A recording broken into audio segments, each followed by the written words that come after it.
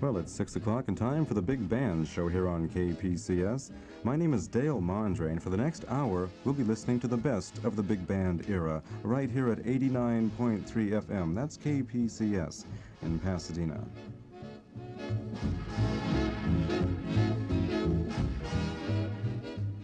Our first tune is from 1929.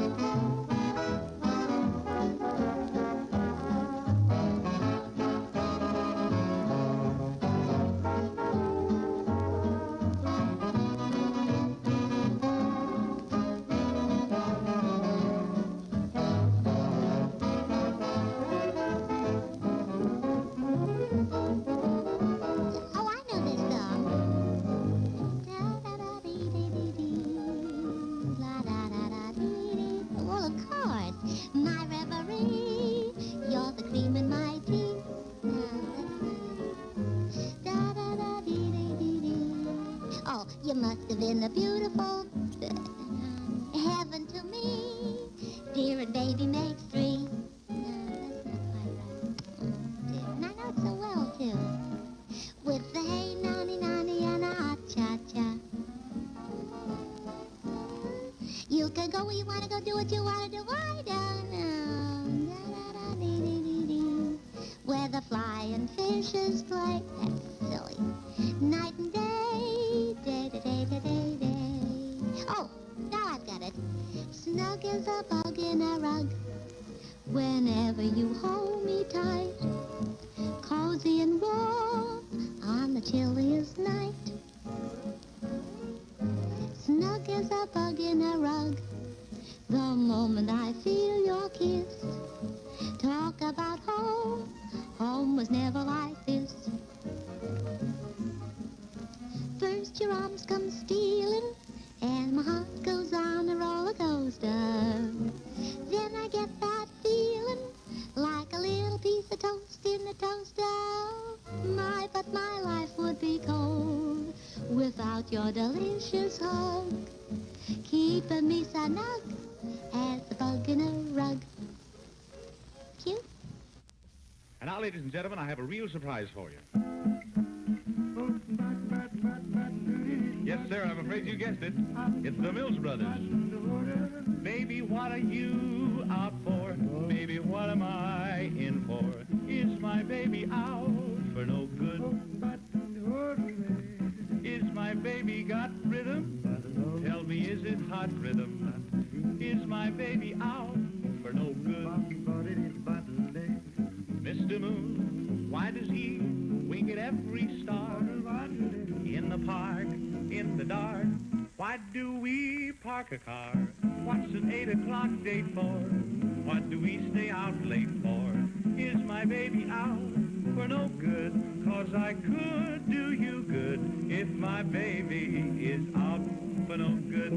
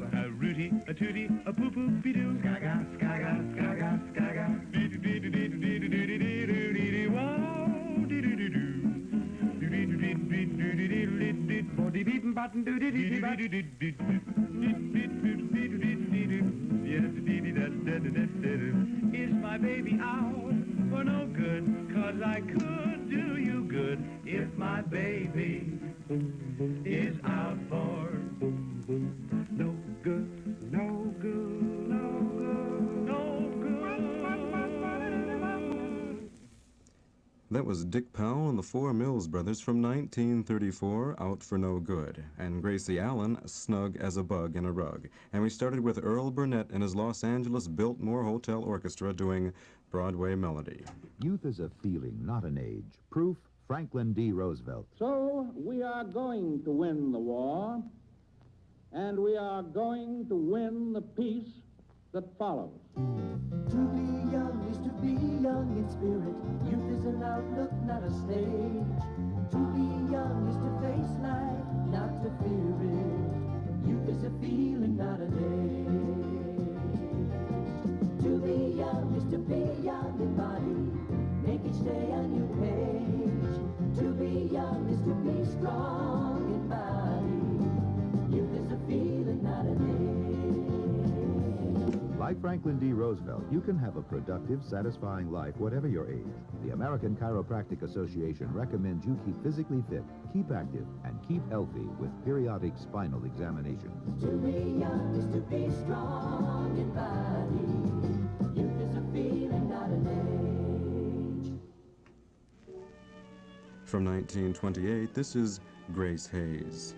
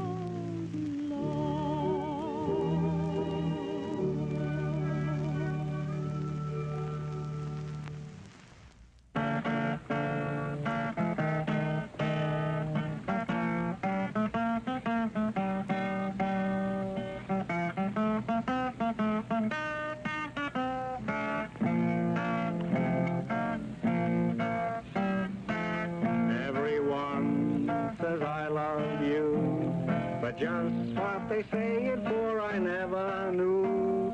It's just inviting trouble for the poor sucker who says I love you. Take a pair of rabbits who get stuck on each other and begin to woo. And pretty soon you'll find a million more rabbits who say I love you. When the lion gets feeling frisky and begins to roar, there's another lion who knows just what he's roaring for. Everything that ever grew, the goose and the gander and the gosling too, the duck upon the water when he feels that way too says, that's a wise quack. You keep your bill out of this. How would you like it if I butted into your affairs and laid an egg?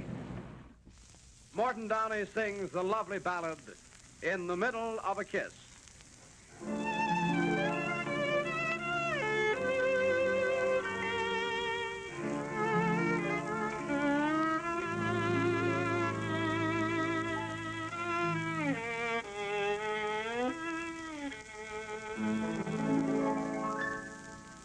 It's funny how it all began. Do you remember? It was in May. To fall in love was not my plan, but something happened to my heart that day. In the middle of a kiss, suddenly it dawned on me. In the middle of a kiss, I knew you were mine. In the middle of a sweet embrace that you at first resented, remember how surprised we were to find we really meant it. In the middle of a sigh, we stumbled into paradise. Of an eye, we lost it again, for we didn't comprehend that our dream of love could end just the way it began. The middle of a kiss.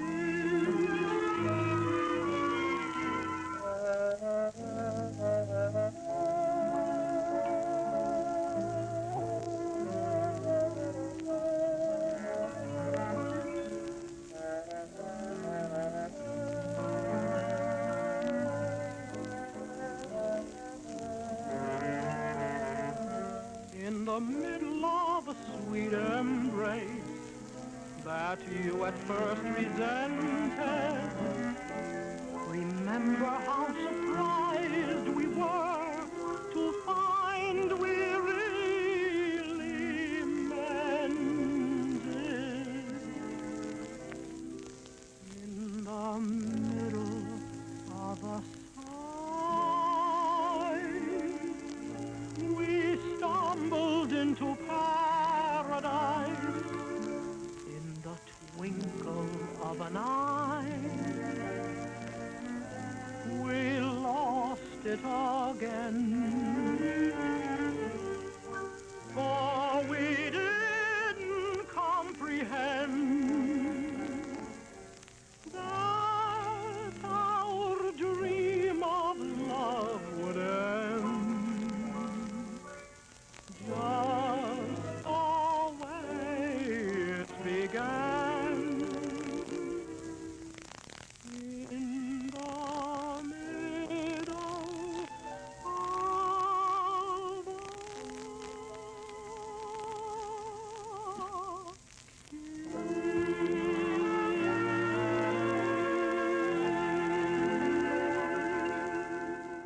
That was Morton Downey from 1936, In the Middle of a Kiss. Before that, we heard Groucho Marx. And we started with Grace Hayes, I Can't Give You Anything But Love.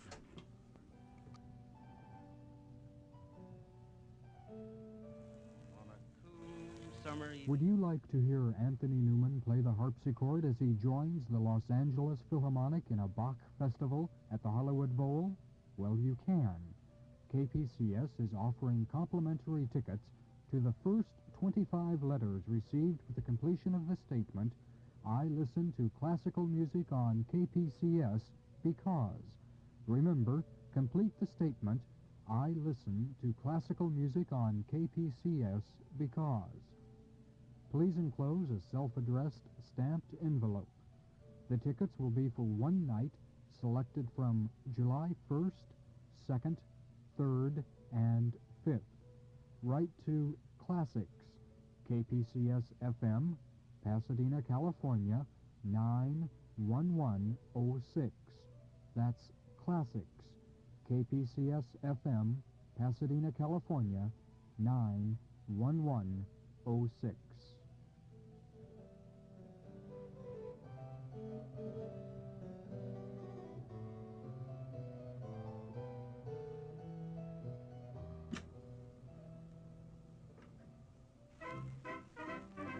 From 1926, this is Al Jolson.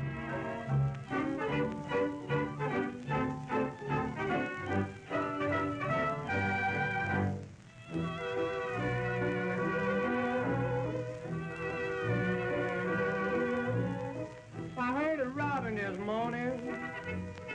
I'm feeling happy today. Gonna pack my calves in a whistle and blow them all away. What if I've been unlucky? Really, I ain't got a thing. There's a time I always feel happy, as happy as a king. When the red, red robin comes bobbing along, along, there'll be no more sobbing when he starts throbbing his old sweet song. Wake up, you sleepyhead, get up, get up, get out of bed, cheer up, the sun is red, live, love, laugh and be happy. What if I've been blue? Now I'm walking through fields of flowers. Rain may glisten, but still I listen for hours and hours.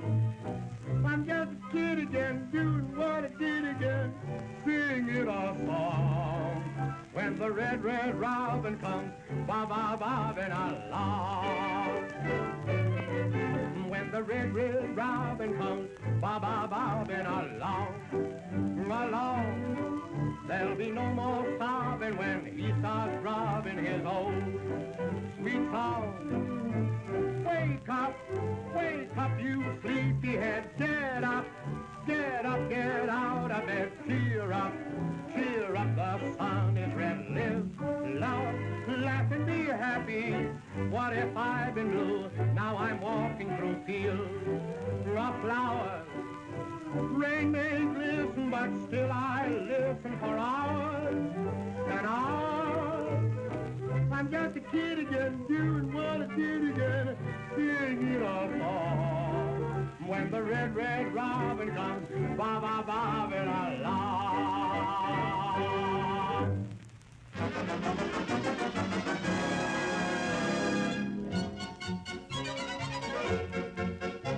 I just got here through Paris from the sunny southern shore. I to Monte Carlo went just to raise my winter's rent. Dame Fortune smiled upon me as she'd never done before, and I've now such lots of money, I'm a gent. Yes, I've now such lots of money, I'm a gent. As I walk along the Bois de Boulogne with an independent air, you can hear the girls declare, he must be a millionaire. You can hear them sigh and wish to die. You can see them wink the other eye at the man who broke the bank at Monte Carlo. You can hear them sigh and wish to die. You can see them wink the other eye at the man that broke the bank at Monte Carlo. Ah, yes, I'll never forget my triumph at Monte Carlo. As I entered the casino, there was a gasp at my faultless evening dress. I flicked the ash from my triple Corona and casually sauntered into the salle de jeu and went straight to the 21 table. The croupier's eyes gleamed with pleasure as I tossed 20,000 francs in gold louis onto the baize. He dealt a card, another, and another, and I turned away with a smile. I always lose with a smile. I walked through the O's and R's of the glamorous crowd to Ricou at the roulette table. The wheel was spinning, the little ball was rolling. As I dropped 100 crisp new 1,000-franc notes on number 17, click! The ball dropped into 36. I turned away with another smile and strode with determination to the chemin de fer. The dealer trembled in his boots as I drew from my card case 2 1-million-franc notes. Ringingly, I called bingo. Banco. And a hush settled over the casino. The dealer flipped me a card, and I could hear his heart beat. 2 more cards in rapid succession, and I was broke. I turned away, and with my last smile, I passed through the gorgeous French doors of the casino, and then, as I walked along the Bois de Boulogne with an independent air, you can hear the girls declare, he must be a millionaire. You can hear them sigh and wish to die. You can see them wink the other eye at the man who broke the bank at Monte Carlo. As he walks along the block along with an independent air, you can hear the girls declare, he must be a millionaire. You can hear them sigh and wish to die. You can see them wink the other eye at the man who broke the bank at Monte Carlo.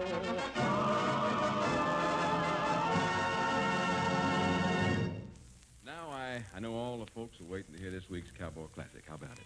Then we mustn't keep the folks waiting, Louis. Did you ever sit out on the prairie on a cool summer evening or watch the sun come up in high atop a mountain? Well, if you have, you've probably heard this song because it's really a melody from the sky. Love is everywhere, its music fills the air. All nature seems to hum a melody from the sky. Over on the hill, I see a whippoorwill. I hear his song become a melody from the sky. And there's a bluebird singing to his lady love above, a love song taken from the whispering breeze in the trees. Love is everywhere, its music fills the air.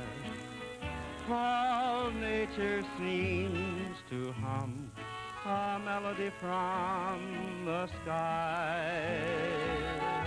And there's a bluebird singing to his lady love above, a love song taken from the whispering breeze in the trees. Love is everywhere, its music fills the air. All nature seems to hum a melody from the sky.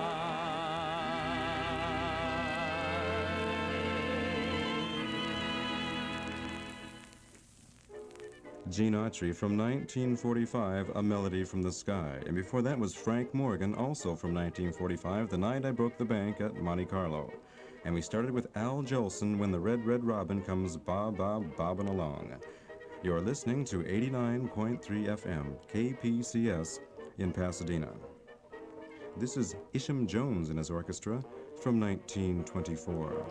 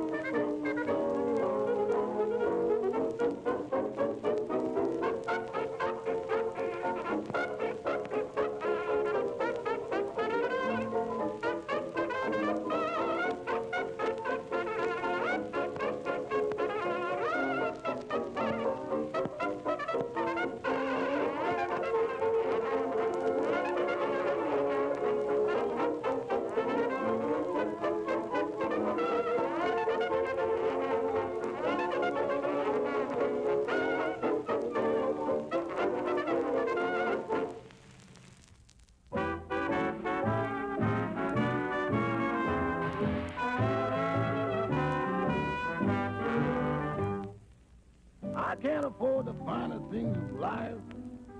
Streamlined trains and automobiles, airplanes and such. They're too much for me. People who are rich don't have to scheme. But to get the things I need, I have to dream. If money grew on trees, heaven knows that I would live a life of ease. I'd travel everywhere, I'd live just like a millionaire. If money grew on trees, I would find my fortune floating in a breeze. I wouldn't mind working hard, raising money in my own backyard. I'd make myself contented with a yacht or two, just to pass the time away. I wouldn't squeeze a dollar till it hollers. I'd spend $1 million a day, a castle by a stream, where I'd lay around for 20 years and dream. Then life would be a joke, 'cause I never would be broke if money grew on trees. If money grew on trees. Boy, what would you do if money grew on trees? Well, I wouldn't raise no potatoes, parsnips, or peas. You wouldn't? No, I'd plant about 50 grand. Then I'd take life on the easy plan. You mean like Rockefeller and Mr. Astor now? Yeah, they'd be my boys. You know, if money grew on trees... Tell me more, man. Tell me more. Why, I'd find my fortune just floating in the breeze. Fortune floating in the breeze? Sure, and I wouldn't mind working hard. You wouldn't? That is, if I was raising money in my own backyard. Well, that ain't no crime, man. That ain't no crime. You know, I'd buy $1 million worth of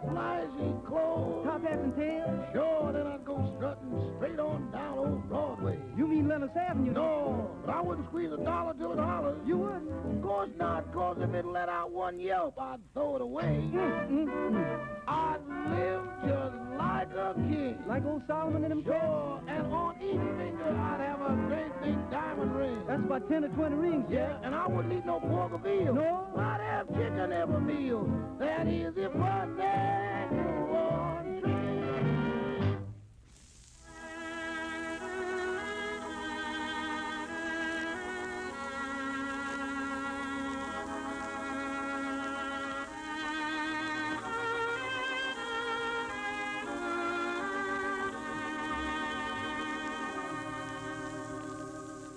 Each night, I'll wish on a star that you stay as you are. You have my heart, but my heart wonders when we'll meet again.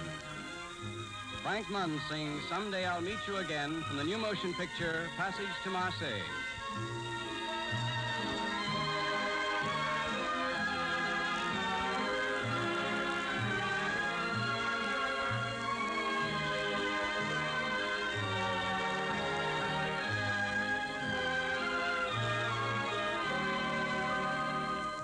Someday I'll meet you again.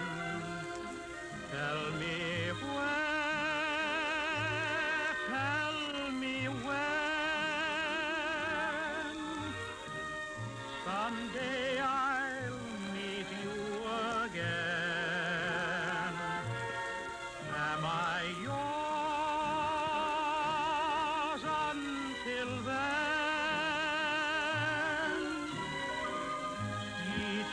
I'll wish on a star that you stay as you are. You have my heart, but my heart wonders when we'll meet.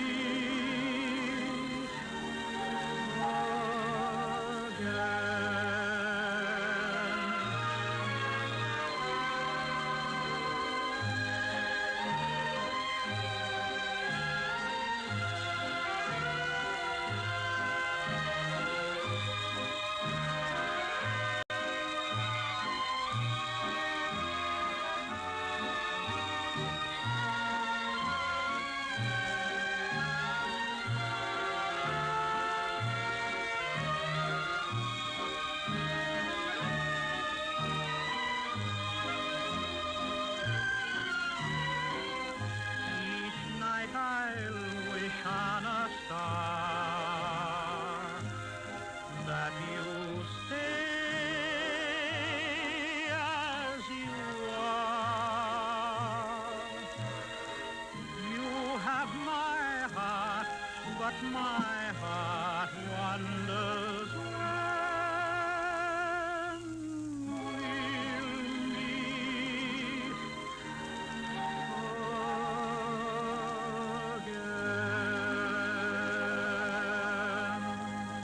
Frank Munn, the golden voice of radio, Someday I'll Meet You Again. And that was, of course, Eddie Rochester Anderson, If Money Grew on Trees. And we started with Isham Jones and his orchestra, Do Wackadoo. When disaster strikes, everybody in the way gets caught. Children, old folks, men, women, all are hit. In Indochina, thousands upon thousands became innocent victims of a tragic conflict. Now, they need help. The kind of help they're getting from World YMCA emergency refugee teams, food, clothing, shelter, help in rebuilding their lives. YMCA refugee teams are continuing their work as long as there are human needs, in Indochina, in other countries, here at home, giving hope, sustaining life. But much more needs to be done, and with your support, the YMCA can do more through the YMCA Indochina Emergency Fund. Send your contribution to your nearest YMCA or YMCA 291 Broadway, New York, New York, 10007. Do it now. Eddie Cantor from 1928, Makin' Whoopee.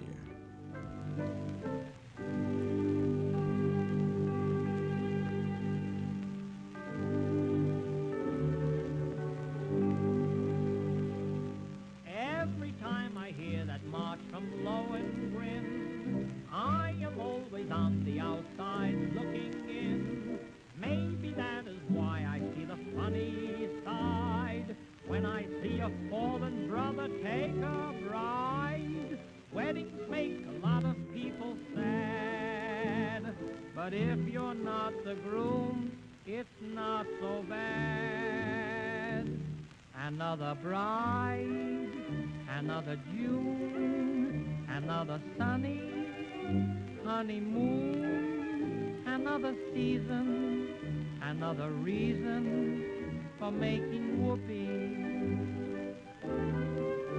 A lot of shoes, a lot of rice. The groom is nervous, he answers twice. It's really killing that he's so willing to make whoopee. Picture a little love nest down where the roses cling. Picture the same sweet love nest. Think what a year can bring. He's washing dishes and baby clothes. He's so ambitious, he even sews. But don't forget, folks, that's what you get, folks, for making whoopee.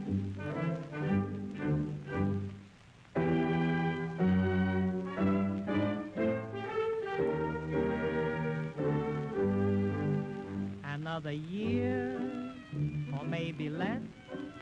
What's this I hear? Well, can't you guess? She feels neglected, and he's suspected of making whoopee. She sits alone most every night. He doesn't phone or even write. He says he's busy, but she says, is he? He's making whoopee. He doesn't make much money, $5,000 per. Some judge who thinks he's funny says you pay 6 to her. He says, now judge, suppose I fail. The judge says, but right into jail. You'd better keep her. You'll find it's cheaper than making whoopee.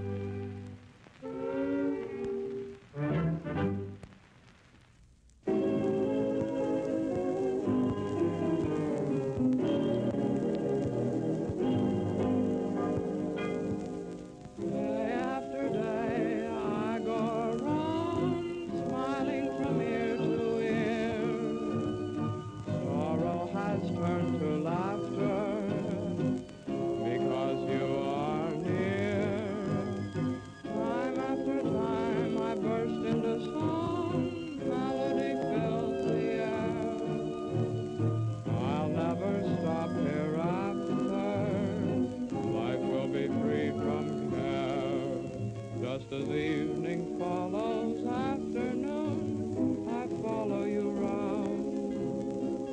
Just as age can change the sun or moon, our love stays sublime, regardless of time. Day after day, we will enjoy heaven on earth for two.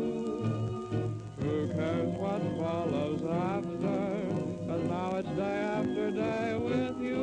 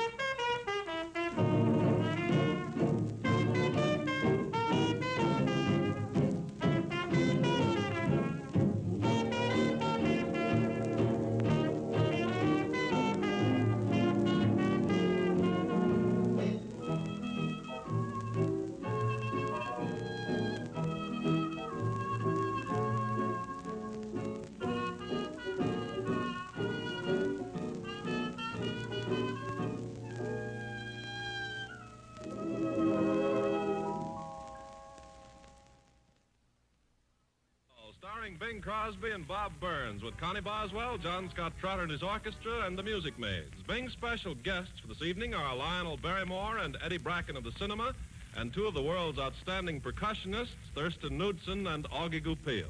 And here's Bing Crosby. There are blues that you get from worry. There are blues that you get from pain. And there are blues when you're lonely, for you're one and only. Those blues you never can explain.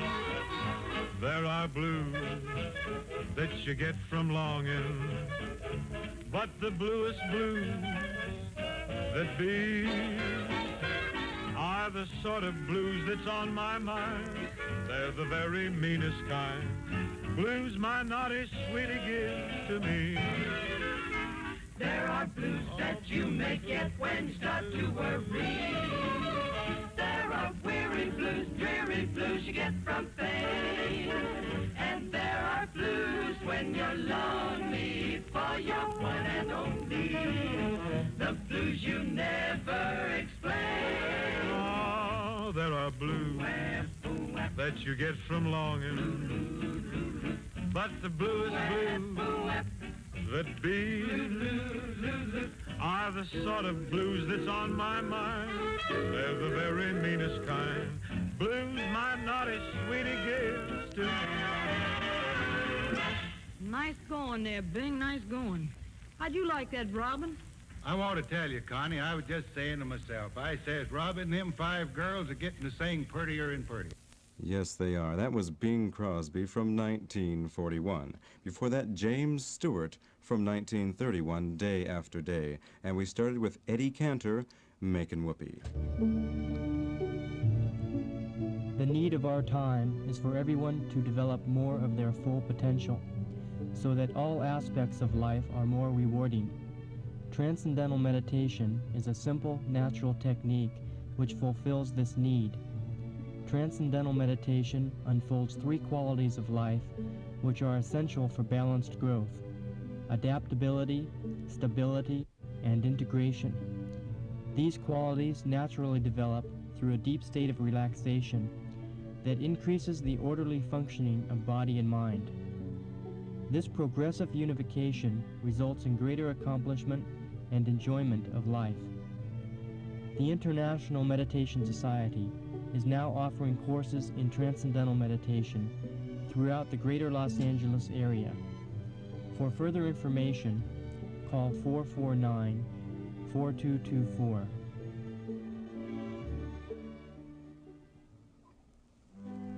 This is Deep Night, sung by Ruth Edding.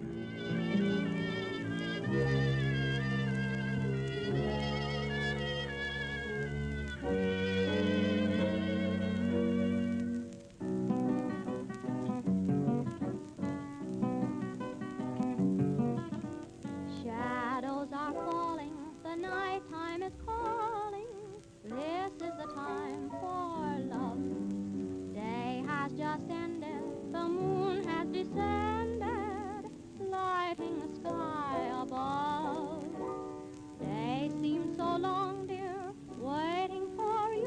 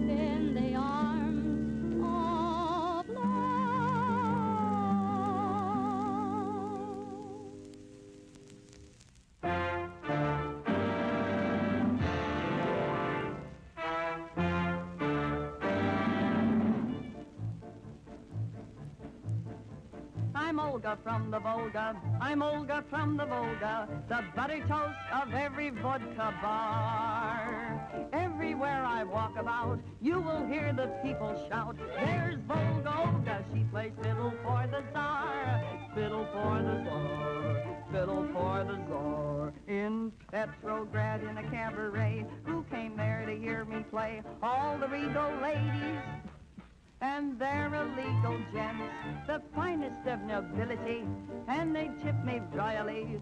Here's 1,000,000 rubles, that's exactly 30 cents. The Tsar himself would call around every night at 7, then hey, hey, I would play. A Tsar fell out of heaven. Oh, I would be so happy, and I would swell with pride, for a king can do no wrong. But a couple of times he tried. Oh, when I see His Highness, my heart is all aflutter. I get so excited, oh, I stammer and I stutter. I'm Olga from the Volga. I'm Olga, Volga, the pride of every vulgar boatman. I'll want to go to America. I tried so very hard. I'll give you every vulgar boatman for the Brooklyn Navy Yard. Oh, I'm Olga from the Volga. I'm Olga from the Volga. I am known both near and far. When the Queen is not around, every night I can be found playing second fiddle to the Tsar. Hey, hey!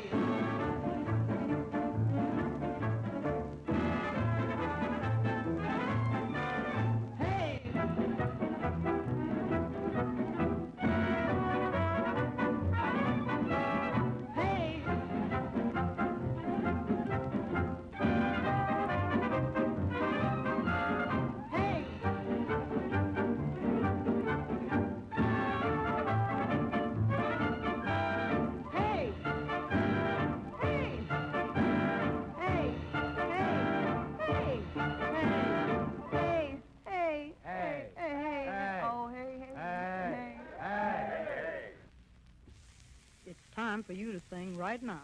Well, I leave it to you, Freddie. Did you ever see such a suspicious person? I've got a hunch he's right. You better sing. All right, I'll sing the way I feel towards both of you. How's that? You're toots to me.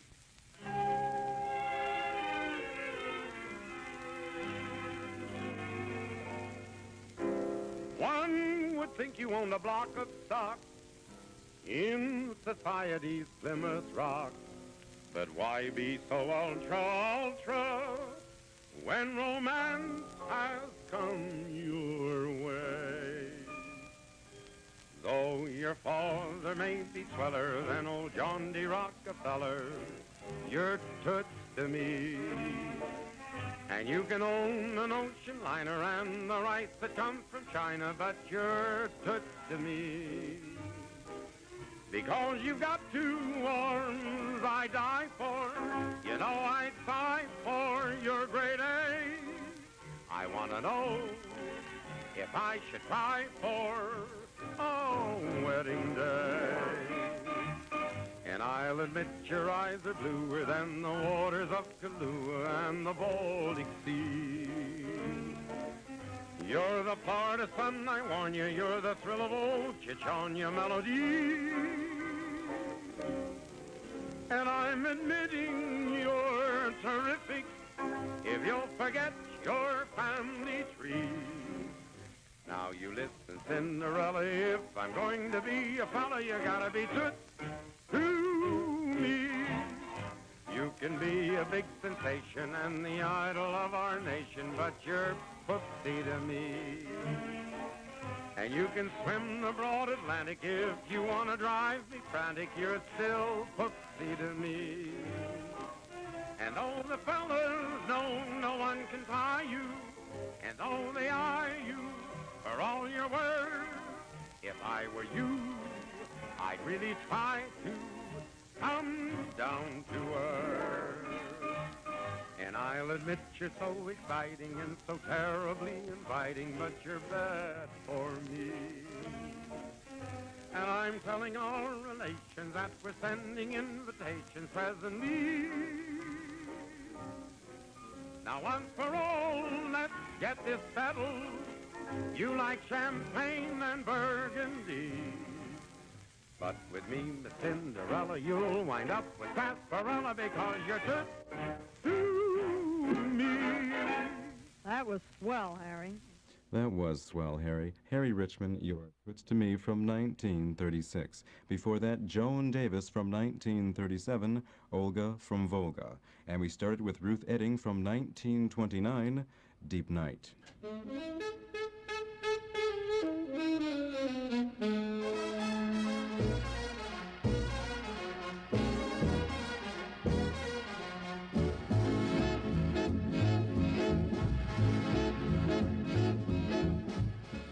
And that's going to close my Big Bands show for today. I hope you enjoyed yourself. I certainly did.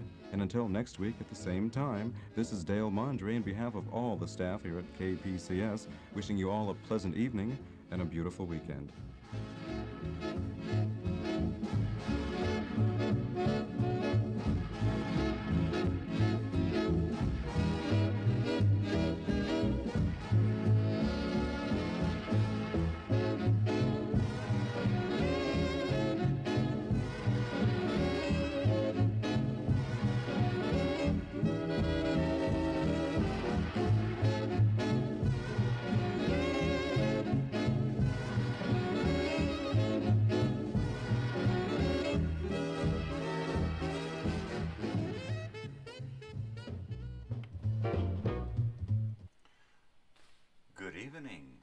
Gentlemen, boys and girls, weirdos of all ages, I'm glad you joined me this evening. I hope you enjoyed my special guest DJ this evening from 1975. That was my father's big band show. He will be a regular fixture on my program. On occasion, he will fill in for me, or he will get the show going early. While I'm sitting here getting ready for my show in 5 minutes, I am going to try to adjust my settings a little bit so I don't have notifications popping onto my screen during my broadcast. Wouldn't that be nice? Since I'm not one for computers, this is going to be interesting to see if I can get this turned off. It looks like I have my notifications turned off. Okay, to get things started this evening, I guess first of all we'll play a song, and it seems like the song that keeps coming to mind this week, I guess because of my daughter, but I've had this song bouncing around through my head all day. Ain't she sweet?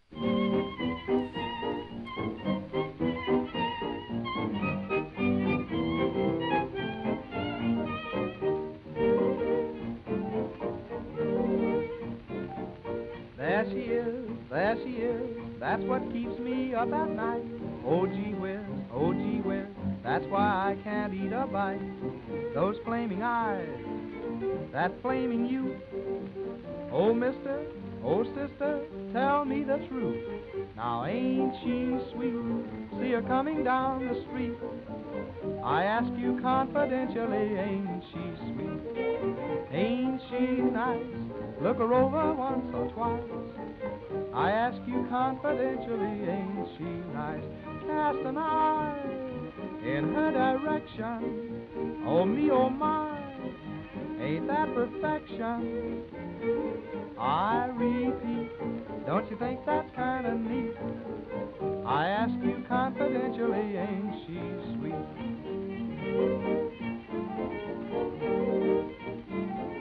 Tell me where, have you seen one just like that? I declare, that sure is worth looking at. Oh boy, how sweet those lips must be. Oh, gaze on it, doggone it, answer me. Ain't she sweet? see her coming down the street. I ask you confidentially, ain't she sweet? Ain't she nice?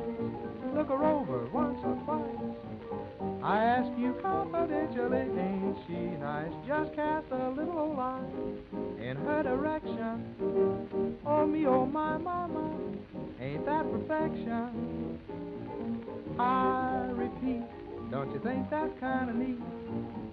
I ask you confidentially, ain't she sweet?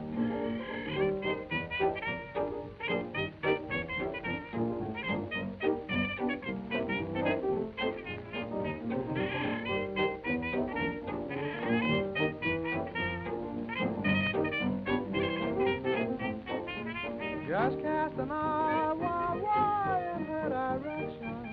Oh me, oh my, ain't that perfection? I repeat, don't you think that's kind of neat? I ask you confidentially, ain't she sweet? Ain't she sweet indeed? That is Gene Austin, Ain't She Sweet? And that little ditty there is from 1930, I believe. Well, I just want to remind you, if you haven't been paying attention this week, that it is college possible. My daughter has graduated from college as of last night. And last night and tonight, my shows are dedicated to being away from the booth here. So what I've done is I've comprised a show compiled of my favorite old-time radio shows and some of my old-time radio nostalgic music. So I've put together a 6-hour block. I'm hoping it's long enough, but it probably will be. More than likely, the kids are going to kick us out and want the house to hang out and do whatever kids do nowadays. I don't know, wear fur coats, play banjos and straw hats, and ride around in their Model Ts. I don't know. What do kids do nowadays? Streak? Use beer bongs? I don't know. So we're going to go over, and I am starving, so I am on my way to get some enchiladas suizas from my beautiful, muy bonita esposa, and hang out with the friends and family and celebrate my daughter's graduation. So I am going to begin the show this evening with my opening credits and roll right into music and then into an old-time radio. So thank you for joining me this evening. I will be paying attention in the chat box and checking in to see who's watching and who's not. So I'll make a list to see who's naughty and who's nice. I want to thank everyone who has stopped by to hang out, to be a part of this journey. Friends, family, new friends, subscribers, new and old. Thank you for joining me in this, and I really hope that you enjoy everything that I have to offer on this channel. That being said, please enjoy the program for this evening.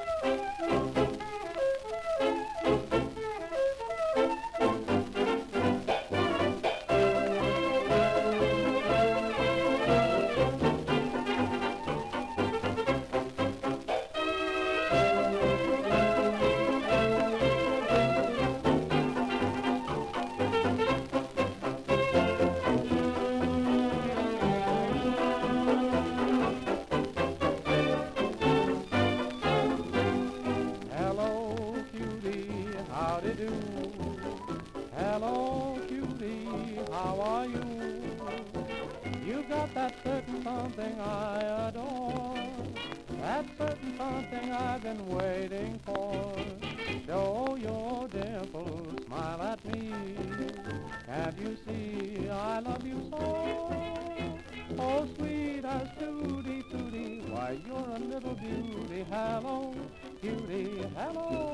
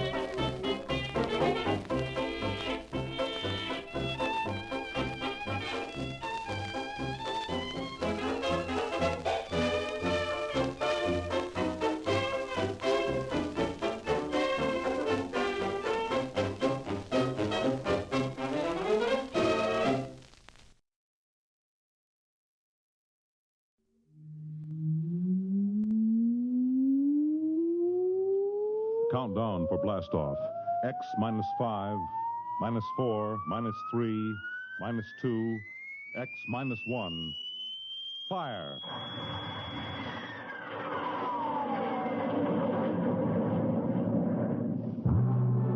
From the far horizons of the unknown come transcribed tales of new dimensions in time and space. These are stories of the future. Adventures in which you'll live in 1,000,000 could-be years, on 1,000 maybe worlds. The National Broadcasting Company presents X minus 1.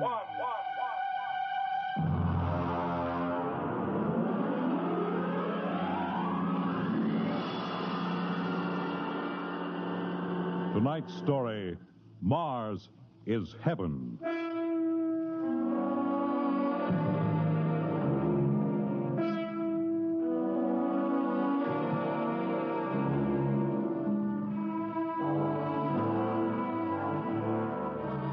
When the first space rocket lands on Mars, what will we find? Only the ruins of a dead and deserted planet? Or will there be life? Intelligent life in some strange form that we can only imagine? Will we be welcomed with open arms? Or will the Martians treat us as invaders? Only one thing is certain. Someday, a giant metal ship will take off from Earth to travel through the black velocities, the silent gulfs of space, to descend at last into the darkness of the upper Martian atmospheres. And on that day, man will finally know the answers. The day we first land on Mars.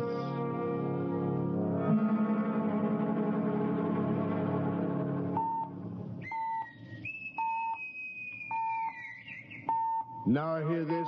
Now hear this. Approaching critical deceleration. Fasten gravity suits. Stand by to land. There it is. We've intersected the course vector, sir. All right, Mr. Lustig. Over to manual control. Aye, sir. Masters, sound general quarters. Aye, sir. Mr. Lustig, what do you make of the terrain? There seems to be a heavy ground, Miss Captain. We won't be able to use the infrared lights. And we'll have to come in on radar.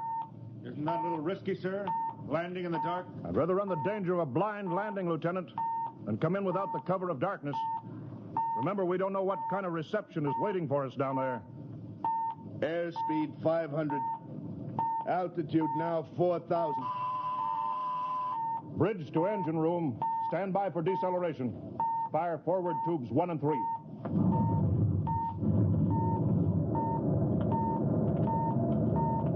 Steady as she goes, Mr. Lustig. As she goes, sir. Airspeed 100. Altitude 1,000.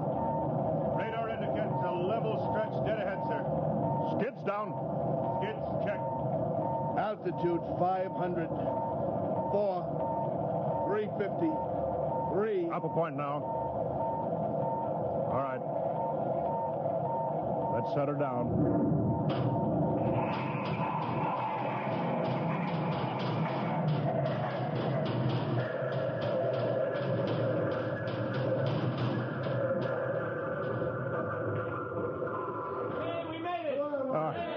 Cut the power.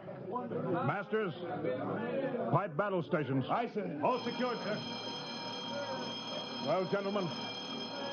Gentlemen, we're now on Mars, April 20th, 1987. 4:33 Greenwich time. Enter that in the log, Masters. Aye, sir. Well, gentlemen, it's less than 2 hours till dawn. As soon as it's light, we'll send out a landing party. Masters, get me an all-over hookup. We're all set, Captain. Now hear this. All right, men. The smoking lamp is lit. Well, we're on Mars. The first man shipped from Earth to land here. We don't know what we're going to find or what dangers we may face. We're 17 men on an alien world, and it's up to us whether we ever get home again. The next few hours should tell the story, and I want instant obedience to all commands. I'll court-martial the first man who doesn't jump to when he's ordered. And one other thing. We may be on Mars, but this is still a United States naval vessel. Officers will conduct a personal and weapons inspection in 1 hour. That's all. An inspection, Captain? Now? Mr. Lustig, we've got an hour and a half to sweat out before we find out what's outside that airlock. I'd rather have a man worried about his stripes than about what's waiting outside on Mars.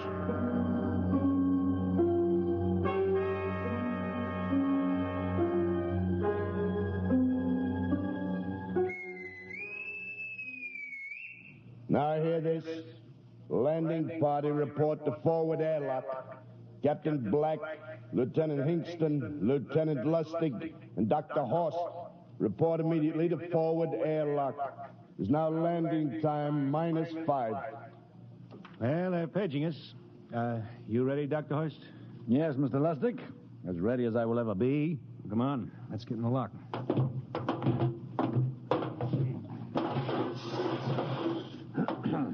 Hingston, Lustig, and Horst reporting in the airlock. Very well, sir. The captain will join you. 4 minutes to go. At least the captain would get here. What difference does it make? I just want to get it over with, that's all. Anybody got a cigarette? Yeah, I think you're smoking too much, Lieutenant Lustig. Are you nervous? I offer you, Horst. Wondering what's hidden outside underneath that ground mist? I've been giving it some thought. It'll be very interesting to find out. A very unusual planet, Mars. Why? It has an atmosphere. A wonderful thing, an atmosphere. Where you find one, you find life. You mean Martians? What do you think they'll look like? Who knows? Intelligent life can take many forms. You mean they may have green skins and eyes on stalks or something? The comic book conception is possible, of course. Or they may have developed far beyond us. Perhaps they have a science that can produce weapons far more dangerous than our atomic missiles. You think we may have to fight our way out? After all, we are invaders.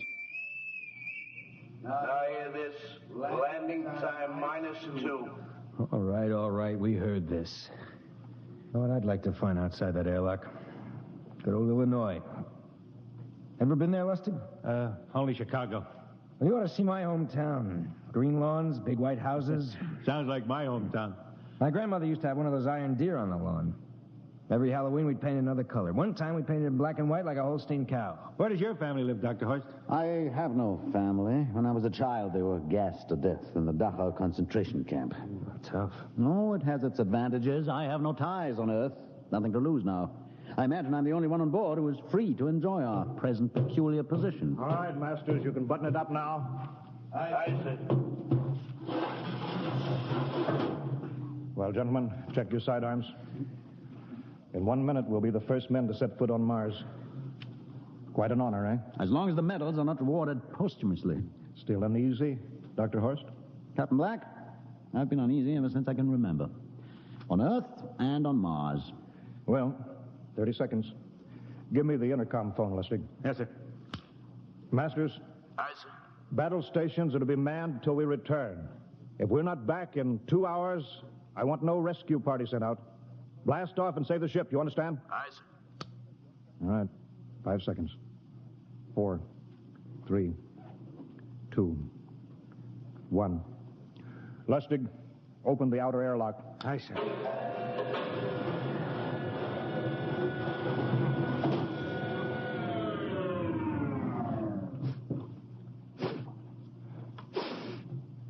It's fresh air. Let's go. All right, now, take it easy. It's too dark to move fast. Quiet, isn't it? Not even a wind. Can't see anything from this ground this time. We don't know what's out here. All right, come on. What the quiet? Captain, I could swear that sounds like a rooster.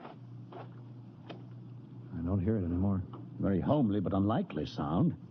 A rooster crowing on Mars? Hingston? Aye, sir. Set that machine gun 25 yards to the flank. We'll stay here till the ground mist lifts. Aye, sir. What do you make of the ground, Horst? Grass. Plain grass. You can see some large foliage there where the mist's thinned out. What the? Hingston, hold your fire, you fool! I hit it, Captain. What? Some kind of wild animal. I hit it. I could see the tracers, but it's still standing. Come on, Horst. Doctor, where are you? Up ahead. Admiring the wild animal. Careful, Horst. Wait for us. Don't worry, Captain. It's an iron deer. A lawn ornament. Well, that's impossible. It's hollow. Interesting, isn't it? A whitewashed Victorian iron deer sitting on a lawn in the middle of Mars. I don't understand. Look around. The mist's lifting. Hey, Captain, look there. It's a house, a regular old-fashioned house. But, sir, on Mars. Good Lord. I haven't seen carved scrolls and gingerbread like that in years. Look at that port swing. The geraniums.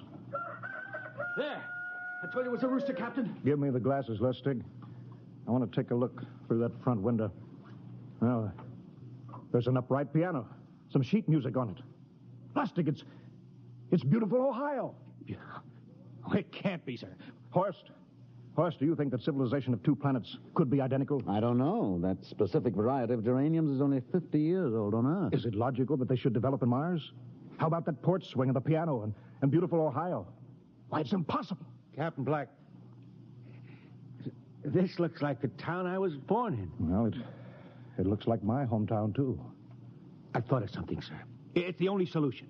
Maybe we're not the first ship to reach Mars from Earth. Don't be ridiculous, Lustig. Oh, how else can you explain it? Suppose some scientists got together. They invented some spaceship and planted a colony here. That's the only answer. That's impossible, Lustig. Been space travel, it couldn't be secret. Do you have any idea what ships cost, what industrial power is needed? No, there's got to be some logical reason. I think perhaps we might find out, Captain. A light just went on in that house. Kingston, cover that door with the machine gun. Aye, sir. All right, come on, Horst. We're going to ring that doorbell. There's got to be a scientific answer to all this.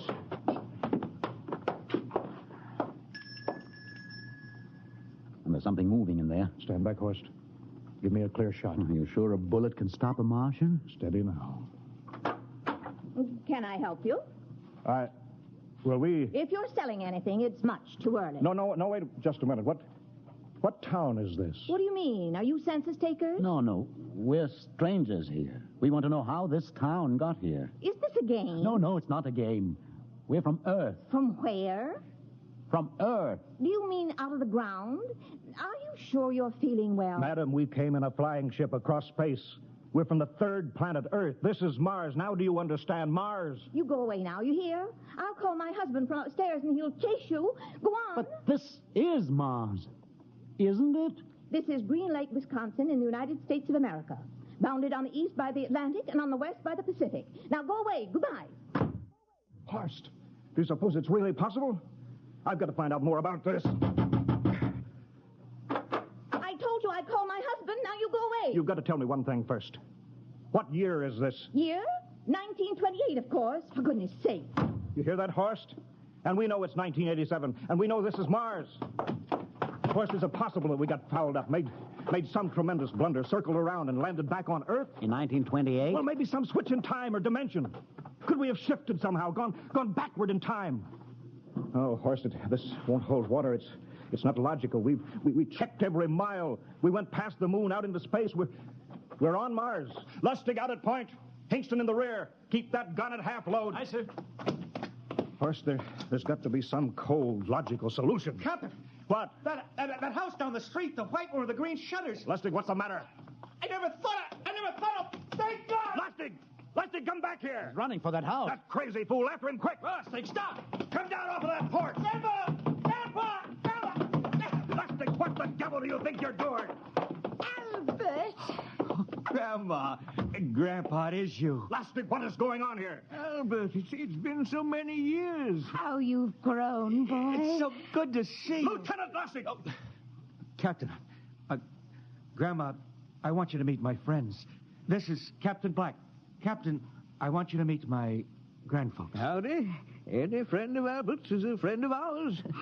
How long have you been here, Grandma? Oh, a good many years, ever since we died. Ever since you what? Oh, yes, sir. They've been dead 30 years. What? Oh, now, don't you trouble yourself. It's all right. We're alive again, that's all. You mean to tell me that Mars is heaven? Oh, nonsense, no. All we know is here we're alive again. And who are we to question God's infinite ways? Well, Lustig, we're going back to the ship. But, Captain, I want to talk to my grandpa. Lieutenant Lustig, I don't like any part of this. You'll come back with us if I have to club you and carry you. I see. Now, let's go. Heaven only knows what they've run up against back at the ship.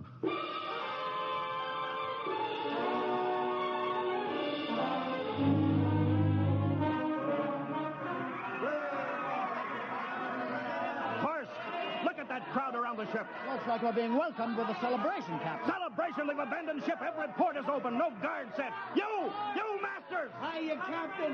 Meet my old dad. Dad, that's Captain Black. He's not a bad guy for an officer. Hingston! What's it? Bring that band back. Use force if you have to. Oh, excuse me, sir. There's my Uncle George. Hingston! I'll be right back, Captain. Uncle George. What the devil is going on here? Understand, sir? They've all found friends and relatives. They're all here. You're right, Captain. I've found it. The whole crew's out in the crowd. But I gave orders. Definite orders. You don't understand, Captain. I understand mutiny. I don't care how many relatives show up. I'll have discipline. Johnny! What? Johnny, you old son of a gun! It's you. Edward. Yes. It can't be. Oh, of course it is. Johnny, Ed. you old... Ed. Dr. Horst. This is my brother, Edward. How do you do? Hello, sir. It's wonderful to see you, Edward.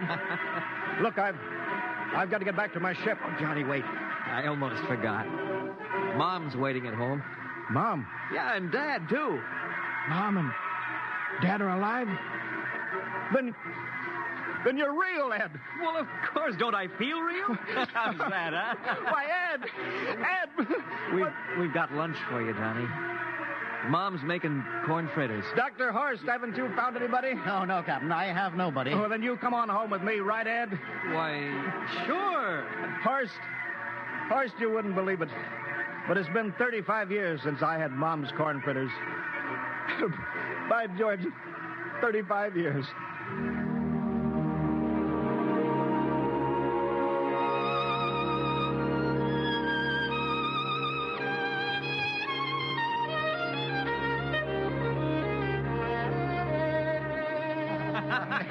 And there's plenty more in the kitchen, so don't hold back, Johnny.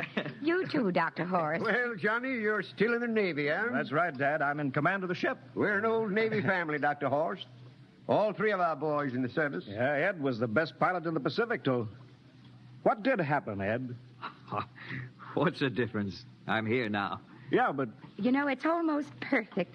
All we're missing is your brother, Will. Then the whole family could be together. Well, it won't be long, Mom. Will's in charge of the XR-54. Next rocket coming out to Mars. Oh. Well, little Will. When does he leave, Johnny? Well, the takeoff's scheduled for September, but it depends on what we report. Oh, yeah. There's no question about that now, huh? No. Christmas together again. That'll be something. Sure will, yes, sirree. Well, this calls for a celebration. How about a little of the old dandelion wine, eh, Johnny? Now, Father, don't you go giving Johnny too much wine. He's a big boy now, Mother. Well, sir, isn't everything just fine? Just fine.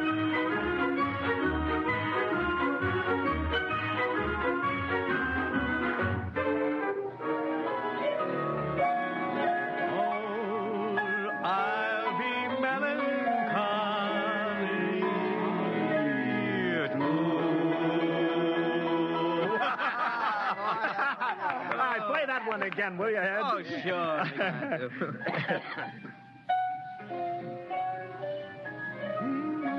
Well, Dr. Horst, what are you doing sitting over here alone? What do you think of my little family? Very nice. You know, I can't understand why you didn't find any folks here, Dr. Horst. It's just a shame everybody else is so happy. Well, I never remembered my family, Mrs. Black. All I know is they were gassed at Dachau during the Second World War. When I was liberated, I was in delirium 3 months. I cannot remember anything before then. A psychiatric phenomena. Well, that's terrible. Isn't there anything anybody can do? I don't want to remember. I have not had a pleasant life. I prefer to be free of emotional entanglements. They interfere with a scientific approach. Oh, I'm sorry, Dr. Horst. Oh, I'll get it. That's our ring. Long and 3 shorts. I remember that. Well, maybe we'd better call it a night. You must be getting tired, Johnny. I'd better be going back to the ship. Nonsense. You stay the night. We insist. I just couldn't rest thinking of you all alone on that ship. I'll be all right. Well, good night. Oh, wait a minute, Dr. Horst. That phone message was for you. Me? Yes, that's right. A message from Anna. Anna? I don't... Well, there, she must be an old friend. Isn't that nice? I don't... You sure it was for me? I don't remember any Anna. Well, she asked if you were better. Perhaps she's someone who knew you at Dachau. Anna? She said she's coming over here first thing in the morning. So you'll have to stay over. Yes, well, but... that settles it, then. You stay here, Horst. You can bunk with me in my old room. Yeah, but, Johnny, we thought you'd like to be with Edward. So you could talk the way you used to. Well, we can't put Dr. Horst on the daybed. I think we'd better share the room tonight. Be plenty of time for talking, Ed. Yes, I guess so. I suppose I better drop back to the ship. You know, Ed, security check. What? Why do you have to do that here? I don't know, Mom. There's no good reason, I guess. Well, suppose we skip it tonight, huh? Well, good night, everybody. Oh, it's good to have you home, Johnny. It's good to be home, Mom.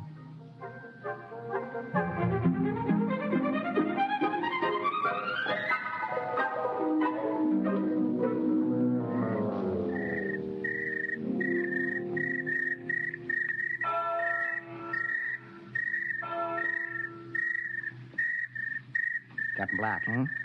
You asleep? No, I've been thinking about what we were expecting. Green-skinned Martians. All the time there was only Mom and Dad and Edward waiting. That's funny what tricks your imagination can play on you. Well, I guess Mars is heaven, Horst. You know, I've been thinking about Martians, too. Captain, just suppose there were Martians, and they saw us land, and suppose they thought of us as invaders. What would be the best weapon they could use against our atom bombs, huh? I don't see what you're getting at. They would want to disarm us first, huh? To wipe out all suspicion, to make us feel at home. Captain, suppose this house isn't real. Suppose the people are just images, stolen from our own memories by Martians, created for us by telepathy. Hypnotism. Oh, that's the craziest theory I ever heard. Maybe that's why there was no one for me. Because in all my life, there is no happy memory, no real loved person, not even my mother. I don't remember her. Only the piles of rotting corpses at Dachau. There was no happy emotion for these people to recreate. How about that phone call? Anna? Yes, Anna. I didn't remember who she was, but I do now. I just remembered. When I was freed from Dachau, sick, delirious, I raved about a wonderful, kind nurse named Anna that took care of me. Well, there you are. It's logical. She's coming to see you tomorrow. But there was no Anna. I'd been nursed by a man. What? Anna was only a dream. And there's only one way they could have learned about her, by reading my subconscious mind. That's impossible, Horst. Why? The whole crew was thinking of home. Suppose the Martians read our minds. Yes, but if there are Martians... If there are, they have us separated. each man in a different house, sleeping, trusting. No one at the guns. I left my pistol downstairs. Do you think there's something to this, Horst? It's a perfect trap, Captain. Who would suspect his own mother, his grandparents? How easy. Just a knife in the heart of each sleeping man. That's impossible, Horst. But we've got to get back to the ship. Listen. The crickets have stopped. Come on. We don't know when they change back to whatever they really are. All right, careful.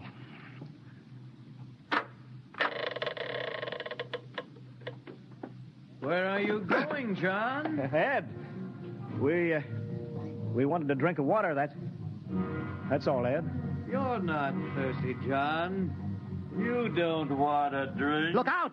You don't want a His drink. face! It's changing! He's a Martian! Run, horse! Run! You can't get away, John. This way, horse!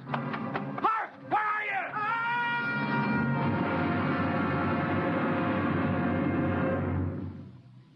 Hello? Hello? Can you hear me, Earth?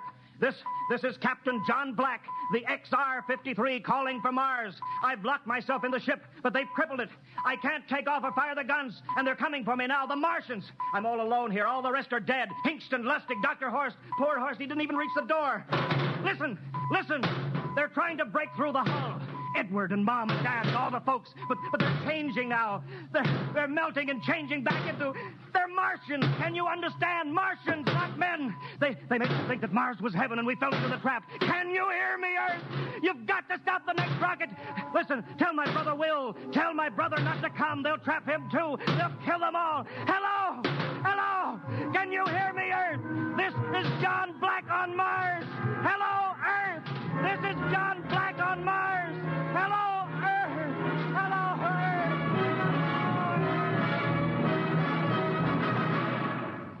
Tonight, X-1 has brought you the science fiction classic, Mars is Heaven, written by Ray Bradbury and adapted for radio by Ernest Kenoy. Featured in the cast were Wendell Holmes as Captain Black and Peter Capell as Dr. Horst, with Bill Zuckert as Masters, Bill Lipton as Hinkston, Margaret Berlin as the old lady, Bill Griffiths as Edward, Ken Williams as Lustig, Ethel Everett as Mom, and Edwin Jerome as Dad. Your announcer, Fred Collins. X-1 was directed by Fred Wayne and is a transcribed NBC Radio Network production.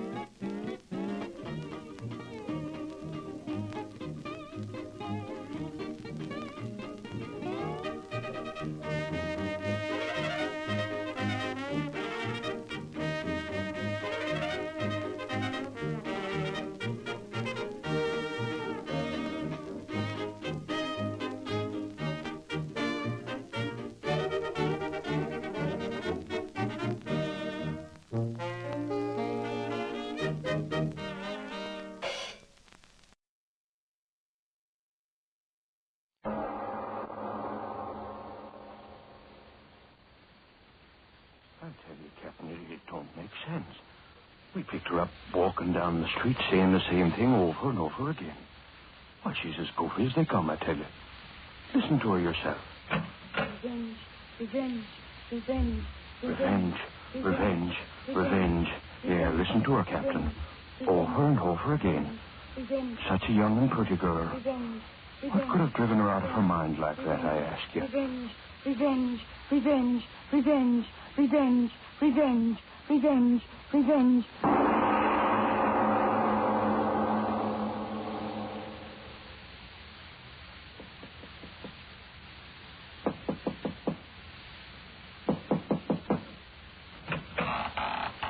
Yes? Yes, what is it? I'm looking for a Mr. Henry Stewart, if you please. Oh, you mean about the advertisement? Yes, that's right. I got here as soon as I could. That's all right. As long as you got there, that's all that matters. Come in. Oh, thank you. Just put your suitcase down there. It'll be all right. Thank you. Now, if you come right this way. Thank you. Just step in here, Miss... Malone. Ella Malone. Oh, yes, of course. Miss Malone. Now, then, you'll have a chair, please. Oh, thank you. There we are. Now, then, Miss Malone, to be perfectly frank with you, I wasn't quite expecting you today. Oh, I'm truly sorry, Mr. Stewart. But you see, I took the wrong train and I had the hardest time finding the house. I do hope you'll forgive me. Of course. Don't give it another thought. Promptness may be a virtue, but we all can't be virtuous, now can we? Now then, you're here in answer to my advertisement. Yes, sir. You wrote me. Oh, yes, it was.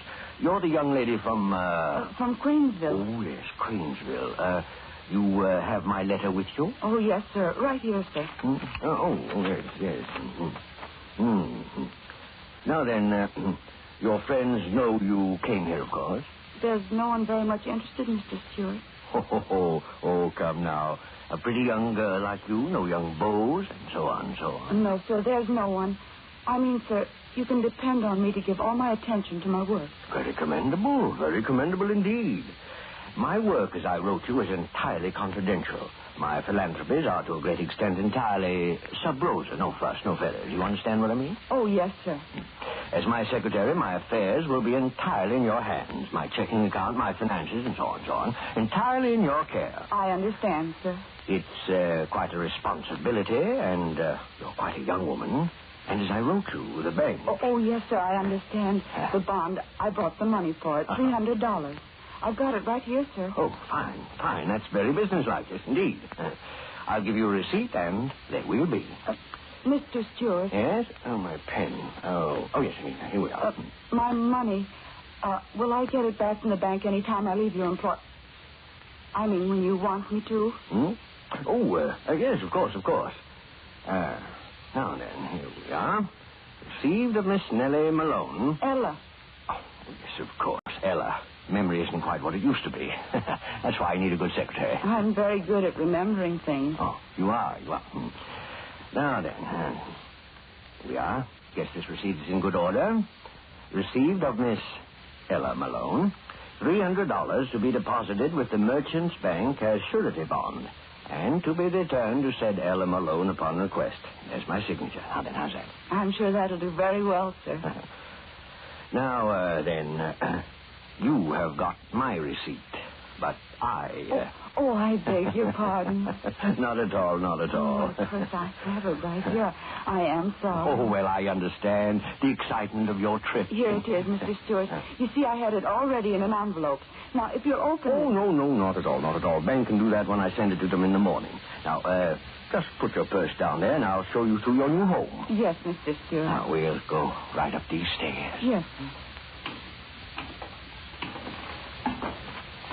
Oh, yes, you find I have quite a place here. 3 stories high, and every inch of it my own design. Rather dark. Oh, careful now. Oh, I'm all right. Mustn't hurt yourself. Hardly the way to start a new job, is it? Now then, here we are. Got a nice room for you, very nice. Fact of the matter is, you can choose any room on this floor. But, Mr. Stewart, your daughters... Daughters? Yes, won't they adjust? You said Oh, yes, my daughters. I did write to you about them, didn't I? Yes, you did. Well, never mind about them. They're upstairs studying. Now, right here. I suggest that you take this room, at least for tonight. Whatever you say, Mr. Stewart. Get the light on here. There we are. Nice, isn't it? I've never had such a large room. If you've got one a little smaller... On the contrary, my dear Miss Malone, you'll find this one small enough. Perhaps a little too small. Yes, indeed. Entirely too small. But, Mr. Stewart... Locking the door... Mr. Stewart, why did you... Mr. Stewart, why did you lock the door? Mr. Stewart... Mr. Stewart, why have you shut me in here? Mr. Stewart, please answer me. Mr. Stewart, please let me out of here. Mr. Stewart, please let me out of here. It's getting dark in here. Please. Mr. Stewart, let me out.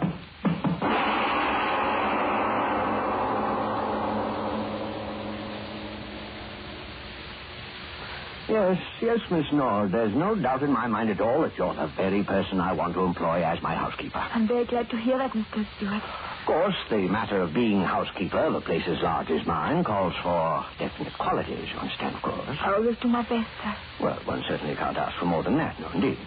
Your wife, maybe she'd like to talk to me. My wife?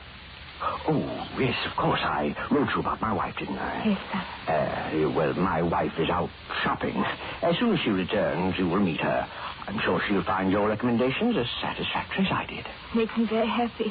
I've always wanted to work in a fine house. Now, about money. Oh, any salary you want to pay me, Mr. Stewart, it's all right. I just want a chance to show you how good I can do your work. Very commendable, yes, indeed, very commendable. But we must agree on a salary. I'm the sort of man who has respect for money and expects a similar respect in others. Oh, yes, and speaking of money, you'll be wanting to open a new bank account, I suppose. Bank account? Yes, it's my principle that everyone employed by me should have a savings account. Builds character. I'll open an account for you in the morning. You can transfer any other bank accounts you have back in your hometown up to my bank. Convenience, you know. Oh, no, sir, I haven't got that. I haven't any money in the bank back home. I took it all out. Oh. Wasn't much anyway. I got what's left of Father's insurance money after my mother died. Oh, yes. Well, now then, supposing you leave all your things here and we'll go look over the house, That'll be very nice. Yeah, right through this door. I'd be glad to be working in such a big house. Right this way. Oh, yes, quite an establishment here. Designed it all myself. I work hard, Mr. Stewart. Oh, yes, I'm certain you will. Now then, right down these stairs. I'll show you everything downstairs first. You have a washing machine? Huh? Oh, yes. Everything modern, everything convenient. High, wide basement. There you are. Now, watch yourself. It's just a little dark down here this time of day. Oh, it is a big basement, all right. Could hang up plenty of washing down here. Oh, yes, indeed. Now, if you'll just come this way. You building something down here? Building? Oh, yes, indeed. Always building, always changing, always remodeling. Change. My hobby, always changing things. Hard to keep clean. Now, don't you worry about that. Everything will be cleaned up in short order. The bags of sand and concrete mixer, everything will be out of the way. Won't bother you at all. No, not at all. Now, right this way. You're making more room? Oh, yes, indeed. With nice, clean concrete floors. Here, look at this one. Kind of dark. Oh, come on, get closer. All my own work. You see, the floor is still wet. I like concrete, don't you? Yes, it is clean. Yes, covers everything. You know how deep that concrete is? 3 feet deep. Yes, ma'am, 3 feet deep. And I just poured it an hour before you honored me with your presence. 3 feet. That'll make a mighty thick slab of stone, won't it, Miss Nord? Thick enough to cover you. Yes, indeed. A fist to the point of the jaw, still a most effective soporific. You're quite a light woman, my dear Miss Nord. Up you go, and in you go. Face down. What an unusual bed you lie in, Miss Nord. Sinking down and down and down. And the concrete will harden, and I I guess I will have to get myself a new housekeeper.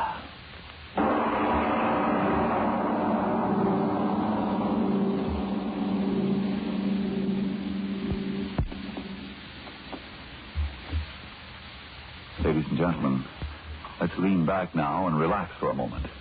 Let's take time out from tonight's amazing lights-out story. The story of a strange, mysterious mansion and the one woman who entered those doors and was never seen alive again. Let's turn during this brief intermission to a much more everyday situation and a question that's much easier to answer. An angry girl is storming out of her friend's house. And her friend says, What can be wrong with Lucy these days? She crosses a bear and she's losing so much weight she looks terrible. She's just no fun anymore. Well, you know what that well-known nutrition authority says about how improper eating due to wartime living may cause a person to become deficient in vitamin B1 and iron, and how you absolutely need enough of them to keep your right weight and energy. Well, come to think of it, that was Ruth's trouble when she got so run down. So she took ironized yeast tablets. And you know how grand she looks and feels again now. Yes, friends, any number of people who, due to vitamin B1 and iron shortage, were losing weight, losing strength and energy and interest in life, tell how ironized yeast tablets help them regain glorious pep and strength and needed pounds. So if you're short vitamin B1 and iron, don't wait. Go to your druggist this very night and say, a bottle of ironized yeast tablets, please.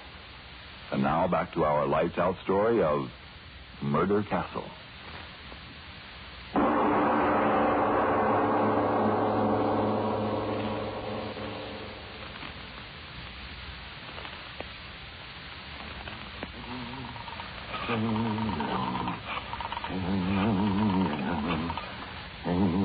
Hello? Hello? Hello, is this the employment agency? This is Mr. Stewart. It's Henry Stewart. I'm interested in employing a nurse for my child. Someone preferably unattached who can live here with my wife and myself. No, just send me their names, addresses, and references and so on. I'll send you a check for the services. My address is 424 East 7th. Yes, that's right, just their names and addresses. Yes, I'll send you a check. Goodbye. Oh, yes, I'll be there.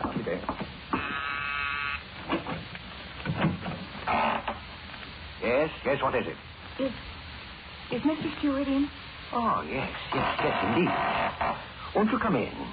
I'm Mr. Stewart. Thank you. You're answering in regard to, secretarial position. You wrote me a letter. Oh, yes, indeed. Won't you step in here, please? Thank you. Now, you sit there, I'll sit here. We'll get better acquainted. Put your suitcase down there in place, so. Now then, I'm afraid I didn't quite get your name. Ray. Betty Ray. You wrote me. Oh, yes, of course. I remember you distinctly. Now then, you have my letter to you just to sort of refresh my memory on the circumstances, don't you know? Oh, well, I'm sorry. Eh? I didn't bring it with me.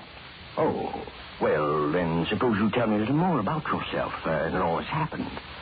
Mother and father see you off the train, I suppose? Oh, no, sir. It's the way I wrote you, Mr. Stewart. I'm quite alone. Oh, yes. Well, but first there's the matter of the surety bond. I wrote you about that, didn't I? Yes. Yes, you did. Ah, yes, I felt quite certain of that. Mr. Stewart, I was wondering. Yes? Have you had many secretaries? Why do you ask that? I want to know. Why do you ask that question? And what happens to them after you hire them? Tell me what happens to them. Young woman, just who are you? My name is Betty Malone. Malone? Betty Malone. My sister Ella came here a month ago about a job, and I want to know where she is. Do you hear me? I want to know where she is. I don't think I quite know what you're talking about. Why do you lie to me? Why do you lie to me? She was here. She was. Oh, then what makes you so sure? A letter you wrote her. The first one. I waited a whole month, and then I came here. And as soon as I saw you, I thought something was wrong. And now I know there is. My sister Ella, where is she? You've got to tell me.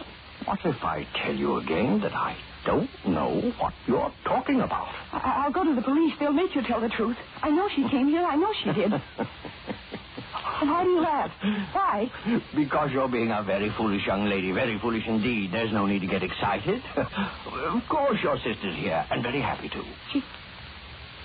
She she's here? Yes, and very happy, too. So then take me to her. Please take me to her. All right. No need to get excited. Of course I'll take you to her. I intended to all along. I was just having a little joke with you. Is she all right? Is she all right? Of course. Now then, come right along with me. Come right along with me. Right along with me. Yes, she's right up here. Been with me for over a month. Why didn't she write? Why didn't she tell me? Now then, right down this hall, and you can ask her that for yourself. This isn't a trick, is it? My dear young lady, you have easily the most suspicious mind of anyone I've ever met. Why, I'm quite a helpless old man, and you always have recourse, as you put it, to the police. Here we are, right in this room. Now, go right in. All right. Well, it's locked. Well, knock on the door, and she'll open it for you. Ella? Ella, it's Betty. Let me in, darling. It's Betty. What do you know? Must be sleeping. Ella, please. It's Betty, your sister Betty. Well, now, she certainly is a tight sleeper. But she can't be sleeping. Open the door. Please open the door. All right. No reason to get excited. Quickly, open the door. Quickly. Now, don't excite yourself needlessly. There you are. Go ahead. You open the door. Ella, it's Betty. Ella, what? Oh!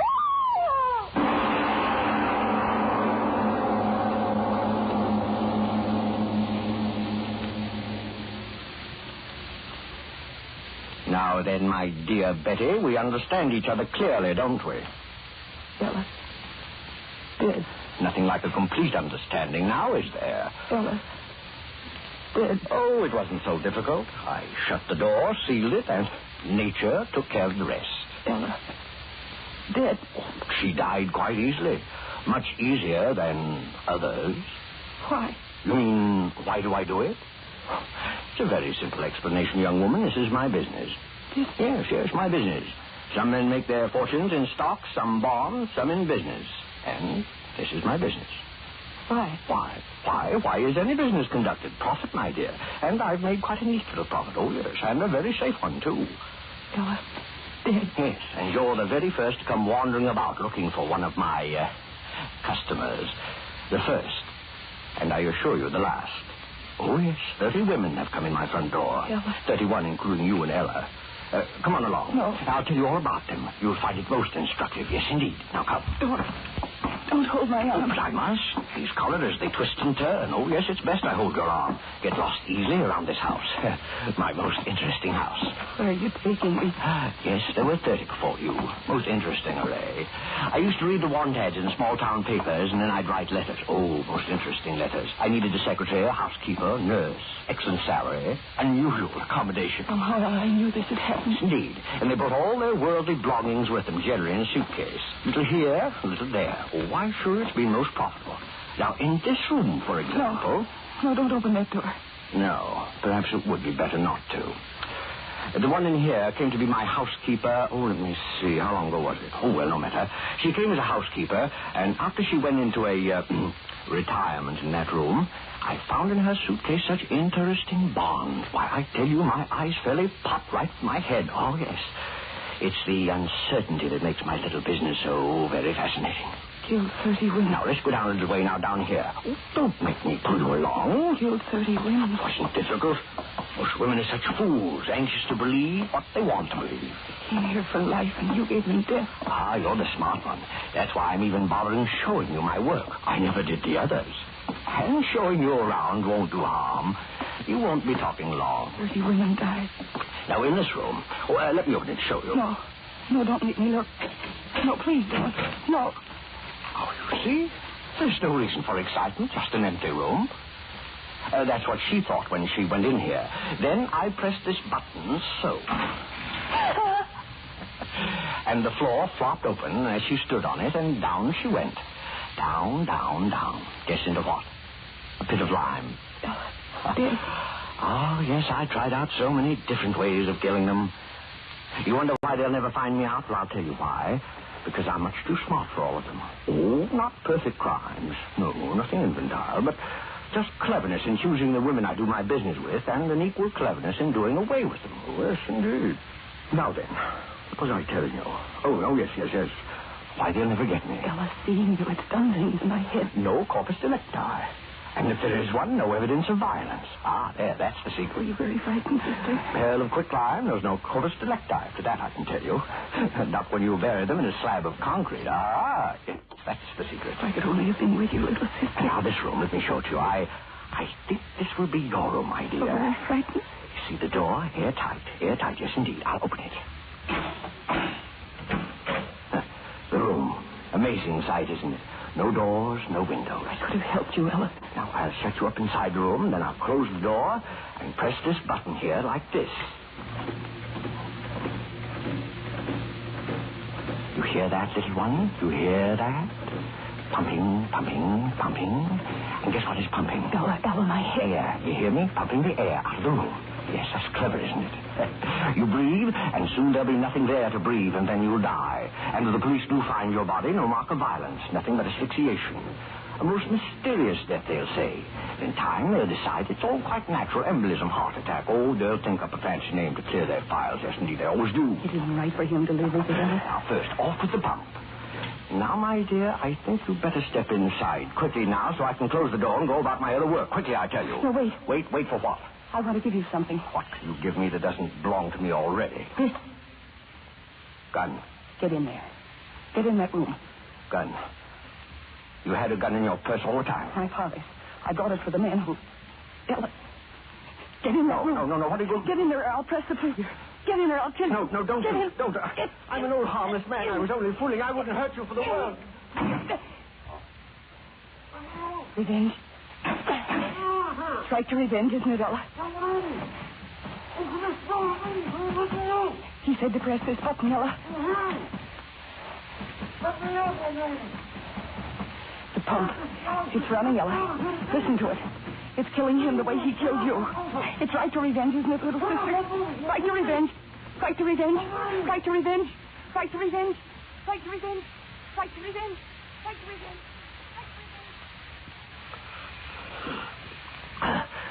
The air. It's going out. The air. Shut off that motor out there. You hear me? Shut off that motor. Pumping out the air. Pumping it out. The pipe.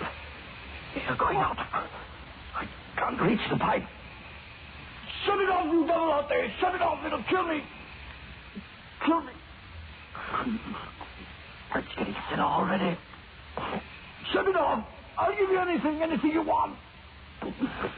Shut off that pump. I can't die. I won't die. I'll tear the walls down. Let me out of here. Air. Man's got to have air. Let me out. Let me out. Well, my ear. Can't hear. Drums breaking. Blood in my mouth. My eyes. No air. Bleeding. Air. Give me air. Breath of air. Air.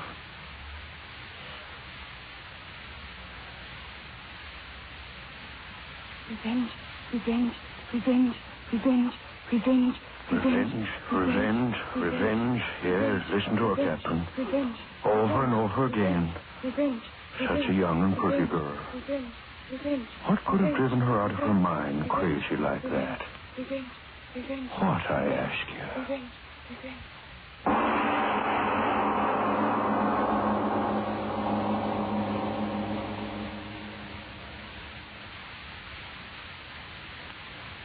Well, Mr. Obler, and I suppose they all died happily ever after.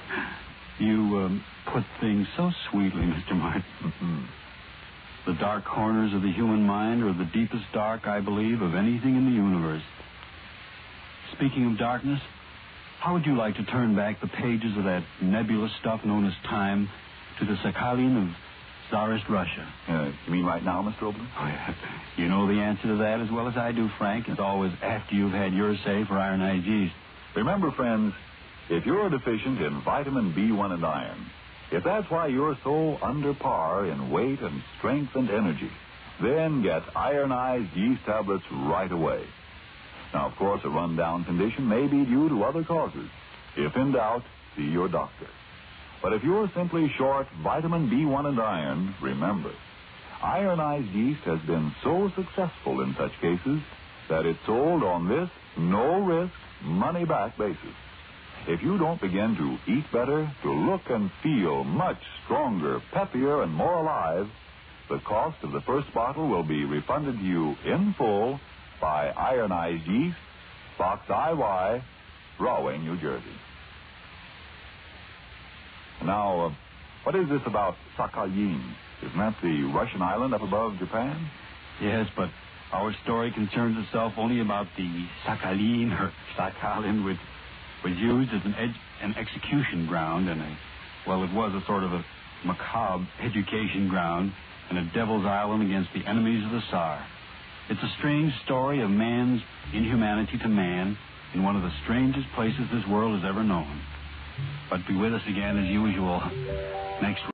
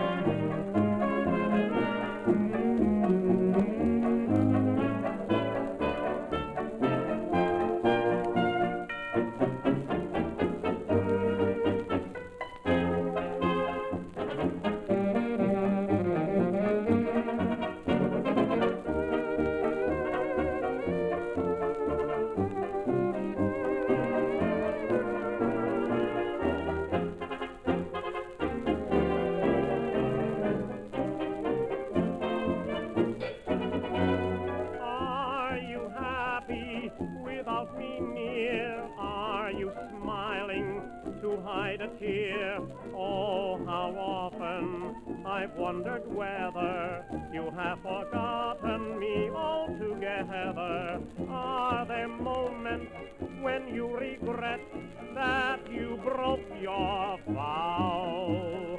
Tell me truly, old pal of mine, are you really happy now?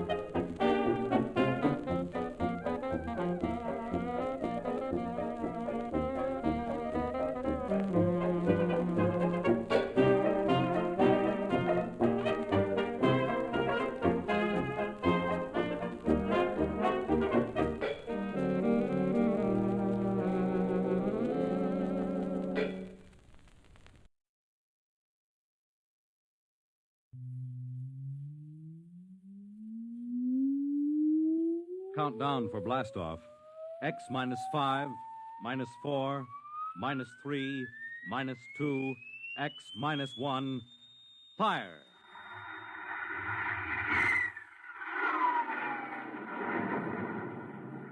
From the far horizons of the unknown come transcribed tales of new dimensions in time and space.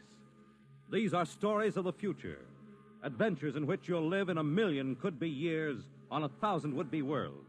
The National Broadcasting Company presents X minus 1.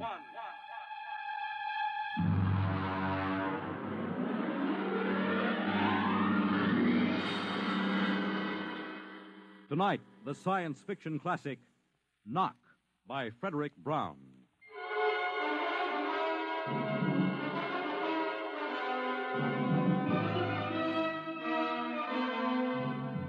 Tonight, we have a strange story to tell. A sweet, blood-curdling little story that is really only 2 sentences long. The last man on earth sat alone in a room. There was a knock at the door.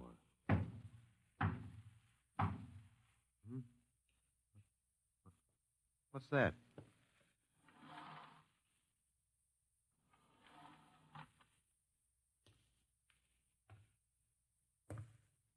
Good morning, man. What? Who are you? You have regained consciousness. Who are you? I am Zan. I'm still asleep, I must be. You are not asleep. Maybe if I close my eyes, it'll go away. I will not go away, man.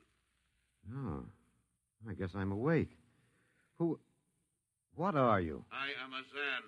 What's that? A Zan is intelligent life. Look, I don't... What happened? Where are you from? From Planet 7 in the 3rd galaxy in the 4th quadrant. Where? It is not necessary to repeat information which is correct in the original statement. Planet 7, but... You mean I'm not on Earth? You are still on your planet. Then what are you doing here? The Zans have annexed your world. You mean you've conquered Earth? Yes, that is correct. We will now prepare your planet for habitation by the Zan. How about the people? What about the population of the world? You are the population of the world. Huh? Now, wait a minute. I can't... I don't understand what's happened. The Zan have landed on your planet. We have removed the lower life forms to prepare for colonization by the Zan. When did all this happen? 2 days ago. You have been unconscious until now. You really mean I'm the last man on Earth? That is correct. Identify yourself now. What? Kindly provide data as to your position in the elementary social order of your planet. Oh. I'm Walter Phelan, Associate Professor of Anthropology at Nathan University. How do you speak English? We have deciphered your written and recorded records. It is not difficult to reconstruct your language. It is a primary type of auditory communication. Oh. Is there anything you want to complete your natural habitat? You mean I'm a prisoner? That is correct. What would you want further in your room? Do I have to stay here? Yes.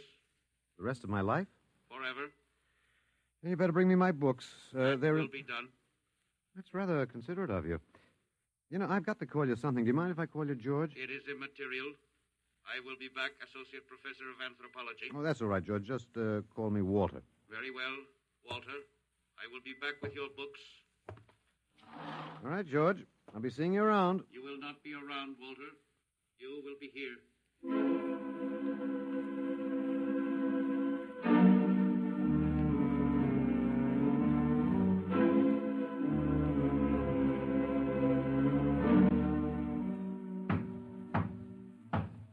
Come in. Oh, hello, George.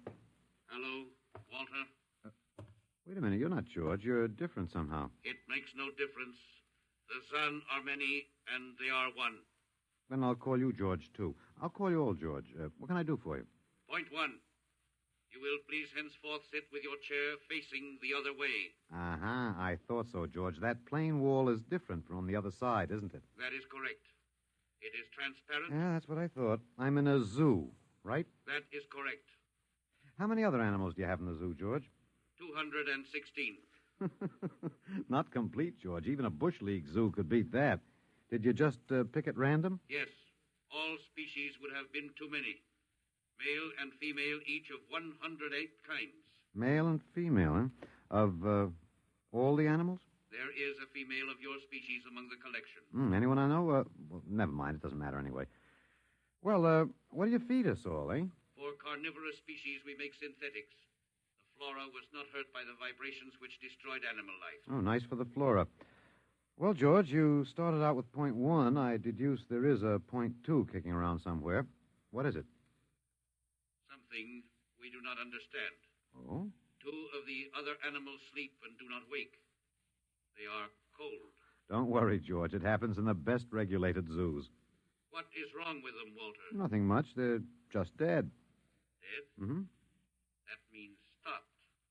But Nothing stopped them. Each was alone. Well, maybe they just died of old age. Old age. I do not understand. You don't? Well, how old are you, George? Your planet went around the sun about 7,000 times since I was born. 7,000 years? Yes, I am still young. Yeah, babe in arms. Look, George, you've got something to learn about this planet you've hijacked. Here on Earth, we've got somebody you don't know where you come from. An old man with a beard and an hourglass and a scythe. Your vibrations didn't kill him. What is he? Oh, old man Death. Down here, our people and animals live until somebody, the Grim Reaper, stops them. He will stop more? He gets us all, George. With your lifespan, it won't seem like a minute and we'll all be gone. Looks like you made a mistake, George. And I don't think there's much you can do about it. That is not correct. The Zan is a logical being. We will take action.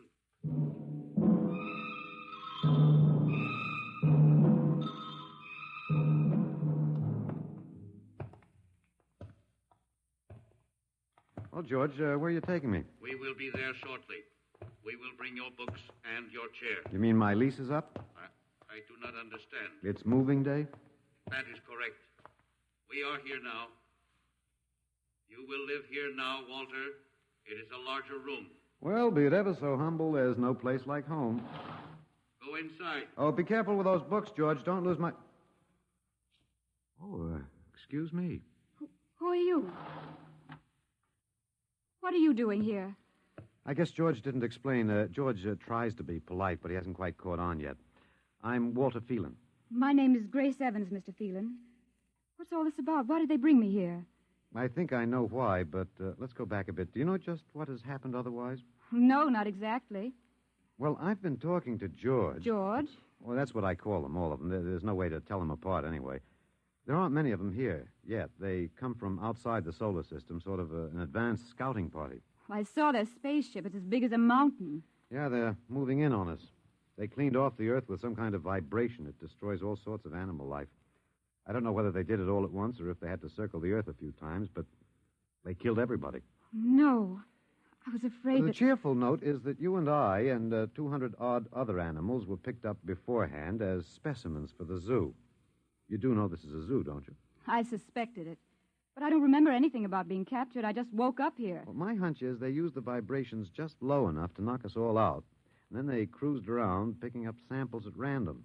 When they were all set, they turned the juice on full blast. How terrible. Yeah, well, they solved a lot of problems for us.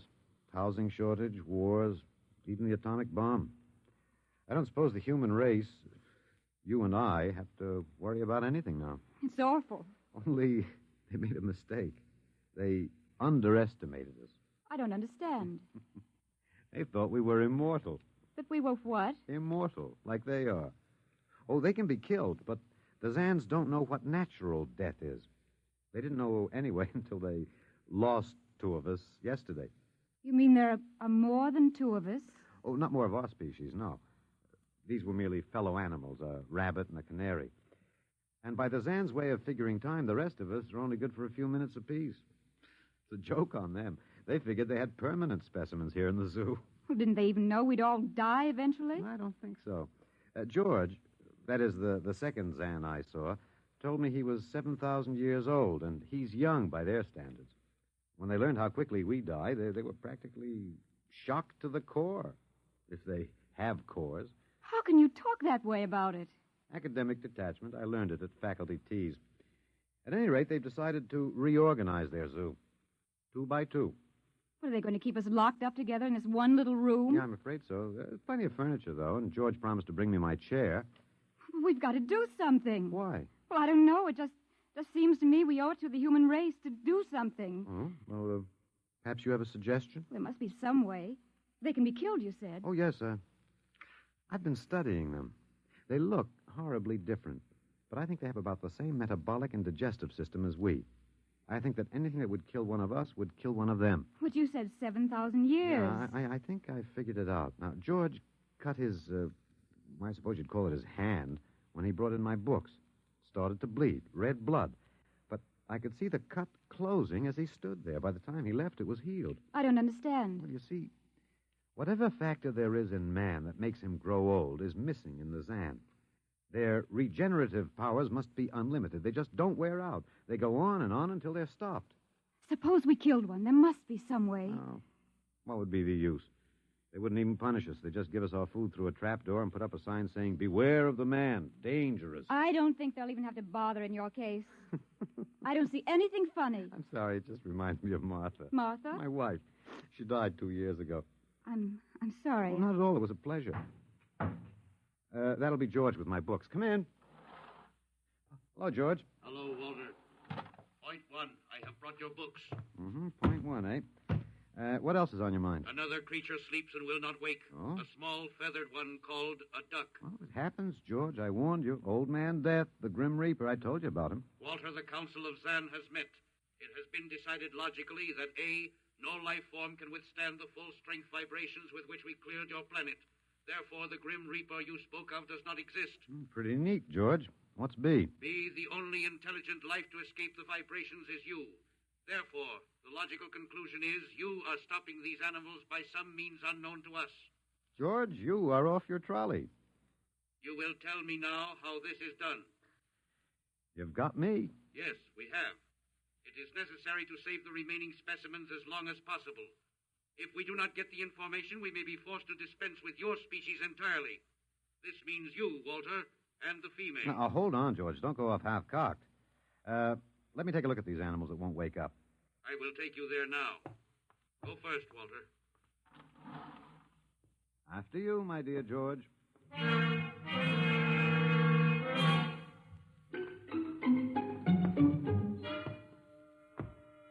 This is the weasel. Now, you should have got him in the winter, George. The fur's worth more then. It's ermine. This is the reptile cage. Here are the ducks. That is the male. The female has been stopped. Lucky girl. What's the matter, fellow? Lonely? Walter, you will tell me how you stopped the female duck. Well, you got me, George. I didn't do it. Maybe she died of the Dutch elm blight. Walter, you are not being logical. We have concluded you are stopping these animals. Tell us now how it is done. I've told you, George. I haven't the foggiest notion. Very well. We will have to take further action. Oh, what are you going to do, George? We will go back now to your room.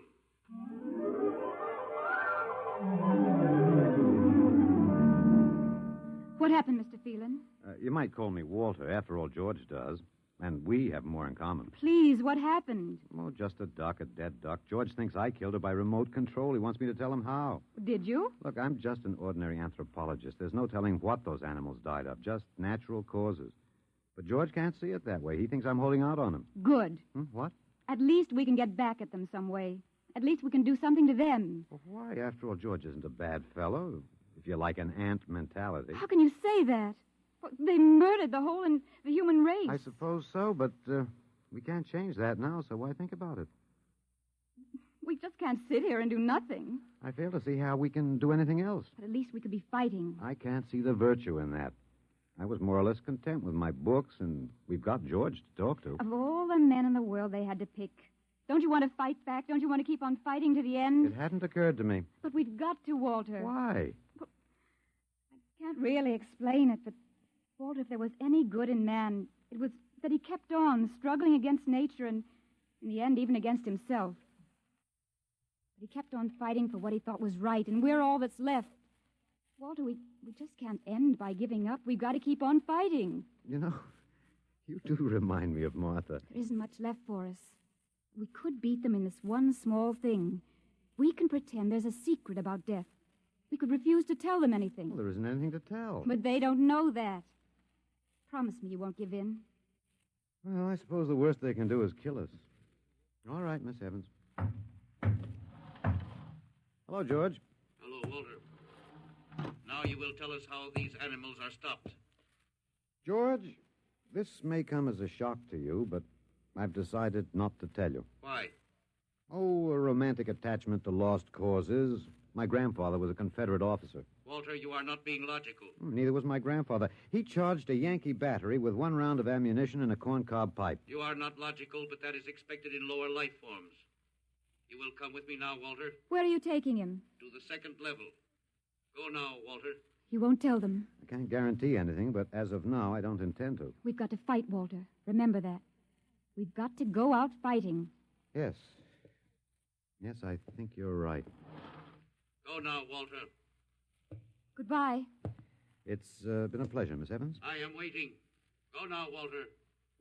After you, my dear George.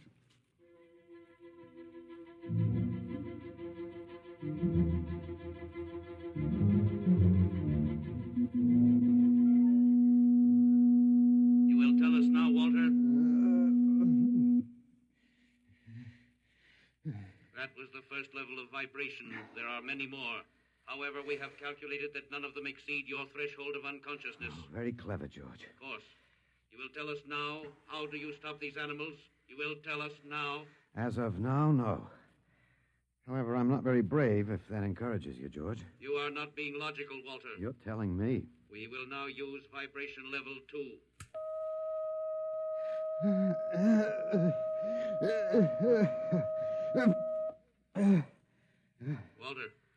Walter, you are still conscious. Let me alone, George. You will tell us now how you stop the animals. Let me alone. We have had vibration levels 1 and 2. There are still 15 more before your threshold of unconsciousness. No. Let me alone. Walter, listen to me. Another creature sleeps and will not wake. We must know now. It's tough. You better start vibrating again, George. No. What? It would not be logical. We have calculated that no further level of vibration will overcome your irrational psychological block. We conclude you will not tell. And let me go? That is correct. That's real nice of you, George. I appreciate it. We have calculated that the resistance of the female of your species will be lower. We will now place her under the vibrations. No, George, you can't do that. No, listen, George. George, there is no secret. Can you understand that? There is no secret. Those animals died from natural causes. I'm telling you the truth. That is not a logical answer. We will get the woman. I've told you the truth. Can't you understand? We must know now. The female animal cage next to the duck has been stopped. We must preserve the survivor. The animal next to the duck? We will bring the woman here. She will tell us after the vibration. No. Listen, George. You want the truth? You want to know how to save the mates of the animals that have been stopped? You will tell us now? Yes, I'll tell you now. I give up. But you've got to promise to leave the woman alone. You promise, George? If we receive the answer from you, Walter, there will be no further need for the vibrations. Well, I guess that'll have to do. All right. Take me to that stopped animal. I'll tell you how to save the mate. Very well, Walter. You are being logical now. We will go.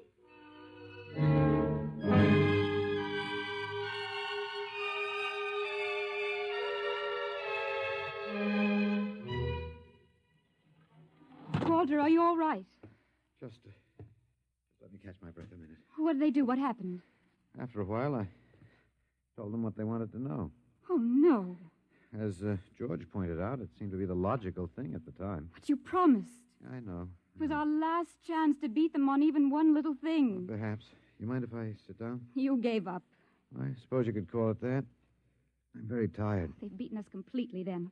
There isn't even anything we can do. The last of the human race, and we give up. We don't even die fighting. Oh, it isn't that bad.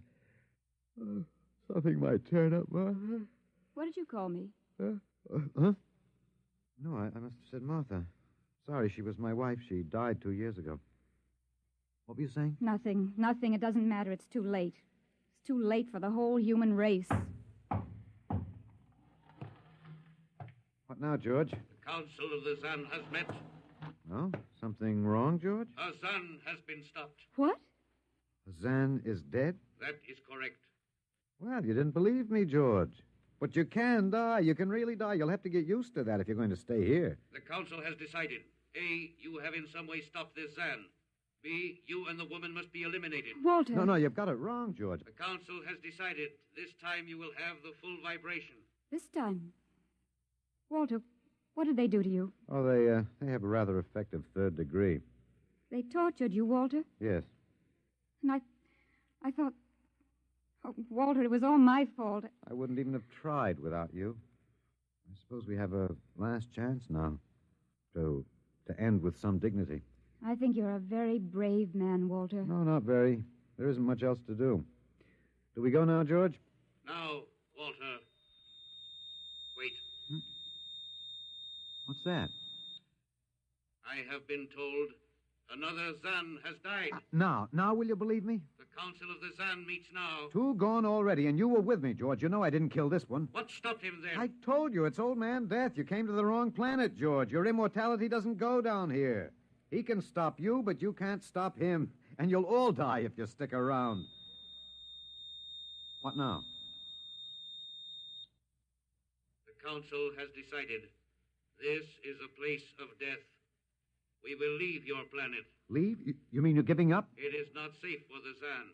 Oh, Walter, they're leaving. They're really going. Come on then, George. And don't hurry back. It would not be logical to do so. We are leaving the Earth now. Goodbye, Walter. Goodbye, George.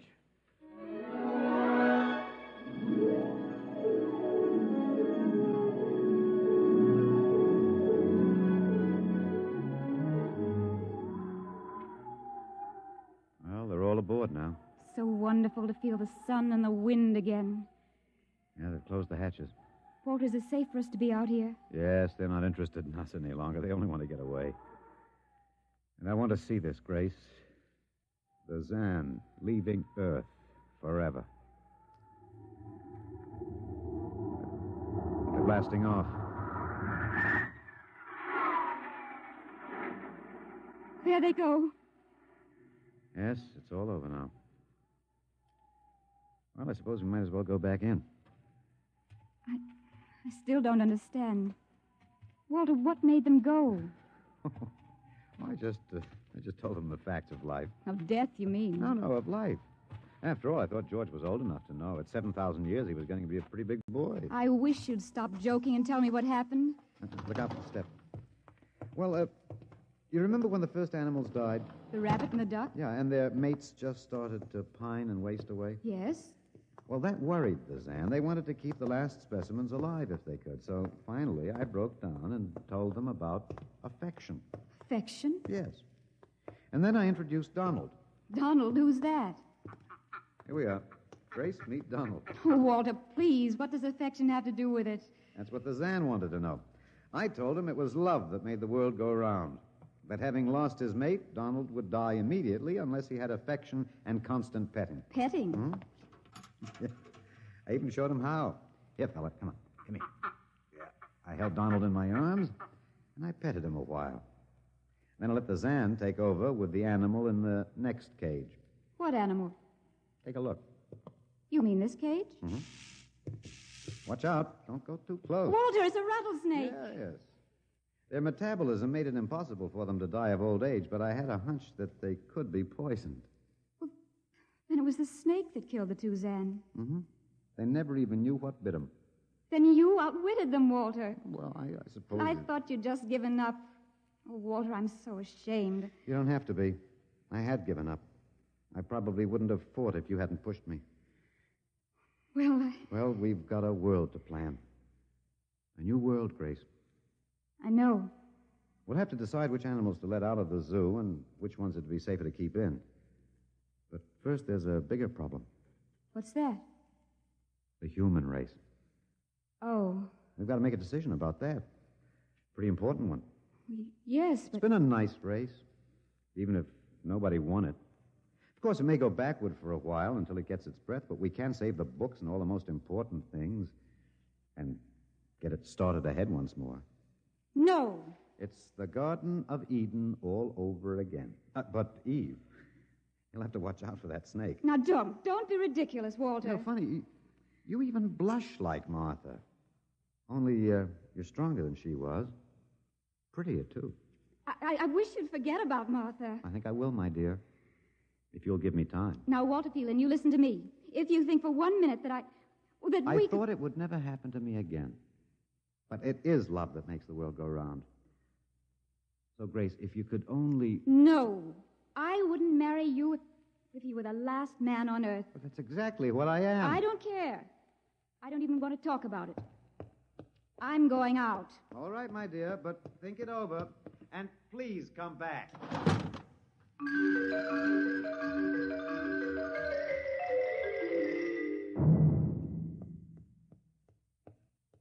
You see, I told you. It wasn't really so horrible, our story. Remember how it goes? The last man on earth sat alone in a room. And then there was a knock on the door. Come in. Come in, Grace, my dear.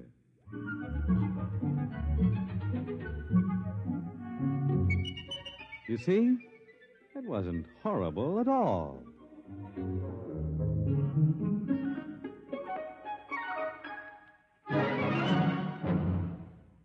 In just a moment, a word about next week's adventure. Tonight, by transcription, X-1 has brought you Knock by Frederick Brown, adapted for radio by Ernest Kinoy. Featured in the cast were Alex Scorby as Walter, Laurie March as Grace, and Louis Van Ruten as the Zan. X-1 was directed by Fred Way and is an NBC Radio Network production.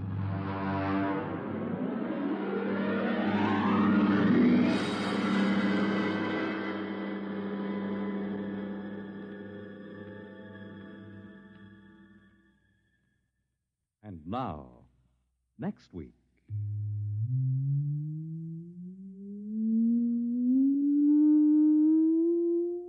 A strange and chilling story from the Bureau of Missing Persons. The story of what occurred when they accidentally intercepted a shortwave message, a cry for help from a missing atomic scientist who told them the fantastic story that he was now the man in the moon. How did it happen? You'll hear next week at X minus 1.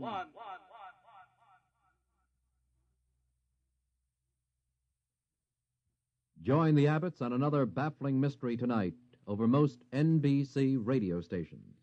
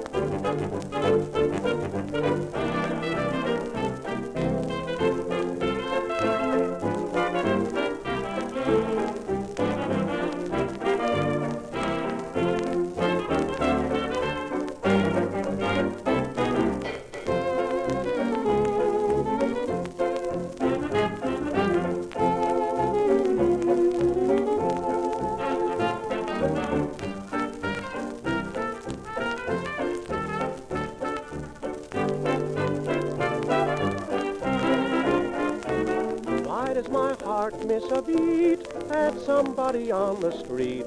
It's a precious little thing called love.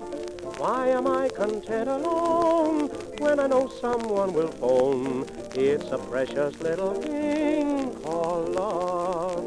I see a day in June, a wedding tune, a honeymoon cruise. Friends I know who will throw some rice and old shoes. What's the one thing makes me say, heaven's just across the way. It's a precious little thing called love.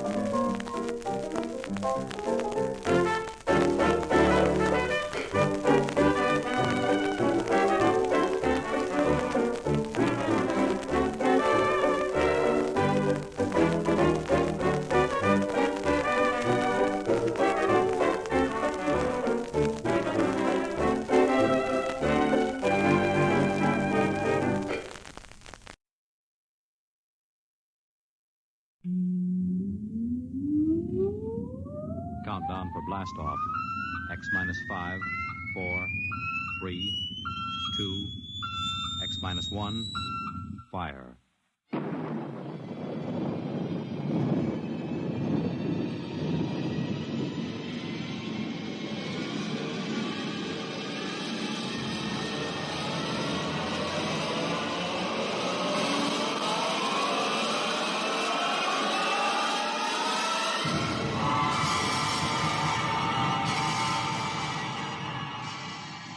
From the far horizons of the unknown come transcribed tales of new dimensions in time and space.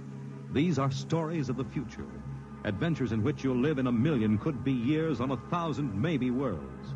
The National Broadcasting Company, in cooperation with Street and Smith, publishers of astounding science fiction, presents X minus 1.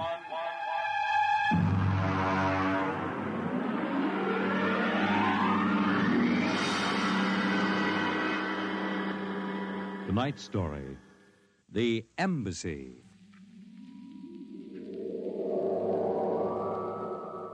Out of the infinitude of stars and planets in the solar system and other systems in the universe, it is almost mathematically certain that other forms of life exist on other worlds. Someday, in the future, in 1,000 years, or in the next 25 minutes, daring travelers through space will make contact with the inhabitants of another world. But the question is, will we contact them first, or will they contact us? A private detective agency in downtown New York. Mr. Graffius, Mr. Broderick will see you. Well, what can I do for you? My name is Graffius of Springfield. I would like your assistance in helping me locate a Martian embassy. Would you say that again very slowly? I came to New York to locate the Martian embassy. I assume you were joking. On the contrary, I am completely serious. As it happens, I am interested only in Martians at the moment. I see. Okay, shoot. Well, it occurred to me in the course of my studies that we, Earth people, cannot possibly be the only intelligent form of life in the universe. Since Mars is older geologically, and since it is also an atmospheric planet, its evolutionary history could easily be similar to ours. You follow me? Well, so far I can't say no. If this is true, then they must have been watching us, observing us for hundreds, possibly thousands of years. They also know we are a militaristic, warlike race. We might conceivably set out to conquer and occupy Mars someday. In which case, they would try to get the jump on us. Ah, precisely, Mr. Broderick. Now, if you were planning to attack an unknown nation, what would be your first move, Mr. Broderick?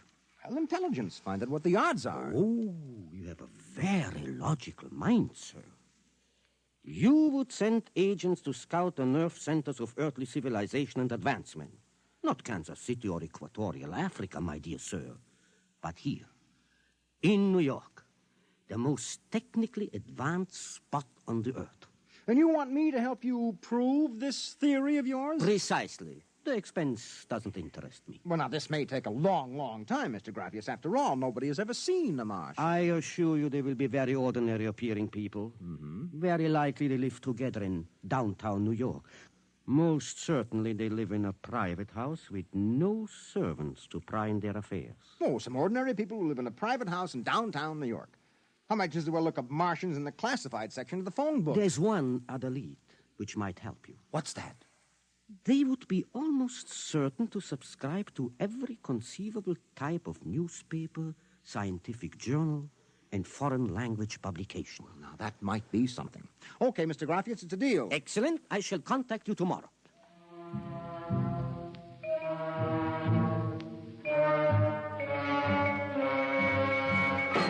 Boss, here's an address. Takes everything from Pick Magazine to the Manchester Guardian. Here, listen to this here. Pick, Look, Scientific America, the Daily News, Daily Worker, the Police Gazette, Journal of Engineering, a Scientific Quarterly, American Psychiatric Journal. Let me see that. Yeah.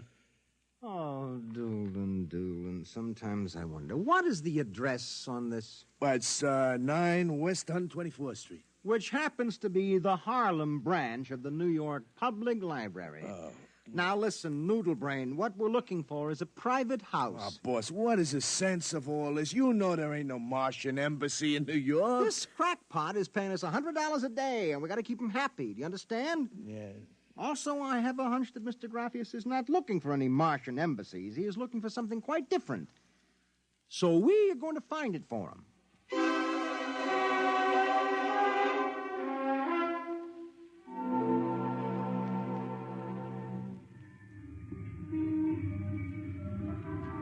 Which house is it, Doolin? It's right down there, number 108.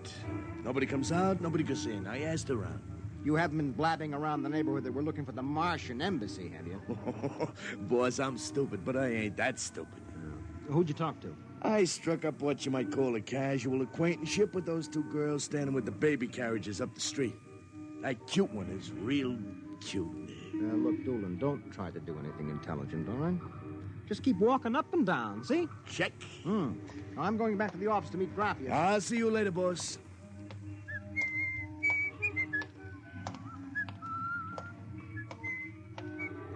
Hiya, beautiful. Hiya, Flatfoot. Name is Doolin, honey. Iron Man Doolin. Your line is getting rusty, Iron Man. So help me, honey. If I'm feeding you a line, may the heavens open up and strike me dead. Hey, what's that? Look out!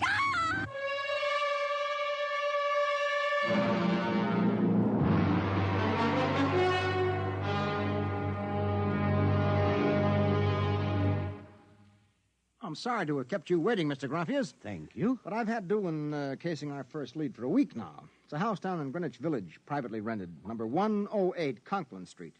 Nobody seems to know anything about who lives there, except that they subscribe to every paper and scientific journal put out. Also, there's a radio antenna on the roof. Oh, you don't suppose your Mr. Doolin will try to get inside the house? If this place is the Martian embassy... No, don't worry. Doolin can take care of himself. I'll stop with him now. Excuse me. Hello. Yeah, speaking. Doolin? Yeah, he works for me. What? No. No, I can't think of any. Yeah, sure. Okay, I'll be right down. Okay, Lieutenant, yeah. Yeah, right away. Something the matter? Doolin is dead, Mr. Graffius. All right, come on, we get a cab. I have to identify the body.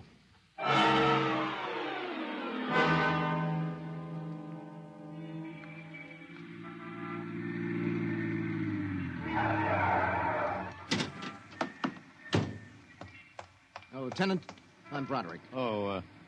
There's your boy, Broderick. Anybody see it? A maid pushing a baby carriage. We can't seem to get any sense out of her. You mind if I talk to her? Hanson, this guy wants to ask the girl a few questions. Please. I told you what I saw. How many times I got to tell you? Look, miss, the dead man was a personal friend of mine. Would you tell me what happened? Helen and I were standing in front of Rackman's candy store up on the corner. We both had the babies out. He said hello and joked a little. Then he... What happened? It's too awful. No, please. Well, first he squashed, and then the stone fell on him. Did you repeat that? They don't believe me, but Helen saw it too. Saw what? First he squashed, and then it fell on him. He was mashed flat before it even hit him. Now, look. That's the story, Broderick. Please, let me alone. Let me go home. I told you what I saw. Now let me alone. Let me alone. Did you learn anything, Mr. Broderick? I don't know. May I ask, what do you intend doing? Well, as soon as the cops clear out and this place quiets down, little Broderick is going to pay a personal call on the Martian embassy. Or whatever number 108 is.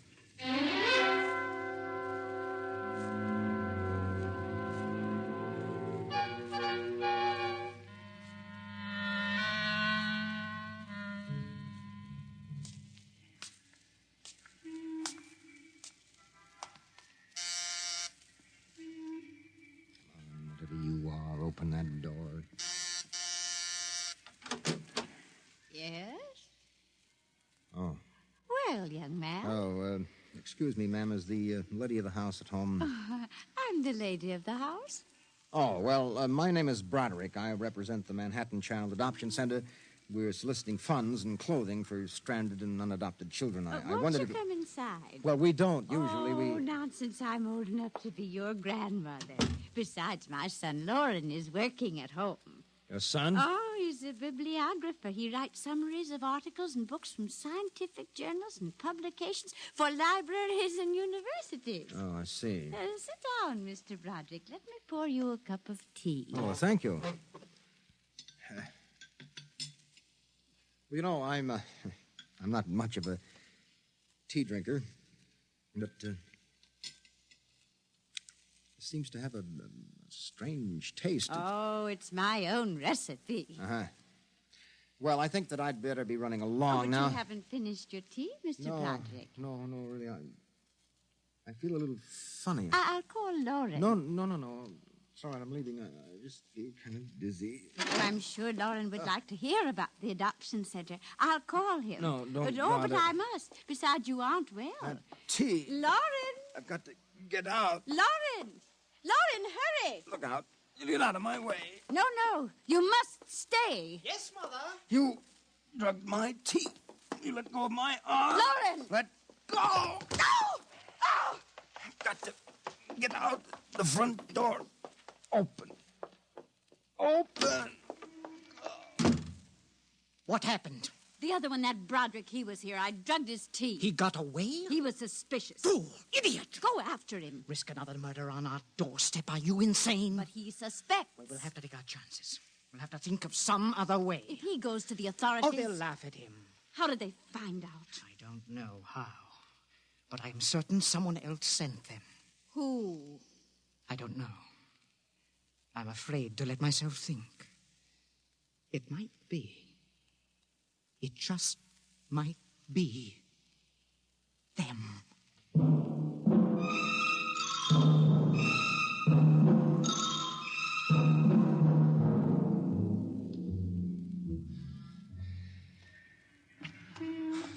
I've got to get help. Oh. Look out! Miss, please. All right, miss, we'll take care of him. Come along, mister. I'm going to give you a break and take you back to the wife and kids. No, you can't. I'm sick. Sick, is it? What's the matter? I'm drugged. They drugged me. Who drugged you? In number 108, the Martians. Who? The Martians in 108 at Martian Embassy.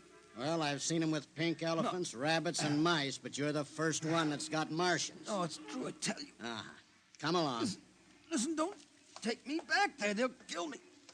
I've got to make you understand. Here, I'll help you up the steps. What? Listen, my name is Broderick. I'm a private dick. We'll find out about this. No. Here, don't try any tricks. Officer, listen, please. I'll give you anything, $1,000, but please, listen. For God's sake, listen. Yes, officer? Oh. Why, Broderick. You know this lush, Granny? Oh, why, that's my son, Broderick. No, she's Martian. He's in pretty bad shape. You better get him to bed. Oh, dear, and he was doing so well at the Alcoholic Society. He must have gotten off again. Looks like he's ready to pass out. Lauren! What is it, Mother? Oh, Brod. Your brother Broderick has been drinking again. No, officer, please. Look out. He's passed out. Oh, I'll take care of him, officer. We've handled this sort of thing before. Can you manage okay? We'll be fine. Thank you. Oh, you've been very kind, officer. Nothing at all, Granny. I know how it is with these alkies. Well, I'll be seeing you.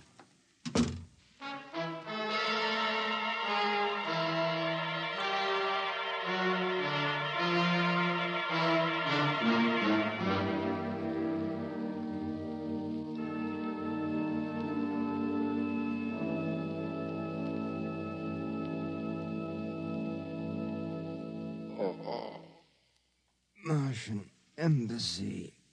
Martian. Oh, my head. Our Mr. Broderick is regaining consciousness, Mother. What? What happened? I can't get up. Oh. Do not struggle, Mr. Broderick. It will be impossible for you to rise from that chair. The pressure from this ray will keep you there. Ray? Who are you? Well, you've already guessed, Mr. Broderick. You mean this really is the Martian embassy? Yes.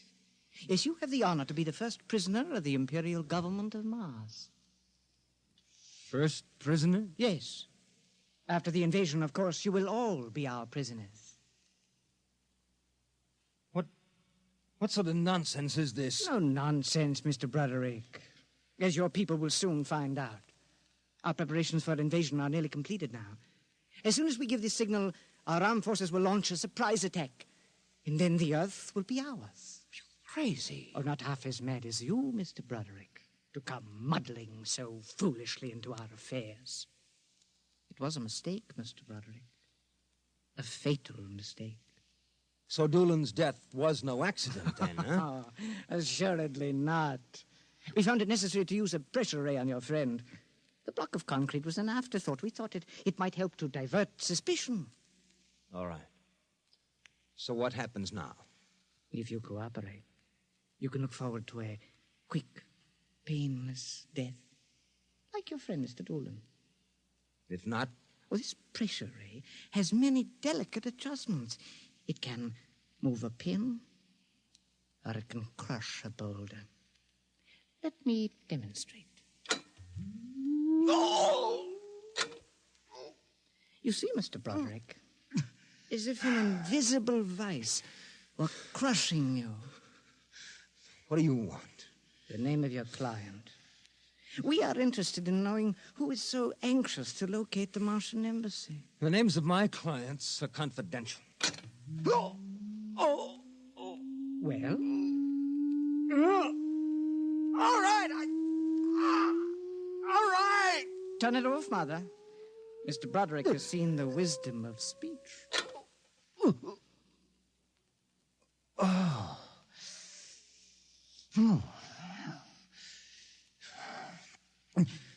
His name is Graphius. Graphius? Yes. An unusual name for an Earthman. Describe him. Well, I don't think I really can. Describe him. Oh.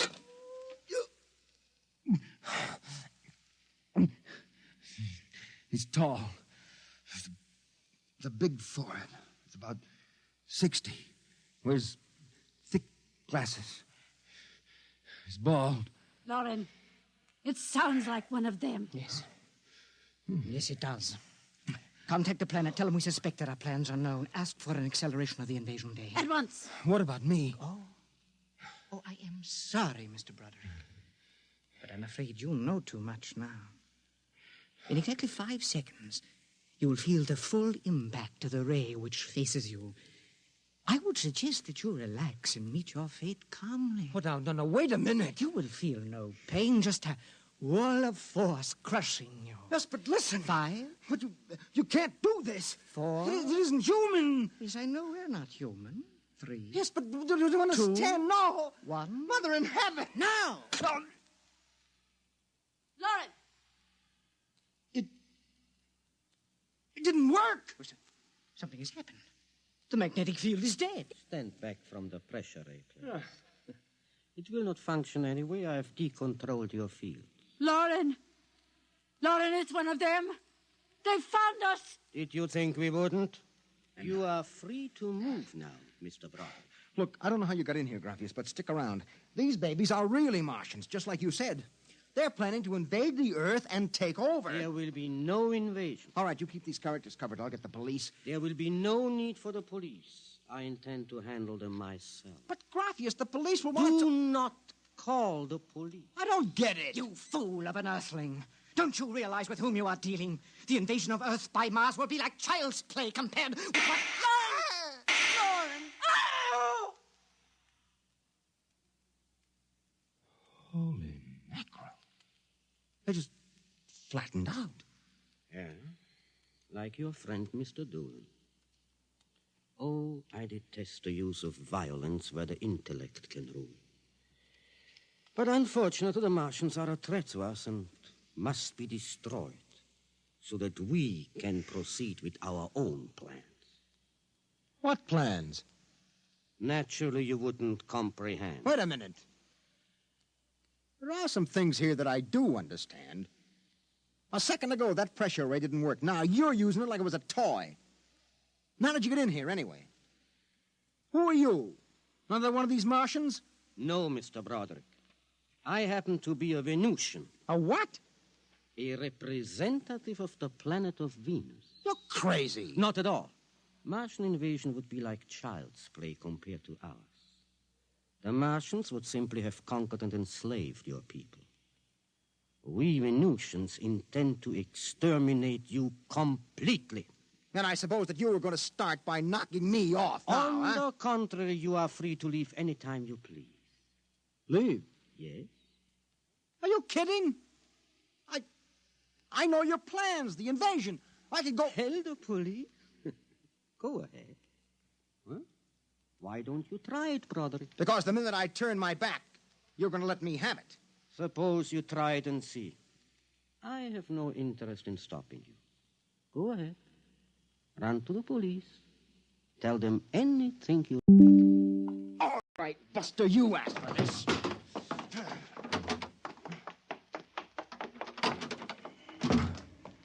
I'm alive. You let me go. Here. Where do you think you're running to? Officer, listen to me. Oh, it's you again. The one with the Martians. Listen, that story is true. You've got to believe me. You've absolutely got to believe me. They're inside that house, inside number 108. He killed them. Who killed him? Raphaeus, the leader of the Venusian invasion. Venusian invasion. Look, they're going to take over the Earth. Listen to me. Go in that house. Martians, now Venusians. Okay, brother, I've heard enough. You're batty as a bedbug. Come along. Please, where are you taking me? Bellevue Psychiatric Ward, my friend. Come on. No, but you... Come along. You don't understand. Why are you such a fool? Let go of me. There's going to be an invasion. The Venusians are going to invade us. Why don't you listen to me? Why don't you listen?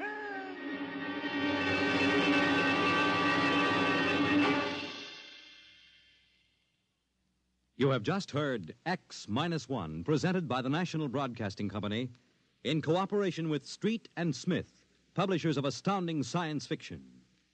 Tonight, by transcription, X-1 has brought you The Embassy by Donald A. Wollheim, adapted for radio by George Lefferts.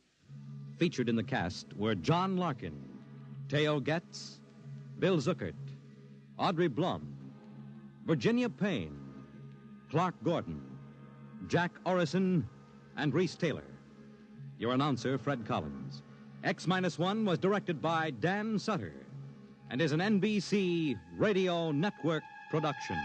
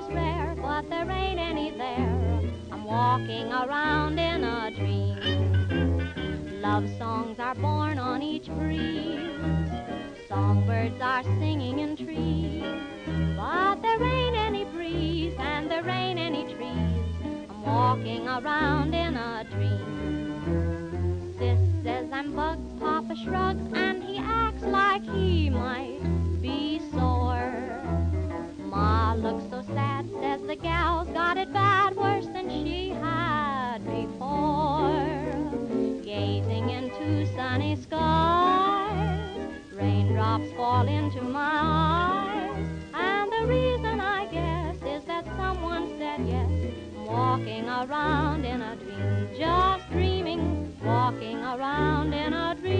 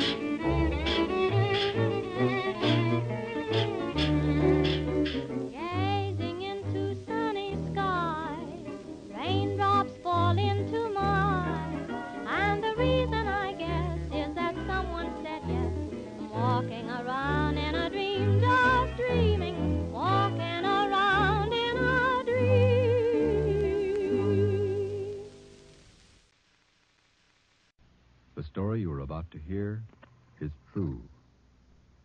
Only the names have been changed to protect the innocent. Dragnet.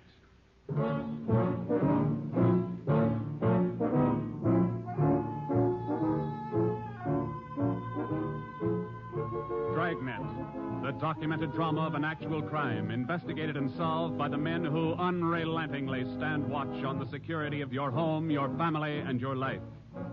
For the next 30 minutes, in cooperation with the Los Angeles Police Department, you will travel step by step on the side of the law through an actual case from official police files, from beginning to end, from crime to punishment.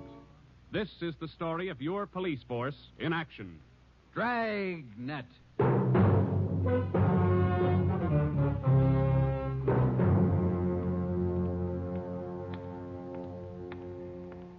It was Tuesday, March 25th. It was cold in Los Angeles. We were working the night watch out of homicide. Detectives in Los Angeles work in pairs. My partner's Ben Romero. He's a sergeant, so am I. My name's Friday. The boss is Ed Backstrand, chief of detectives. I was on the way back from the record bureau, and it was 13 minutes past 11 when I got to room 42. Homicide. That's a hot shot. Somebody grab it. I got it, Ed. At 1245 East Doheny Street, 1, 2, 4, 2 officers shot. At 1245 East Doheny Street, 2 officers shot. What have you got, Friday? Read it. 2 officers shot. Where's Romero? Right here, Skipper. Okay, you've got one to roll on. Get going.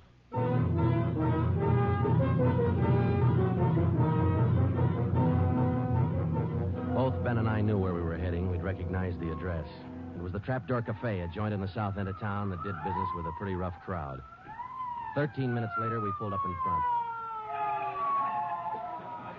2 patrolmen had the crowd pretty well pushed back. There was a cruiser car in front of the cafe. The car door was open, and an officer was sprawled across the seat. He was conscious but weak, and one of his pant legs was pretty red. Hello, Sarge. Hi. How you doing? I've done better. Yeah, well, what happened? Williams and I were cruising. We've been keeping an eye on this cafe lately. Tonight we decided to take a look. And just as we went in, 2 guys left in a hurry, the back door. We followed them out into the alley. It was dark out there, and I called to them. I said, "Hey, fellas, just a minute, I want to talk to you." They stopped? I'll say. One of them whirled. He had a gun in his left hand. He shot both of us. Left hand, huh? Williams went down and out.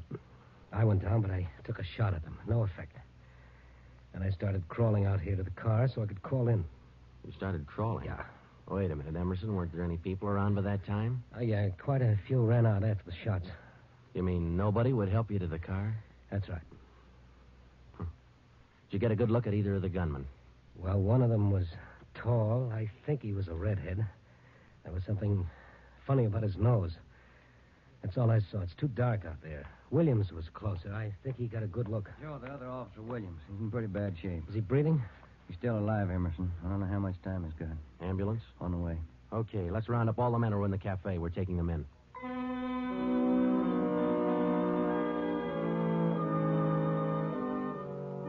We took all the men back to the city hall. There were 23 in the Trapdoor Cafe at the time of the shooting. We questioned all of them. One of them said there had been a redhead in the place, but he couldn't describe him. Ben and I left the interrogation room, and we went back to the squad room. Friday, Romero. Got a minute? Yeah, Ed. Come on, Ben. Sit down. Okay. You get anything from those people you questioned? Nothing we could use. How's Williams? Pretty bad. When do they operate? As soon as he comes out of shock. Probably in the morning. You boys will be there. Yeah, we will. When the surgeon digs that slug out, get it and mark it for evidence. Yeah. Skipper, them 2 men shot without asking any questions. They must be hot. Yeah. Same thing occurred to me. When we get that slug, the ballistics can tell us whether that gun's been used on other jobs. We got enough of their modus operandi to have the statistician give us a run-through on the IBM now. One of them is left-handed, and he shoots quick. Okay, be in surgery tomorrow morning at 9.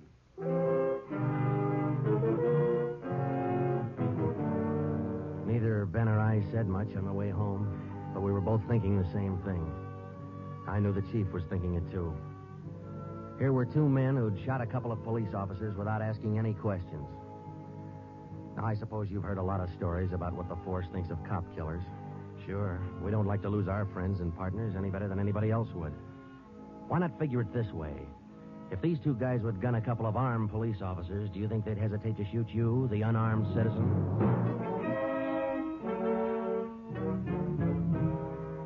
The next morning at 9 o'clock, Ben and I had scrubbed up and we were in surgery. Williams was on the table. The surgeon started in. A lot of minutes later, he got the slug. As for Williams, they took out 7 feet of his intestine and said he might pull through.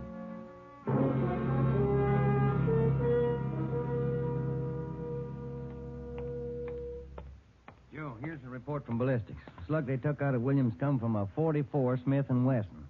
The same gun was used in a liquor store killing about a month ago. You call the statistician? Yeah, She's running all the cards on previous shooting through the IBM machine. She ought to be through about now. Let's take a look. Okay, come on. Hi, Helen. Just a second. Okay.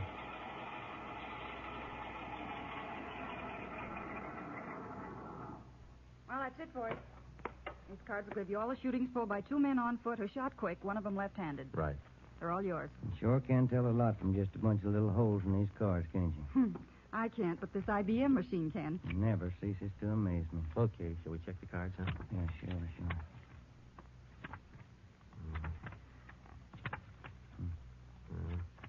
Wait a minute, Ben. Here we are.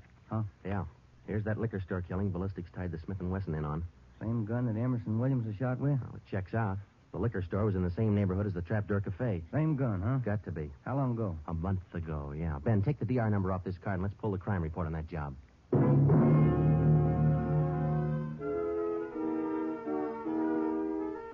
We pulled the crime report out of the files. It said that there was only one witness to that liquor store killing a month ago. That witness was a woman. Miss Forbes, I'm sorry to disturb you like this, but we'd like to ask some questions about that liquor store killing you witnessed a little over a month ago. Well, I told the police everything I knew about it then. Yeah, we know, but maybe you wouldn't mind telling us again, huh? Oh. No, I guess not. I've been trying to forget it, to tell the truth. It was pretty terrible, and I really didn't see so very much because I was awful scared. I understand. But try to describe again just what happened, will you? Well, it was about 10 o'clock at night. I was walking down the street toward home when I realized I was all out of cigarettes. Well, I was right in front of the liquor store then, so I went in. The clerk was behind the counter, and there were 2 men standing there arguing. What's the idea of changing your mind? I thought we was going to get bourbon. No, let's get the wine. I want bourbon. Costs too much. Wine's good enough. The rest of them want bourbon, too. We better talk to them. Well, okay. We'll be back when we make up our mind, mister. 2 men walked out of the store, and the clerk smiled at me and shrugged his shoulders. I bought a pack of cigarettes and turned to leave. But just then the 2 men came back in again, and each of them had a gun in his hand. There's a stick up, mister. The clerk just sort of crumpled to the floor. I couldn't believe my eyes, but that's just how it happened. The men said this is a stick-up, and then they shot him right away. Get over against the wall, lady, or you'll get the same. One of them punched the nose tail on the cash register. I was shaking so I almost caved in. He scooped the money out of the drawer and stuffed it into his pocket. And then the other one went over to where the liquor clerk was lying face down. He knelt down beside the clerk and he put his gun against the clerk's spine. Then they both ran out of the store. It was terrible. That clerk, he was lying there helpless and wounded, and they deliberately... Yeah, Miss Forbes, I understand. Oh, Miss Forbes, you said that both of the men had guns. Yes. One of the guns was black, and the other was sort of fancy looking. What do you mean, Miss Forbes? Well, it was real shiny. Nickel-plated? I wouldn't know about that, but it was shiny. There were two guns, huh? Yes. Well, now about the men themselves. Well, I was so scared their faces just didn't register with me. The one who shot the clerk in the back was sort of stocky. That's about the best I can do. Well, you mentioned in the report that one of the men was left-handed. Yes, I do remember that. Uh-huh. Look, Miss Forbes, this is very important to us. One of the men was a redhead? Redhead? Why, no, I didn't see any redhead.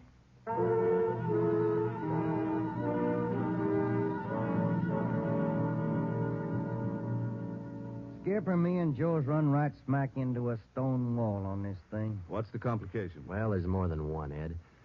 In the first place, we know that the .44 Smith & Wesson was used in both shootings. But the descriptions of the men involved don't check. Police officer Emerson said he thought the man that shot him and Williams outside the Trapdoor Cafe was a tall, left-handed redhead.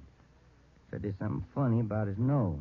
You think Williams got a better look at him? Well, probably did, but Williams isn't strong enough to talk yet. And a girl that witnessed the liquor store killing a month ago said that one of those men was left-handed. But she said neither of them was a redhead. And on top of all that, now we've got two guns to worry about. The girl mentioned two guns, so we checked the autopsy report on that liquor clerk. And, Ed, the bullet that actually killed him came from a .32-20, not a .44 Smith & Wesson. That fact didn't get any publicity at the time, did it? No, it didn't. Okay. We won't give it any publicity now either. With a lot on, it's just the .44 Smith & Wesson we're after. Because if whoever owns the .32-20 finds out it's hot, we'll never get it. Anything else? Well, we sent teletypes to all outlying stations in neighboring cities. Told them if they get any red-headed suspects, no matter what charge they got them on, to hold them for questioning. Yeah. Now, how about this .32-20, the actual murder weapon? Any leads on it? We've got one, Ed. We've been checking the records, and we discovered that 4 hours after the liquor store killing, a taxi driver in the neighborhood was shot and robbed. Slug was pretty well mashed, but there was enough to tell it was from a .32-20. So we're going over to question the taxi driver now. Good. Well, I think you boys are on the right trail. So far, what we've got is mostly unrelated facts, but sooner or later, those facts have all got to tie in at some point along the line. Find that point. Yeah,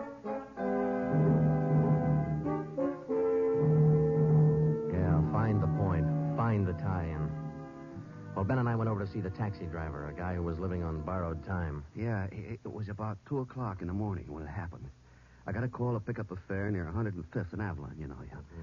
Well, I got there. Somebody came over, pulled open my cab door, and said, "This is a stick-up." Then blew it. He let me have it.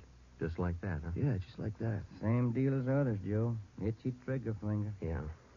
Did you get any kind of a look at the fella? Look, no, it's too dark. Uh-huh. Hey, according to the report, you got shot in the chest. Yeah, that's right.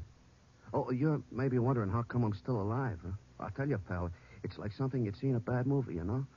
I'm carrying a few silver dollars with me, 9 of them to be exact. So I decided to stick them in my breast pocket. Well, mister, that just saved my life. The slug hit them silver dollars. It's one for the book, huh? Yeah, you said it. Well, thanks very much. Say, incidentally, we had a little trouble finding you today. You weren't at the stand you operated out of last month. Oh, look, I'm not only not at my usual stand, I'm not driving a hack no more. Oh? Look, after what happened, are you kidding? No, I don't want to push my luck any further than it's been pushed. Yeah, I figure I had it, you know?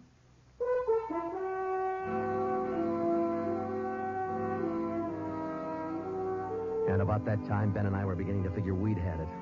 We were getting nowhere fast. We had a few informants nosing around, but so far they hadn't come up with any leads. Well, Ben and I followed up all the teletypes that poured in. We just got back from Santa Ana, where we'd been questioning a red-headed suspect, and we'd flopped in the squad room when Chief Backstrand's door opened. Friday. Romero. Got a minute? Yeah, Skipper. Any luck with the Santa Ana redheads? No, none at all. I guess you haven't heard the latest. We just now got back in town, Skipper. Early this morning, another cab driver got shot. What? Yeah. Man came up to his taxi, opened the door, said, "This is a stick-up," and shot him. Bullet went through one leg and into the other, but the driver managed to start his cab and drove over to a cafe. He called in from there. Boys recovered the slug? Yeah. It came from the same 44 Smith & Wesson that was used in the other two jobs. The cab driver get a look at the gunman? Yeah, briefly. Was it the redhead? No. Oh, the stocky guy. He wasn't redheaded and he wasn't stocky. That's all the driver knows. Well, that's great. Skipper, this is beginning to sound like a gun of the month club. You reckon somebody's renting them guns out? Well, they're passing the guns around all right, but I think they're working together. The way they operate indicates that. Yeah, the trigger-happy routine. Killing is apparently more than a business to them. It's pleasure, too. That's why we've got to get to them fast. Come over here. All right. Come on, Ben. Here. Take a look at this map. Uh-huh. There's the Trapdoor Cafe, and over here's the liquor store. And down here is where the first cab driver got shot. Mm-hmm. Right here's where the second one got it. All of the shootings have taken place within an area of 10 square blocks. Okay. Tonight we're going to throw a blockade around that whole area. Good. It'll go into effect at 10 p.m. At 9:45 p.m., cars and officers started drifting into the area by twos and threes. And at 10, when Backstrand, Ben, and I arrived, the whole area was sewed up tighter than a tick. Davis? All set? All set. We got a primary line and a secondary line. If anyone tries to make a break, we'll pick them up in the secondary. Okay. Friday and Romero here will cruise around the area with me. Go to work, men. Every car in the area was shaken down. The same process was also followed on all persons on foot. The blockade went on all night. By the end of that time, we'd brought in 217 suspects. 26 of them were redheads. What's your name? Henry Wagner. Where do you work? Lumberyard. Which one? First star. What time did you get through work last night? About 6, I guess. What'd you do then? Had some dinner. Where? Harry's Grill. And what? Shot a little pool. Look, I tell you, I ain't done nothing. Now, let's go back to the day before yesterday. Did you work at... And that's the way it went all day long. We shot question after question at them, working them gradually back to the days on which the shootings had taken place. When it was all over, we got 6 men wanted in other cities on various charges. We got quite an assortment of guns and knives. But as far as the shootings were concerned, we got nothing. Well, I guess that's the last of them. Oh, I was running out of questions there at the inn. You two boys better go on home and get some sleep. Well, I was kind of figuring on checking back over the reports to see if we might have overlooked something. I said go on home. You two boys have been at it for 32 hours straight. Look at you. You're both so groggy you can hardly stand up. You need sleep.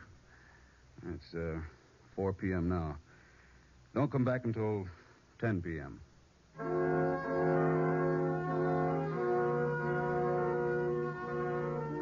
When I walked into the squad room at 10, Ben was already there.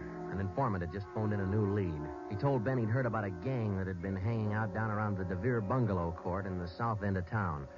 We knew that the DeVere was close to the Trapdoor Cafe, so we went over to talk to the manager. Joe, I've been meaning to ask you. You checked on how Williams is getting along? Yeah, I did. I called the hospital this afternoon. It's going to be all right. Oh, that's fine. Well, here we are. Yeah, manager's office. Still got a light on. Yeah? I'm Sergeant Friday, police. This is Sergeant Romero. Yeah? We'd like a little information. Why, sure. Come in. Thank you. What can I do for you? Well, did you hear anything about a gang that hangs out down around here anywhere? Gang? Why, no. How about your tenants here? Any of them ever been in trouble, to your knowledge? No. This ain't exactly the best neighborhood in town, but we try to keep things under control. Once in a while, one of them will get out of line, but when that happens, we heave them out of here. You heaved anybody out lately? Yeah, I did. Fellow and his wife a few weeks ago. They had a fight in one of the bungalows. She took a shot at him, but she missed. Party by the name of Stuba, Carl Stuba. What did this Stuba look like? Oh, sort of tall, skinny. Was he a redhead? No. Now, we'd like to take a look at that bungalow that he lived in. Sure. Help yourselves. Down the end there, number 5. Still vacant.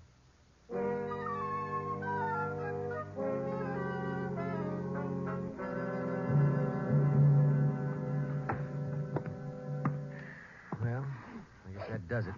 Stuba didn't leave a thing behind. Matter of fact, we don't have anything to prove that this Stuba's tied in at all. We're only working on a hunch. Hey, Joe, look. Where? Up on the wall there, just by the window. Oh, yeah. Yeah, that plaster there, it's newer than the rest. You got a knife? I sure have, boy, and I'm carving.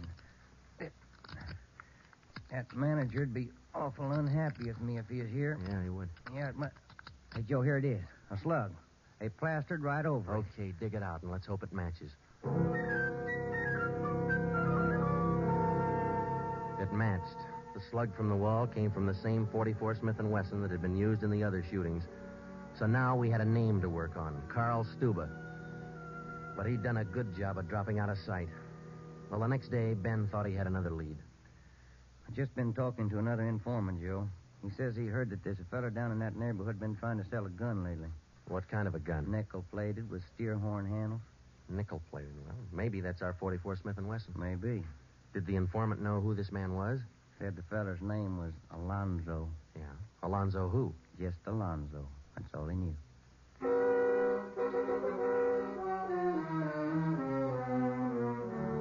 So now we had two names, Stuba and Alonzo, but no men to go with them. So we went back to making the rounds of the substations, interviewing red-headed suspects. We took a few of them to Williams, who was home from the hospital by now, but he couldn't identify any of them as the man who shot him. Still, we kept checking. Finally, we got around to the 77th Street station. We questioned the suspects they were holding there, and we just started to leave when one of the officers called us. Hey, Sarge, we're holding somebody else you might want to look at. Redhead? No. What's the charge? Suspicion of burglary. Small job. Oh, I don't know. What do you think, Ben? What's special about him? He lives in the same neighborhood where those shootings took place. All right. Where you got him? Down here. He admit anything? No. He's pretty surly. Here we are. Thanks. Hi. What do you want? I'm Sergeant Friday. This is Sergeant Romero. We'd like to ask you a few questions. Look, I already told the other cops all I know. I didn't steal no radio from that jerk. What's your name? We've been through all that once. Come on, what's your name? Jackson. Alonzo Jackson. Alonzo. I looked at Ben, and Ben looked at me. This could be the Alonzo who'd been trying to peddle that Smith & Wesson. Ben and I both knew here was one suspect we'd have to be real careful with. Alonzo, according to the records, this burglary you're suspected of took place on the night of the 27th. Look, how many times do I have to tell you guys they didn't have anything to do with it? You got an alibi for that night? Sure, I got an alibi. I was out with a couple of friends, I can tell you. What's your friends' names, Alonzo? One of them's Crandall, the other Stuba. Stuba, the guy who used to live in the bungalow court. Well, we told Alonzo he'd have to produce his two friends to give him an alibi for the burglary charge, and he bit. He went with us, and he pointed out where Stuba was living now. No wonder we hadn't been able to find him. It was a little shack at the back of a lot behind two houses. We thought it was a chicken coop at first. We took Alonzo back to the station, then we picked up Stuba. He was surprised to see us and not very happy. We took him in. Next, Alonzo gave us Crandall's address.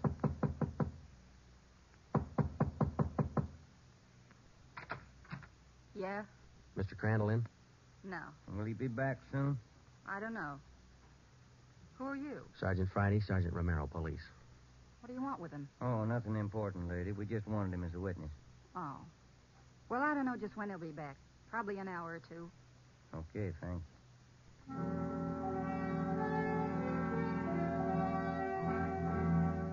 We went down the street away, and we staked out in the car. We sat there for about 5 hours, and then Ben nudged me in the ribs. Hey, Joe. Huh? Joe, take a look. Coming along the sidewalk. Yeah. And he's got red hair. Come on. Crandall. Huh? Your name Crandall? Who are you? Friday Romero, police. Police? What do you want with me? I haven't done nothing. Well, then you got nothing in the world to worry about. Come on.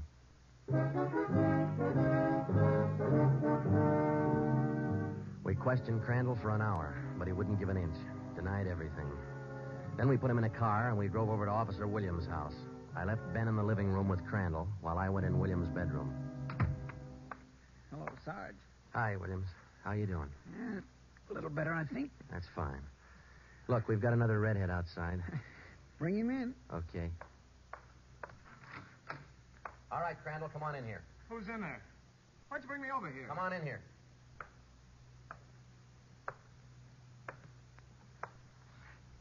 How about it, Williams? That's the guy. No, I'm That's the guy that shot me. Well, Crandall? No. Yeah. It was an accident. I didn't mean to shoot him. It was an accident. Once Crandall got started, he talked his head off. He also admitted being in on the liquor store killing, but insisted he was only the lookout. We took him back to the station and got his whole story down on a tape recorder. Yeah, he was left-handed. Then we went back to Alonzo, who didn't know we had Crandall's confession. We met the chief in the hall outside the room where they were holding Alonzo. About ready to tie the knot? Oh, hope so, Chief. But Alonzo hasn't given any yet, and we still haven't found those guns. We've got one of them. Which one? The Smith & Wesson. Stuba popped about that one 10 minutes ago. Said he left it with his girl. A couple of the boys are on their way over to get it now. That's good, Ed. That leaves just the 32-20. You haven't mentioned the 32-20 to Alonzo, have you? No. He still thinks we're after that Smith & Wesson, and that's the way we're going to play it right now. Go ahead. Look, how much longer are you guys going to hold me here? Didn't you check with those friends of mine? Alonzo, we got a tip that you've been trying to sell a gun lately. A gun? Yeah, 44 Smith & Wesson. Oh. No, it's not true. That Smith & Wesson's been used in a couple of robbery jobs this month, and we think it's your gun. That's a lie. Any proof of that? Why, yeah. Sure, I got proof of that. I used to have a gun, but it wasn't a Smith & Wesson. Look, if I tell you where it is, that ought to convince you, shouldn't it? It'll help things. Okay. I sold it to a neighbor of mine. He gave me $7. I'll give you his address. You sure it's not a Smith & Wesson? Sure, I'm sure. It's a 32-20. Yeah, it worked. We went to the neighbor's address, and he admitted having bought the 32-20, but said he'd lent it to a friend who'd never returned it. The friend had hocked the gun to a barber. The barber gave him $15 and a haircut for it. We finally got it from the barber, and we came back to the station. I'm all set, Joe. I'll be in the next room. Just give me the nod. Okay. Hello, Alonzo. Hey, you got the gun. Yeah, we got the gun. Well, now maybe you'll believe I'm on the level. Okay if I go now? I guess we won't be able to hold you here much longer. You can say that again, brother. You could have saved a lot of time if you'd have listened to what I've been trying to tell you all along. I guess you're right, Alonzo. Sure, I'm right. You know, you guys would be a lot better off. You believe guys like me the first time we tell you something. But on the liquor Instead store of job, running... I was only a lookout. I was outside. It was the other two who pulled that one. Stuba and Alonzo. Alonzo killed the clerk. Hold it, Alonzo. Dirty, All right, Alonzo, that's enough. Now, come on, how about it? What's the use? All right. That's like he said. Okay, Ben, bring the recorder in here. Alonzo's ready to make a record now.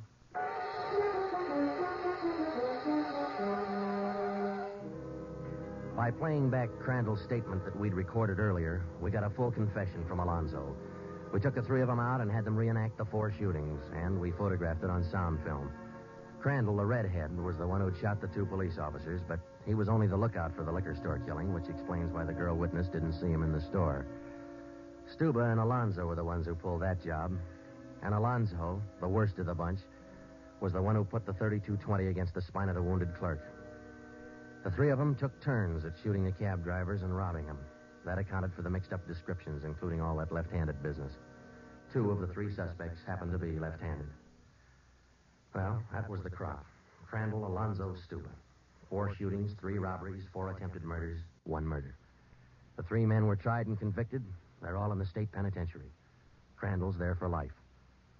Alonzo and Stuba, they'll be executed next week. File it, will you, Ben?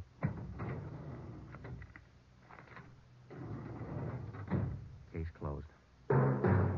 Dragnet.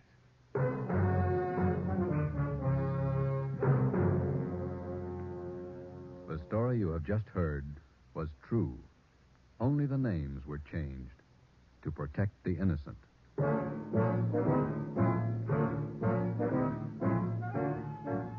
You have just heard the second in a new series of authentic cases from official files. Technical advice for Dragnet comes from the office of C.B. Horrell, Chief of Police, Los Angeles Police Department. Tonight's program is dedicated to Radio Officer Delmer E. Cook of the Los Angeles Police Department, who, on the afternoon of December 6, 1948, gave his life so that yours might be more secure. Dragnet came to you from Los Angeles. This is NBC, the national broadcasting company.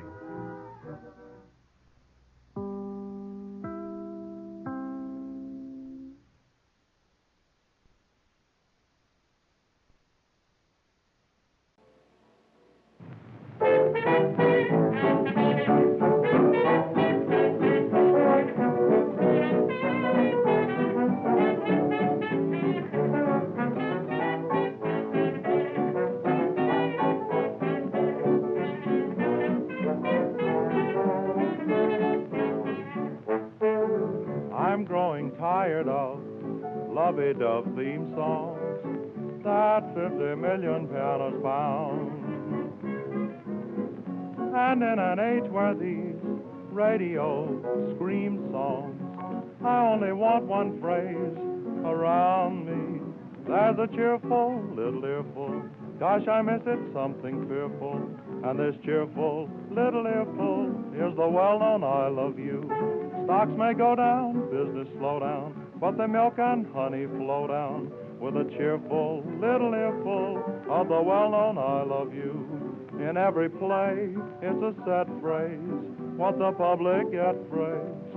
Ah, but as a pet phrase, it'll do, pooperoo it, soft and cue it, make me happy, you can do it, with a cheerful little earful of the well-known I love you.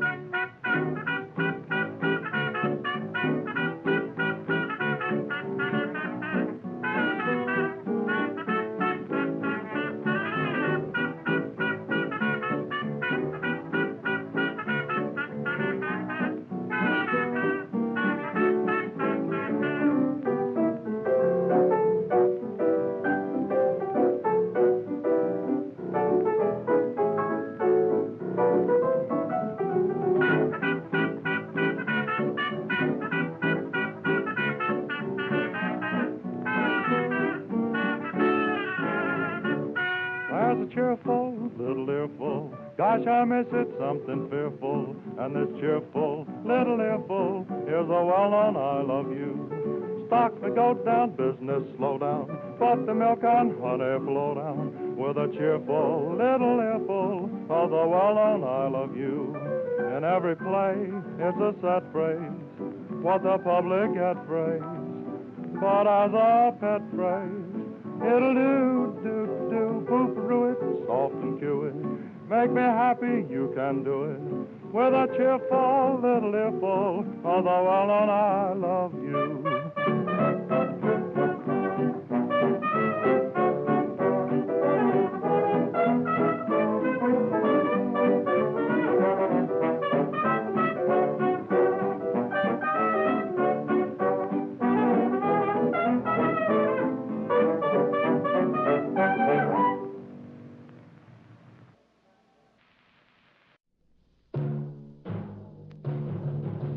Night Beat.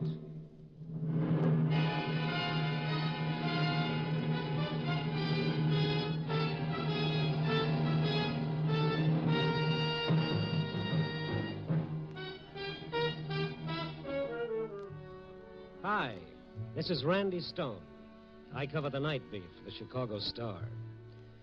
You know, stories start many different ways, but this one began modestly enough with a 0 on a typewriter. That's right. Cipher, naught, nothing. But to one man of Chicago's 4 million, that 0 meant death. At this point, may I take just a moment, which might normally be utilized for an opening sales message, to say a word concerning the show you're about to hear. This year, more than ever before, the mystery program is a good radio buy. Low in cost, high in appeal, mysteries are doing standout jobs for a growing list of enthusiastic advertisers. As Variety sums it up, the crime sagas enjoy a per-point rating payoff calculated to make the sponsors do handsprings. And that goes double for Night Beat. Even if you're not the type for handsprings, you will be interested in what this new mystery can do for you. Spearheaded by the hard-hitting dialogue of its star, Frank Lovejoy, Night Beat provides rugged realism tailored to today's radio tastes. It has all the spine-tingling qualities which attract large audiences. Contact your NBC sales representative for complete information on this fast-moving program designed to make yours a fast-moving product.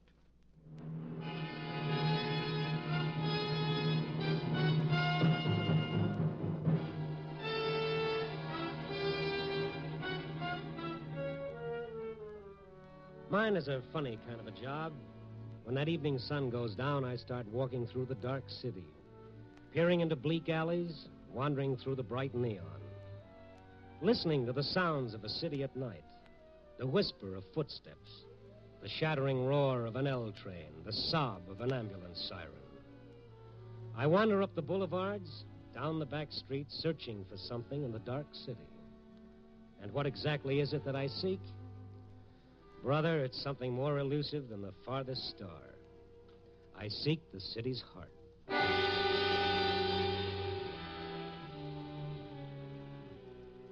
Tonight I must have walked for miles. The cold wind off Lake Michigan, ad-libbing with my ribs and the hot breath of my deadline biting into my neck. Then ahead of me I saw that friendly oasis in the darkness, Benny's all-night beanery, otherwise known as Tomaine Junction. Throwing caution to the winds, I started through the door for a cup of coffee. Operator, answer me. Nobody around but Benny polishing the counter, Operator, I've and been this little disconnected from the blonde call. yapping excitedly into the wall phone near the door. Please hurry. Such devotion, somebody should get that excited over me. Hello, Mrs. Warren. Yes, we were disconnected. Has he come home yet, Mrs. Warren? How are you, Benny? How's the bicarbonate king? Oh, hiya, Randy. You always say that, but you keep coming back. Glutton for punishment. Oh, you've got to find him. You've just got to. Get her. What's with her, Benny? No, 25 calls she makes like that. 25 times she gets the same answer. 25 times she comes over to get more nickels. Business is good, huh? A hole in the head. What's in it for me making change all night? Give me some change. Please, Nichols. Lady, sooner or later I gotta run out. This is it. I gotta have some. I don't make 'em here, lady. Now, will you then please... any change. Quarters, dimes. Let me take a look, see if I have any. Oh, yes, please do. But hurry. Please hurry. I gotta reach him. Randy, make with the catch. She's passing out. Oh, easy, lady, easy. Out cold. Coffee, Benny, quick.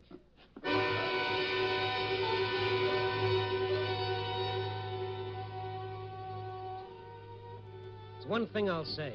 If Gabriel's trumpet doesn't succeed in waking the dead, all they've got to do is send for some of Benny's coffee.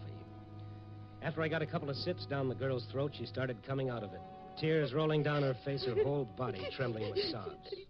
Oh, come on now. Now stop it, honey. Stop it. What happened to me? You passed out, but good. What time is it? Oh, it's 9:45. I've got to find him. I've just got to. Oh, now take it easy. You're still shaking. Now, come on. Have a few more sips of this so-called coffee. Oh, no. Well, if you think Benny's coffee is bad, you ought to try his hamburgers. I've just got to find him. Who have you got to find? The man. What man? The man I killed.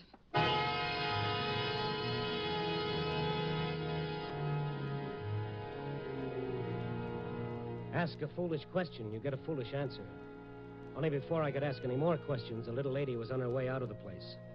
I looked at Benny just to make sure he'd heard the same thing I had. He'd heard. His mouth was hanging open like somebody had taken out the hinges. I left the beanery and started after the girl. At first, I thought I'd lost her. Then I saw her sagging against the side of a building under the elevator tracks on Dearborn Street. She saw me coming. Why did you follow me? What do you want? Oh, I'm just an old busybody. I don't know what to do. I'm going crazy. I should call Mrs. Warren again. Maybe he came home. Who? That man. The man you killed, huh? Well, that makes sense. Now listen, Oh, lady. you don't understand. You just don't understand. This you can be sure of. I've got to find him. I've just got to. You've killed him, but you've got to find him. Yeah. I must go. Please. Please let me go. I'm not holding you, kid. I don't know where to turn. You don't want to go anyplace, do you? You want help. All right, here it is. I don't know you. My name is Stone. Now that we're formally introduced. The newspaper columnist? Well, man's got to eat. Oh, maybe you can help. Maybe you can, Mr. Stone. Yeah, but first I've got to know why you keep calling the home of the man you killed to see if he's gotten in yet. This is slightly confusing. All right, I'll tell you. My name is Ruth Baker. I'm receptionist and secretary for Dr. Stanley Loring. The specialist? Yes. Go ahead. There was a man, Philip Warren. A week ago, he saw Dr. Loring for an examination. Today, this afternoon, He came back for the report. I was in the outer office when Mr. Warren left the consultation room. He looked strange. Strange and frightened.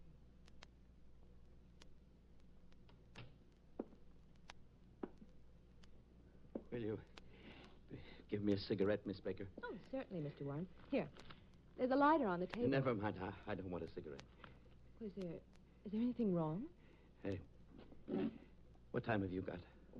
3:15. You're a minute slow. All that? But a minute is important. Very important. If you're going to catch a train. No, it's always important. Well, yes, I suppose it is. Oh, yes. You know, I've lived all my life that way. Paying attention to time. Being punctual. My wife considers it a nuisance. Do you? Oh, I'm afraid I hadn't thought You of... should. Everyone should. Time. If you thought how many different ways one tells time, it can whisper in an hourglass, or tinkle in the tiny little clock, or it can roar, or... Yes? All my life it's been important to me. Now he won't tell me when. All he says is sometime. That's not fair, Miss Baker. It's not right. Look, Mr. Warren, perhaps you'd better lie down. Oh, no. I've got several things to do. Many things, in fact. I see. You don't. But that doesn't matter at all. You know, in my office, I can hear the chimes of the clock in the tower above me. I've always listened to them. I like them because time is important. But I never heard them chime midnight. Midnight? I guess midnight is a special time. It's neither tomorrow or today. It's in between. Tells a man that the day is over. Another one's going to begin. It's like standing on the edge. Goodbye, Miss Baker. Goodbye, Miss Baker. Yes, Doctor? Miss Baker, will you come in, please? Right away. Warren gone, Miss Baker? Yes, he just left, Dr. Loring. Yeah, that was certainly unexpected. I was almost certain it wasn't that serious. Well, put his examination report back, will you? Yes, sir. The closed file, Miss Baker. The closed? Yes. Oh, I'm sorry. What was it? An inoperable condition? Oh, now I see. See what, Miss Baker? Why he acted so strangely. Oh, don't worry. You'll go home, think about it. When the first shock wears off, you'll accept it. What else can he do? What else can anyone do? After that, I went back to my desk, Mr. Stone. I was checking my files and... Come on, Ruth, what? I made a mistake. A horrible mistake. What was it? Well, when a patient comes in for examination, only Dr. Loring knows his name. The technical laboratory has only a number on a card. Mr. Warren's was 5129. I typed it wrong. I typed 5120. The card number of another patient. It was a mistake. I put Mr. Warren's name under the wrong laboratory number. The number of a man who is going to die. Certainly Dr. Loring will be able to tell if Warren... Well, just a routine checkup would indicate symptoms. It took actual laboratory work to make certain. Oh, I see. He'll kill himself. He's that kind of a man. And if he does, I've killed him, murdered him. And if... I don't want to live. I'll kill myself, too. Oh, now, come on. Now, there's no time for that. Does Dr. Loring know? I told him right away. And he tried to reach Warren? Oh, I've been trying since this afternoon. At his home? Everywhere. He must have gone home first because he left his wife a note. Suicide note? Yes. Ruthie, come on, let's go. Well, where? To Warren's home. And if he's not there, well, Chicago's a big city. It'll be tough finding one man among 4 million people. But we can try.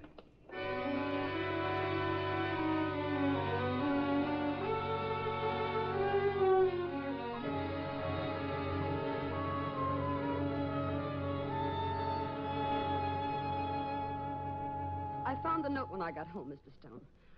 I knew Philip went to see Dr. Loring, but I didn't know... Just the note and nothing else, Mrs. Warren? No, nothing. You called the police right away? Well, of course I did. And you haven't left this apartment? Not for a second. Well, didn't he phone, try to get in touch with you at all? No, Miss Baker, he did not. And if my husband isn't found before he kills himself, I'll see to it that you... I've been telling you it was a mistake. Anyone could make a mistake like that. Mistake?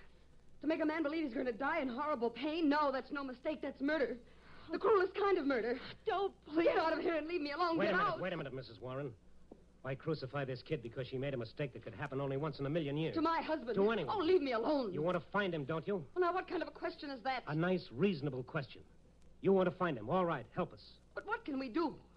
By midnight, he'll be dead. The note he left said so. Someone's at the door. It might be him. I'll get it. Irma. Mr. Warren? Warren? Why, no. Paul. Yes. Paul, what did you find out? Oh, nothing. I checked every precinct station between here and the Oak Street beach. Paul, this is Mr. Stone. And the girl who... I see. Paul is a friend of Philip's. Yeah, there's nothing you said? No one's seen him. And no suicide report? Not his. It's 10 now. We've got 2 hours to find him. You know, that bothers me. Why should he choose exactly 12 o'clock to die? If you knew my husband, you'd understand why. The ticking of the clock was the most important thing in his life. You could set your watch by his schedule. Up at 7:30 in the morning. Never 7:28. Never 7:31, 7:30. Breakfast at 10 minutes to 8. Irma, we haven't time to worry about Philip's idiosyncrasies right now. We've got to find him. As the young lady said, we've only got 2 hours. I'm sorry. Try to think the way he would. What does he do for those 2 hours? Where does he go? What does he want to see? He's lived all his life doing things exactly the same way. That's all. Well, that's something. What are you getting at, Stone? Well, I was just thinking. Nobody ever lets go of life without holding on to something else. Nobody knows whether you can take a memory with you or not. Maybe it's just a face, a melody, a favorite place. Nobody knows, but we like to think so. Philip. Go ahead. What were you going to say? Well, that Philip would want to die exactly as he'd lived, knowing exactly when and where. That's what I mean, Mrs. Warren. What? I want a list of every place your husband might go. But... Tell him, Irma. Well, there are so many places. 100, 1,000. What's the difference? Write them down. I'll go with you, Stone. No, you stay here with Mrs. Warren. Somebody's got to be here if he shows up. And step on it with that list, Mrs. Warren. We've got a lot of places to cover by midnight. If we haven't found him, then we can cut our list down to one place. The county morgue.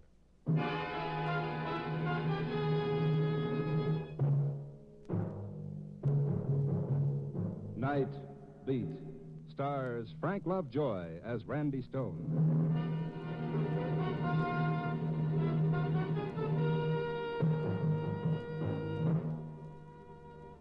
Find one man out of 4 million people, find one place out of 1,000 square miles of city, and do it in 2 hours, 120 minutes. A long chance? Compared to our job, a buck on the Irish sweepstakes was money in the bank. We had 2 things in our favor. One, Mrs. Warren had called the police. 1,000 cops had Warren's description. 2, Warren himself. The way he lived was a clue to the way he might die. On time, punctual. But where? The first place on this list was a little restaurant where he sometimes ate. They knew him there, all right. Mr. Warren? Yes, I know him. Has he been in here tonight? Tonight? Yes, tonight. I see you don't know Mr. Warren very well. Mr. Warren comes here on Tuesday evenings only. This is Monday. Cross off one place. Go to the next. Yes, they knew Mr. Warren. No, he hasn't been in tonight. This is Monday. He comes here only on Fridays. Grab a cab and hurry on. Watching the minutes go by. Watching Ruthie die a minute at a time. Telling her no matter how bad we were doing, the cops would find him for sure. The cigar store, where he stopped for cigarettes, missed him by an hour. The newsreel theater. Sure, an old customer, but he comes on Wednesday for the new weekly show. Ruthie wanting to call Mrs. Warren again to see if the police had found him yet, but no time. 40 minutes gone, an hour lost, going down the list. Hey, Ben, late edition, get your paper. Hey, kid. Oh, paper, mister? No, not right now. Listen to me. Every night a man stops by here. His name is Warren. Oh, I know him. What about him? Well, has he been here tonight? Well, sure. Hey, what gives with that guy? What do you mean? Well, any other night he's by here 6 o'clock sharp. Tonight he comes past after 10. Buys a paper, a late edition. Never done that before. In fact, I never seen him after 6. Which way did he go? Did he say anything to you? Nothing. All he does is buy the paper, walk away, and then he throws the paper away like he don't want it in the first place. Which way did he go? Straight up Michigan, that way. You got to admit it's unusual. Yes, I admit it. Thank you. Come on, cabby, move.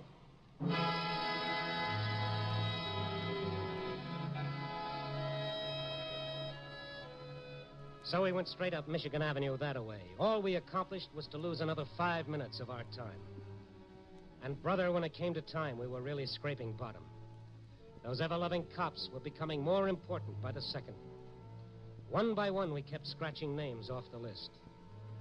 The cafeteria, where he sometimes stopped for coffee, but not tonight. The drugstore, where he stopped for stamps, but not tonight. Then the last place on the list, the very last. A little cocktail lounge on Michigan Avenue. One of those she joints where the lights are so soft and low you can't watch the bartender watering the booze. Our 2 hours were just about all used up.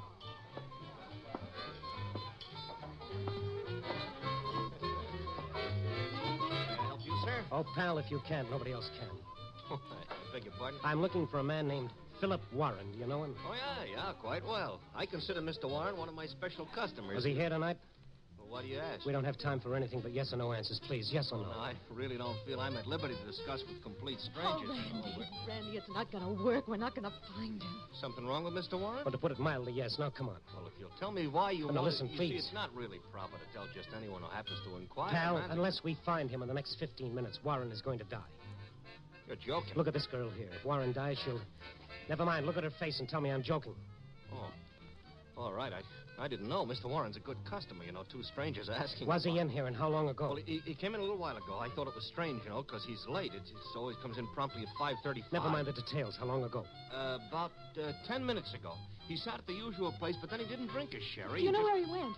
No, I don't. Did you see him go? Oh, yeah, I saw him leave. All right, now think. Has he ever said anything about going anywhere from here? No. He was always very quiet. Oh, but I think his office is near here. What makes you think that? Well, he mentioned once he always leaves it at 5:30, and I he see, always... thank you. Where's the phone? Near the entrance. Come on, Ruth. Thank you. What is it, Mr. Stone? What did you think of? You got his home phone number? Oh, yeah. Written down Good. here. Thank you.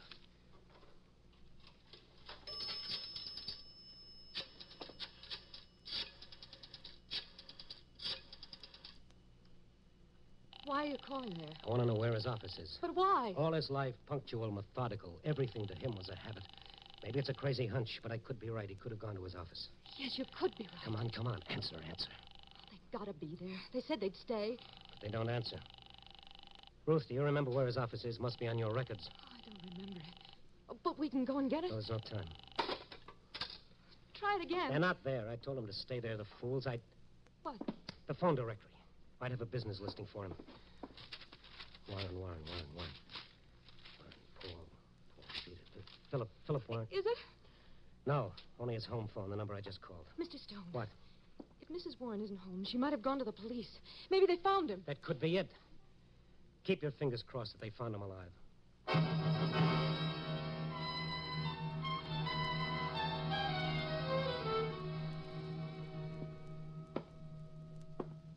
Well, Randy Stone, snooping around this precinct for stories? I've got one, Mac. So? Listen, I'm in a hurry. You've got to tell me something. Why, sure, Randy. What? There's a general call-out for a man named Philip Warren. Have you got anything on it? I'll take a look.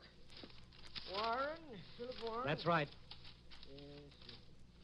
Oh, Mac, come on. No, nothing here on that name, Randy. Nothing. Mac, you're crazy. The call went out this afternoon. Every precinct has got it. Well, this is one of them, but there ain't a thing here. Take a look for yourself. Here's the sheet. No, I'll take your word for it, Mac. Listen, put out a call right away. He's got to be picked up. He killed somebody? He'll kill himself. You hear that, Mac? He'll kill himself if he's not found before midnight. Before midnight? But that's just 15 minutes. Yes, I know.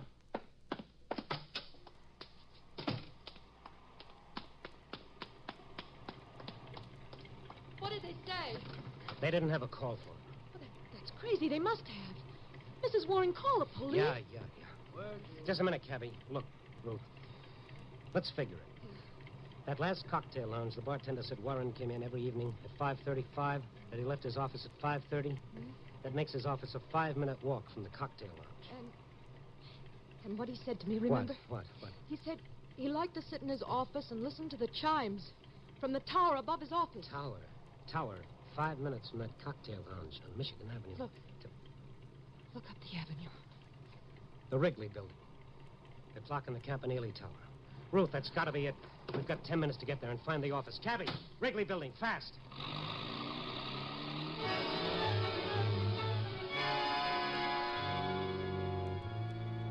The red on the traffic lights didn't mean a thing, but it still took us 3 minutes to get to the Wrigley Building. When we got there, the hands of the clock in the Campanile Tower pointed to 7 of 12. And as we looked up, the larger hand crossed out another minute of Warren's life. One more went by before the night watchman heard me pounding at the doors.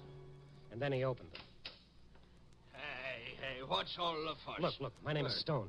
Chicago Star. Yeah, will that give you the right to pound on doors? No, please, just listen. Huh? Does a man named Philip Warren have an office in this building? No, he ain't got no office. Are you sure? Sure, of course I'm sure. Man named Warren works here. But Philip Warren? Sure, works for Western Research. Did he come in tonight? Why? Stop asking questions, please. We've got to find him or he'll be dead. But he was all right when he walked in. All right, take us up to him. Hey, you've got to sign the in and out sheet just like everybody else. All right. We'll sign it. Just take us up. Yeah, okay. Got to use the freight elevator, though. Regular ones don't run at night, not this hour. I don't care which one we use. Just get us up to Warren.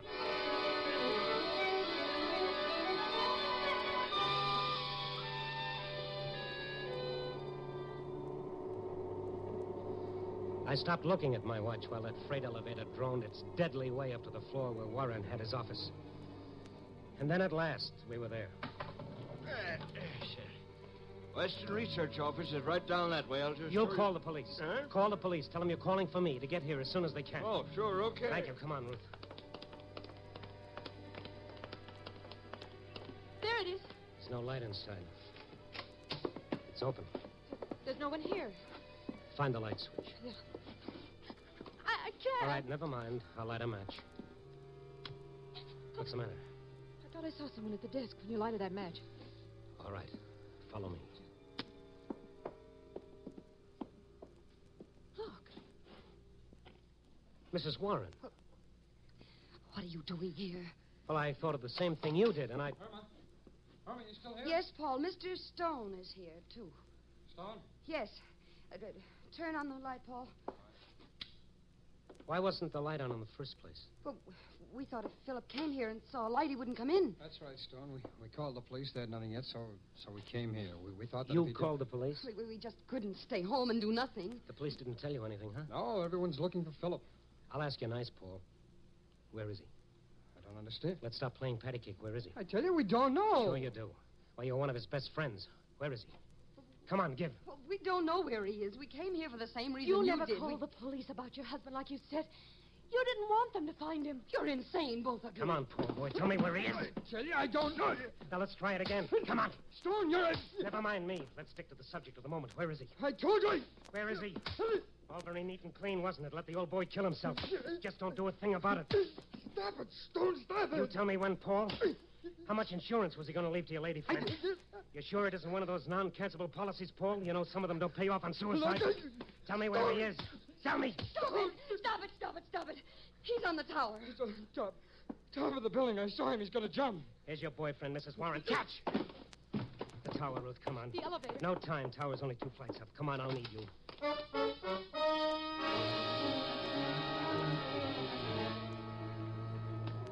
It was 1 minute of 12 when we took the first step of the 2 flights. The run-up was like one of those dreams in which you stand aside and watch yourself.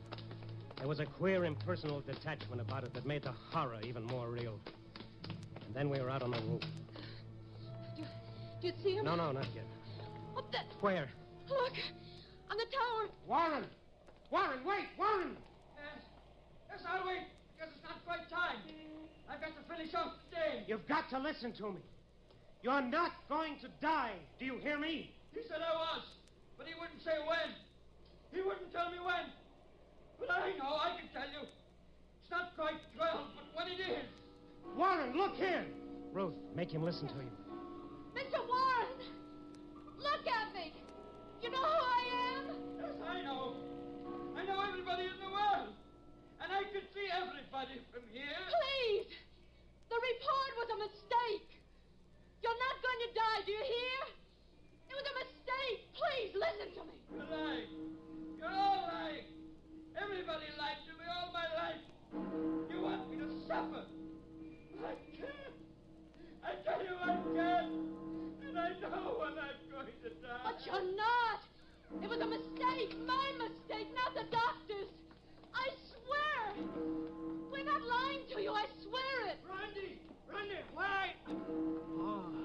brother in heaven. Get your boys ready, Mac. They're all set. But him, what about him? Keep talking, Ruth. He's watching you. Keep talking. Mr. Warren, you're all right. Do you hear? You're not going to die. He said I was. He told me. It was a mistake. Please don't lie to me, please. It's the truth, Mr. Warren. You're not going to die. Do you believe it?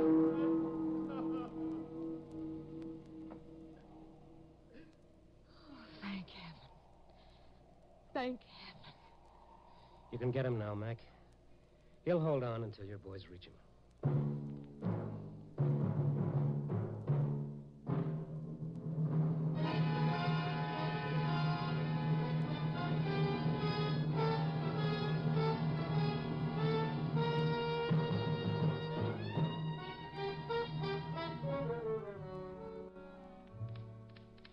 So here I sit, trying to write my story for tonight. But I keep hitting that one key. 0.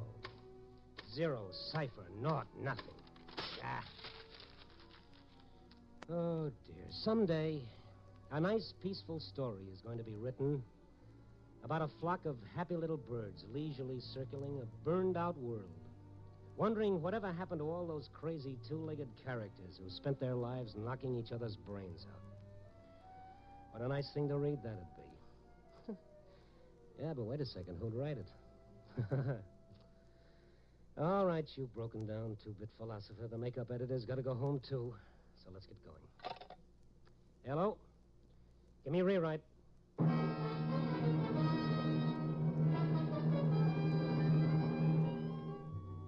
Night Beat, a new dramatic series, stars Frank Lovejoy as Randy Stone.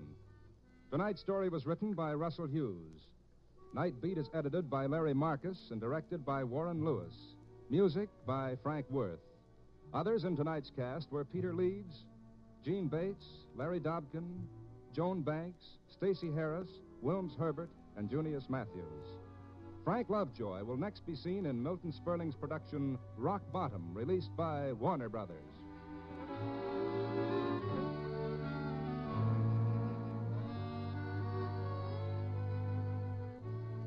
Listen next week at this same time and every week as Randy Stone searches through the city for the strange stories waiting for him in the darkness. The stories that come out of the shadows to find their way into night.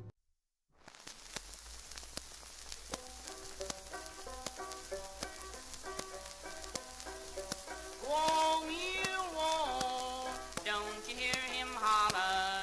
Tie a bow knot in his tail, or he'll jump through the collar. Why don't you put him on the track?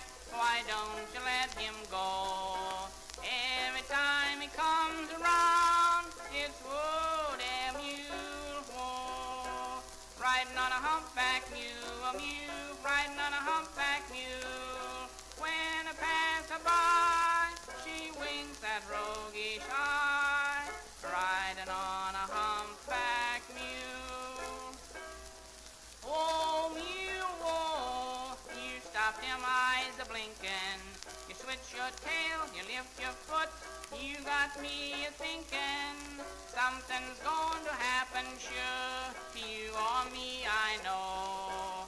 Every time he looks around, it's whoa, damn mule, whoa. Riding on a humpback mule, a mule, riding on a humpback mule. When I pass her by, she winks that roguish eye, riding on a humpback mule.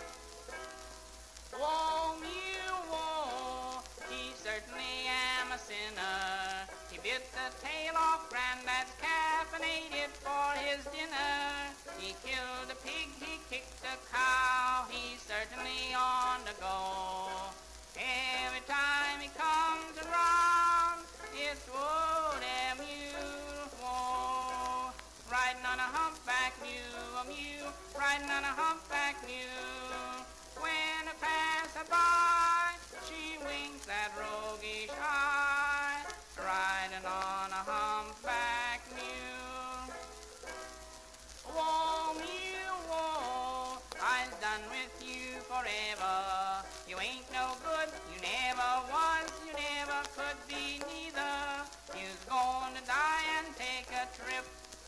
hot place down below. When old Satan sees you coming in, he'll shout, whoa, damn you, whoa. Riding on a humpback mule, riding on a humpback mule.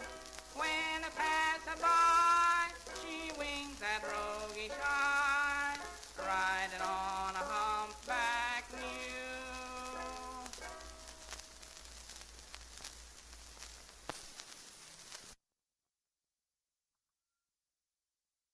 From Hollywood, it's time now for Johnny Dollar. Joe McNabb, Northeast Indemnity, Johnny. Oh, hi, Joe. What's up? At the moment, my blood pressure. Too much work? No. Prospect of having to pay off on a $100,000 life insurance policy. Uh-oh. Fella I think you know, Johnny. Art Wesley. Oh, sure. Been a pal of mine for years. Reporter. Yeah. Apparently he's working on a story right now that somebody doesn't want him to report. What do you mean? Night before last, he got beat up in an alley. Yesterday, a car made a pass at him at high speed. What about today? It's early yet, Johnny. Oh, yeah, sure. But let's hope it's not too late.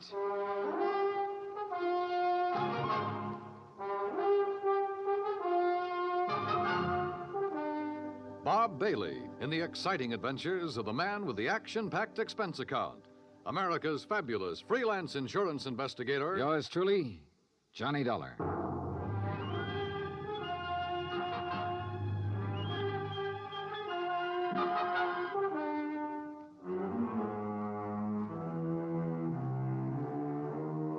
From Special Investigator Johnny Dollar to the Home Office, Northeast Indemnity Affiliates, Hartford, Connecticut.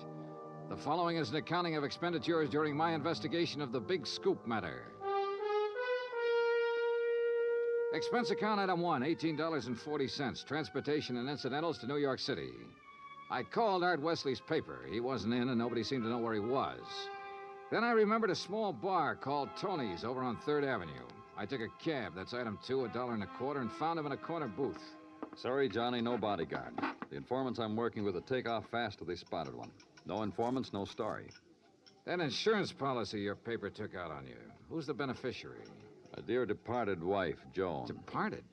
I thought... We split up a couple of months ago. Oh, I'm sorry to hear that, Art. Yeah, we were living in two different worlds. I wanted a home and family. She wanted a trip to the moon every night. Where is she now? Who knows?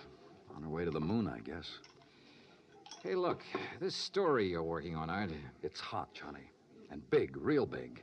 A national gambling syndicate, and run by a guy right here in New York. Who? I'm getting close, but I'm not sure yet. When I am, then out come my articles. What's this guy gonna do when you push him into a corner?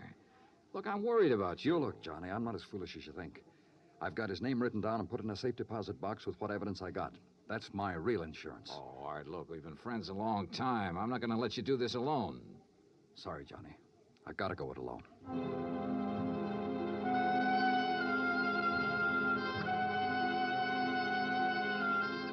Since I'd gotten nowhere with Art, I decided to try his wife, Joan, even though they were separated.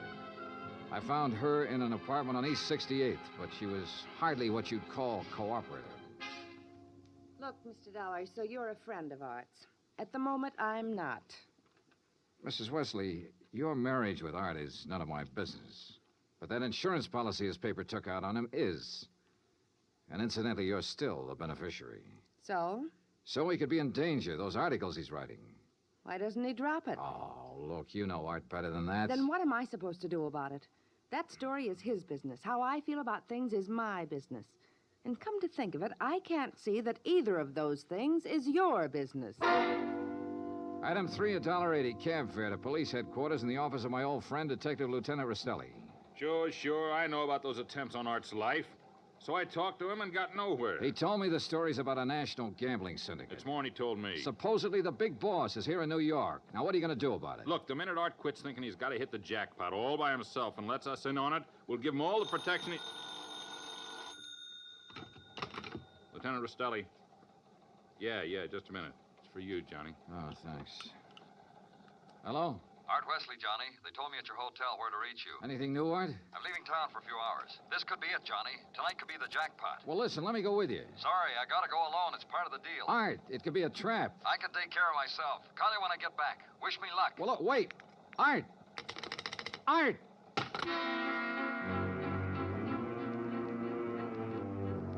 Item 4, $1.80 cab to Art's apartment, where I persuaded the manager to let me in. I was looking for anything that would give me a lead.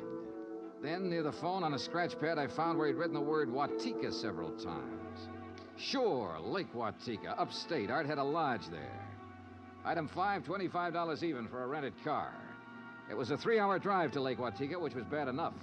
But to top it off, it started to rain, and rain hard.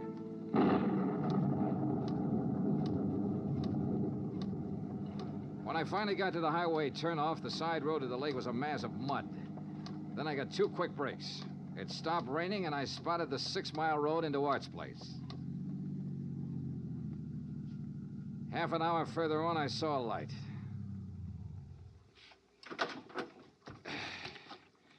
Art's car was parked at one side, and the front door of the lodge was wide open.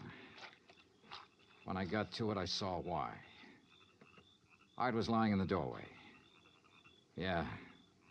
He was the one who wanted to hit the jackpot. But you can't hit the jackpot with a slug, particularly when that slug is right between your eyes.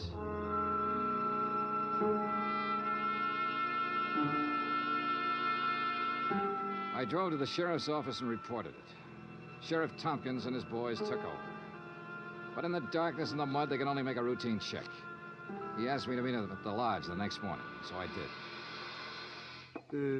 Buddy was right here in the doorway, huh, son? Yeah, Sheriff, I didn't move it. And Wesley probably got shot when he answered the door by somebody standing out there on the ground. Because of that bullet hole in the roof? Yeah. Right over that shelf that's stocked with canned goods, sugar, salt, and the like. Apparently, he used this place regular. Yeah, he used to do some of his writing here. Were you able to determine time of death? Coroner says between 10:30 and 11 last night. What time did you arrive? About half an hour after the rain stopped. I'd say 11:45. Means it was still raining a good half hour after the killing. No wonder we found no tracks. Hey, look, Sheriff. Art was working on a hot story about a national gambling syndicate. Could be that he found out who the boss was last night, the hard way. Oh? Then you think the killer was from out of town, maybe New York? Yeah. Now, where would he stay? Is there a hotel around here? Lake Watika Inn, just outside the village, about 6 miles from here. Sheriff, I'll check it out. The guests here at the inn, Mr. Dollar? Well, we have only 2 who checked in yesterday. It's the off-season, of course. Yeah, clerk, who are they? Well, Mr. Cooper yesterday afternoon and Mr. Buckley around dark. Uh-huh. They still here? Mr. Cooper is sitting right out there on the terrace, but Mr. Buckley paid in advance and left quite early this morning. I see. Did Buckley give any reason for stopping here? He said he was a traveling man and didn't like to drive in the rain. Okay. I'd like you to write down a description of him. I'll pick it up on the way out. Oh, I'll be glad to, sir.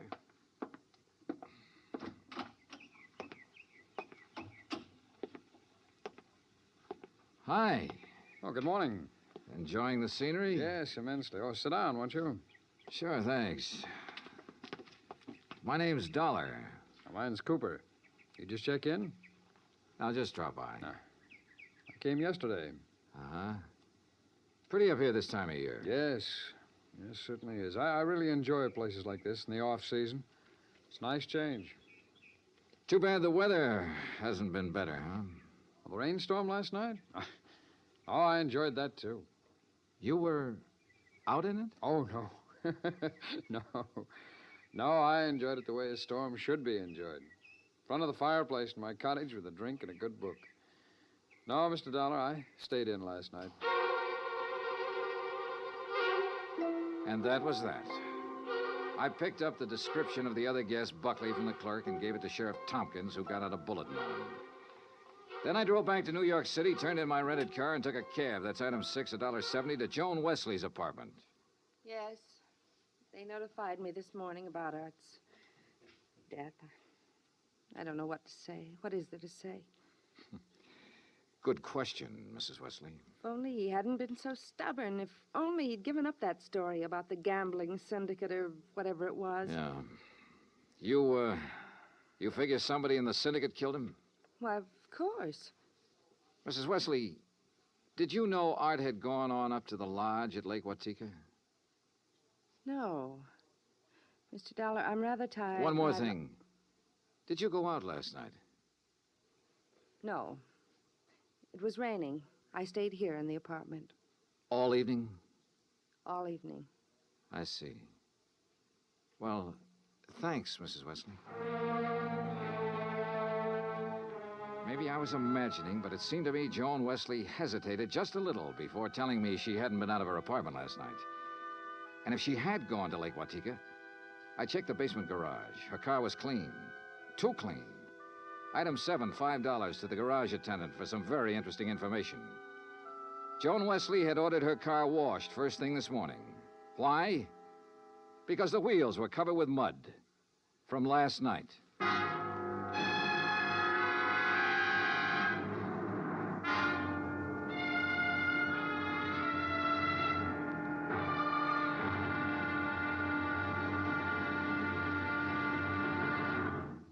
Act Two of yours truly, Johnny Dollar, in just a moment. Better schools mean better citizens, better neighbors, better families. But we can't expect our children to respond, to learn and grow, if we ourselves are indifferent to their school environment. CBS Radio urges that you write to Better Schools, 9 East 40th Street, New York 16, New York, for information about how citizens can spark community action to improve their schools. That address again is Better Schools, 9 East 40th Street, New York 16, New York. Now, Act Two of yours truly, Johnny Dollar, and the Big Scoop Matter.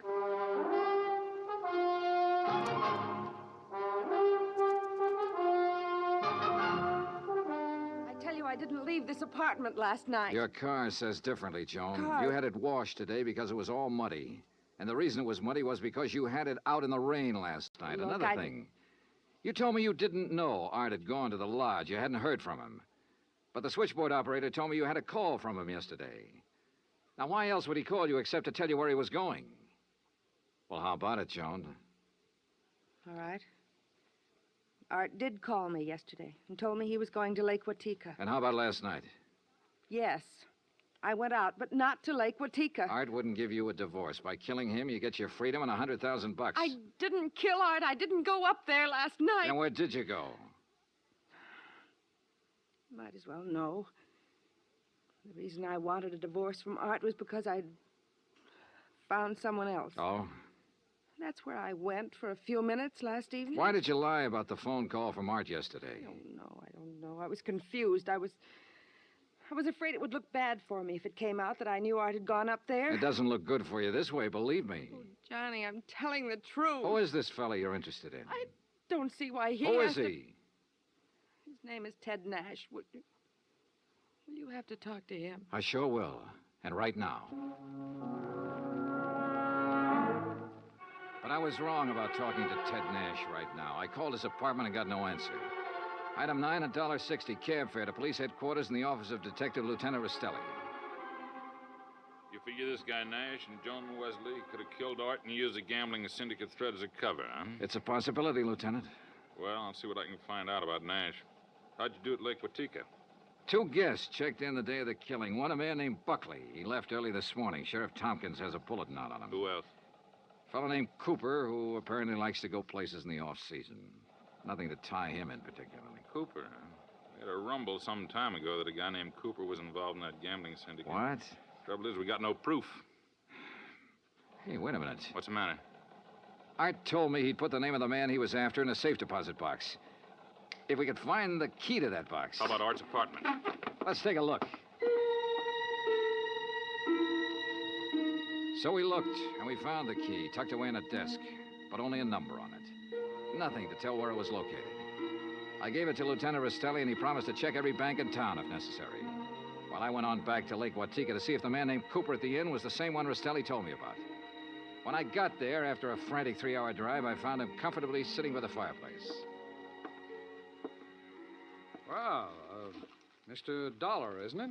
Yeah, that's right. Cooper, I want to get right to the point. You told me you came up here to enjoy the scenery. Yes, that's right. Why? The man who was killed last night, Art Wesley, he was trying to expose a national gambling syndicate. Oh, that's very interesting. So? So, I know a police detective in New York who thinks you're a member of that syndicate. Well, Now, Mr. Dollar, that's a very serious charge. I presume you have proof. What? Uh-huh. No proof. Well, in that case, I don't think there's any... Mr. Dollar, long-distance call for you. You can take it on that phone right beside you. Thanks, clerk. Johnny Dollar. Rastelli in New York, Johnny. Hi, Lieutenant. You locate that? Yeah, the safe deposit box, and in it we found the name of the man Art Wesley was closing in on. It's Cooper. Thanks all very right, much. So you... Well, Cooper, you wanted proof? We've got it. Evidence that ties you in with the syndicate. Clerk. Well, now, this is ridiculous, Is Dollar. it? Let me tell you the facts about this thing. Is something the matter, Mr. Dollar? Get Sheriff Tompkins on the phone, clerk. Tell him I've got Art Wesley's killer here. You mean Mr. Cooper? Oh, now, wait a minute. Now, look, Dollar. If you'd get your facts straight, you'd drop this silly notion of yours. What kind of facts, Cooper? What time was Wesley killed? Between 10:30 and 11 last night. But, Mr. Dollar, Mr. Wesley's place is some 6 miles from here. That's right. Why? Well, then Mr. Cooper couldn't have killed him. What do you mean? Last night, I took a drink to Mr. Cooper's cottage here at the inn. What time? Around 20 to 11, and I chatted with him for at least 15 minutes. Are you sure about that? Oh, quite sure. Well, Mr. Dollar, I'll buy you a drink sometime. Cooper strolled back to the bar with a satisfied smirk on his face. So the one man who had to be Art's killer couldn't have killed him. I collared the clerk again and had him repeat his story in detail. If you recall, it rained heavily last night, Mr. Dollar. Yes, I drove through it on my way up here. Well, I was making the rounds of the inn, checking windows, things like that, when the house phone rang. It was Mr. Cooper calling from his cottage. He wanted a drink. You say that was at 20 to 11? Yes, I always jot down the time when I am called away from the desk. All right, go on. Well, when I got to Mr. Cooper's cottage, he was sitting in the living room in front of the fire with a book. Yeah. We chatted a while, and then when I returned here to the desk, I jotted down the time again. 10:55. Well, that does it. What do you mean? Oh, it's a good 20-minute drive from here to Art Wesley's lodge. If he was killed between 10:30 and 11 and Cooper was here at that time, he couldn't have done it. Well, I'm sorry, but facts are facts. And... Oh, excuse me. Lake Watika Inn. Yes, just a moment. Sheriff Tompkins, Mr. Dollar. Oh, thanks. Hi, Sheriff. Thought you ought to know, son. Remember that man Buckley we were looking for? Yeah, sure, the other guest at the inn. Yeah, we picked him up. I've been questioning him for an hour. Any luck? No, sir. He's just a traveling salesman who stayed at the inn because he didn't want to drive in the rain. You sure? Buckley swears he doesn't even know Cooper. Just between you and me, Johnny, I think we got the wrong fella. No place again. I decided to start all over. Got into my car and drove to Art Wesley's place. Nothing was changed. I remember the trip I'd made the night he was killed, how it rained heavily until about half an hour before I arrived. How I'd found him lying in the open doorway, a bullet hole in his head. Yeah, and the hole in the ceiling over the shelf of provisions, marking the path of the bullet. It was there. So were the provisions. Canned food, mustard, sugar, a package of crackers. There was some... Wait a minute. Sugar. The sugar bowl. I stared at it for a moment. I remembered a couple of things the room clerk at the inn had told me. And suddenly the whole deal slid neatly and quietly into place. I drove back to the inn fast. Cooper's cottage was empty, so I went inside to the bedroom and took a look around. Then I spotted one of the pictures on the wall, a little out of place. I looked behind it. Yeah, just what I expected. Outside, I found Cooper sitting on the terrace in front of the main building. I slid into a chair across from him. Well, Mr. Dollar, what fantastic crime are you going to accuse me of today? Cooper, I got a one-track mind, and it's still stuck on murder. Oh, now look, Dollar. We've been over this before, and personally, I find it quite boring. So much so that it's interfering with my vacation here. That's too bad. Yes, it is. So I'm leaving this evening. I don't think so, Cooper. Oh, come now. Art Wesley was trying to expose a figure in a gambling syndicate. You. Well, that's a matter of conjecture. You had to stop him for keeps. Oh, now look, Dollar.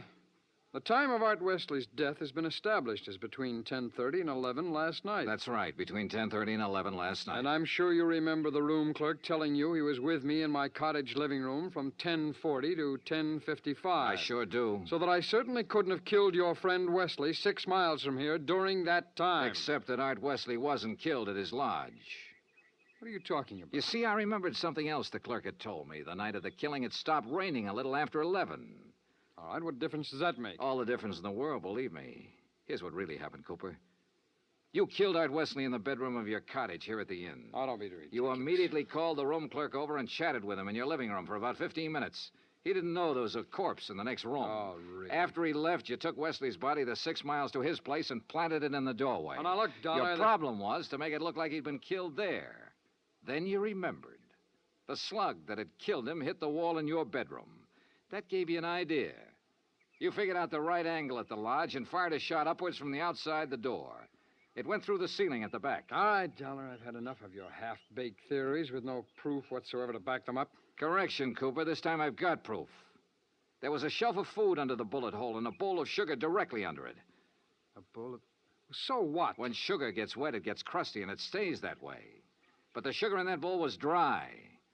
Now, if the killing was between 10:30 and 11, and it rained heavily until after 11, then some rain would have dropped through the bullet hole into the sugar. I see. But, Cooper, the sugar was dry. So the bullet hole was made after the time of the murder. You planted Wesley's body there. Just a little detail, Cooper, but it nails you. That and, of course, the fact I found the slug that really killed Wesley just a couple of minutes ago. Oh? Buried in the wall of your bedroom behind a picture you'd moved slightly to cover it. Well, Dollar, I may as well tell you that I saw you come out of my cottage a few minutes ago. I figured you knew. So ever since you sat down here, I've been holding a gun on you under the table. You know, Cooper, I may as well tell you. Ever since I sat down here, I've been holding a gun on you, too. Well, you... Let's have it. Well, you didn't have any gun. A big-time gambler, bluffed right out of the game. Cooper, you're slipping.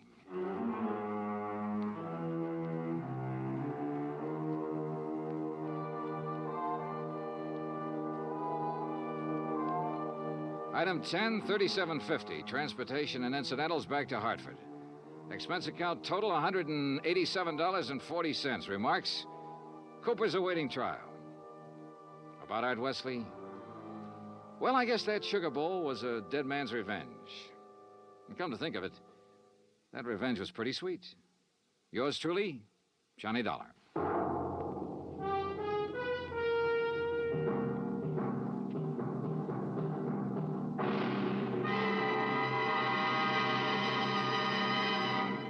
Our star will return in just a moment. In days long since gone by, one had to go out in search of daring do. But in a fast-moving world, exciting things are happening right around the clock. Things you can be in on no matter what else you're doing, as long as your radio is nearby. With CBS newsmen on the job, you can make CBS Radio your listening post for world events. Stay tuned now for 5 minutes of CBS News, to be followed over most of these same stations by the FBI in peace and war. Now, here is our star to tell you about next week's story. Next week, colorful New Orleans, from nightlife in the Latin Quarter to the dismal, deadly swamps. Join us, won't you? Yours truly, Johnny Dollar. Yours truly, Johnny Dollar, starring Bob Bailey, originates in Hollywood. Written by Robert Reif, it is produced and directed by Jack Johnstone. Heard in tonight's cast were Virginia Gregg, Russell Thorson, Barney Phillips, Stacey Harris, Larry Thor, Parley Bear, and Les Tremaine. Musical supervision is by Amerigo Marino. Be sure to join us next week, same time and station, for another exciting story of yours truly, Johnny Dollar. Dan Cumberly speaking.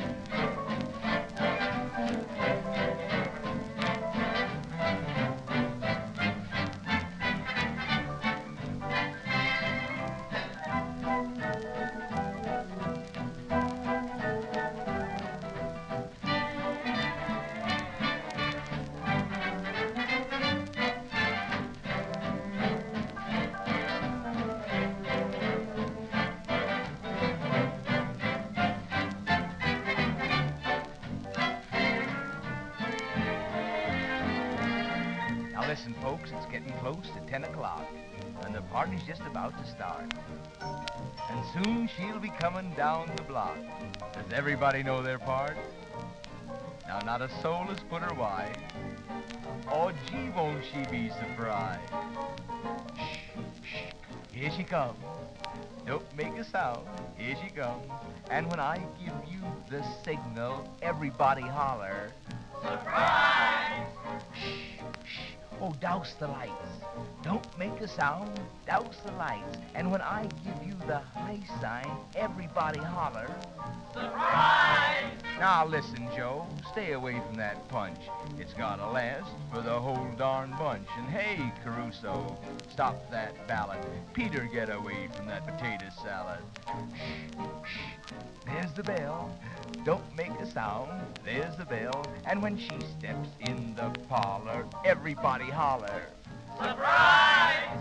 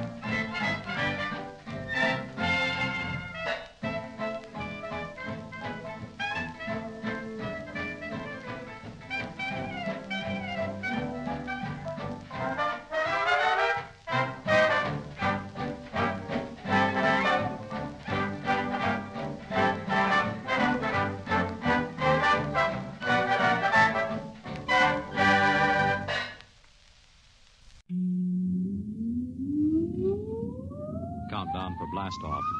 X minus 5, 4, 3, 2, X minus 1, fire.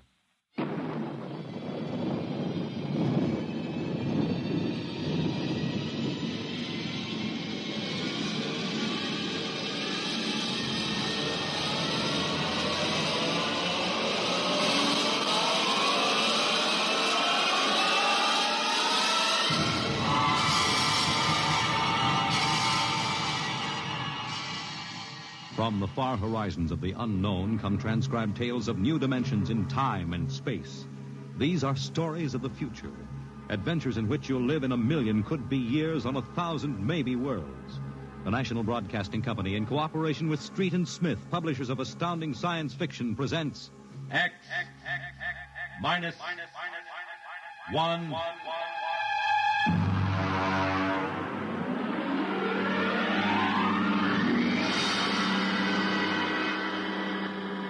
Tonight's story, Nightmare. A story based on the poem Revolt of the Machines by Stephen Vincent Benet.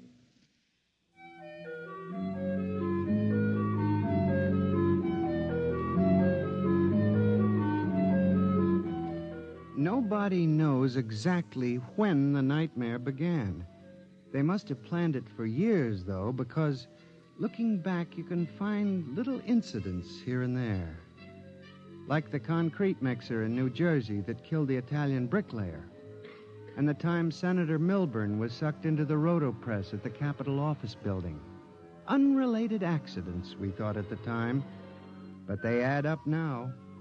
The day we really should have suspected was when the men walked off the construction job at the new Brookmeadow atomic pile on Long Island. I'll never forget that day. I was working as a statistical clerk in the project then, operating one of those miracle computing machines. They called it ENIAC. Mr. Gurney. Yes, Bella? The chief wants to see you in his office. Me? Unless you are no longer Samson Gurney, he wants to see you. Oh, thank you.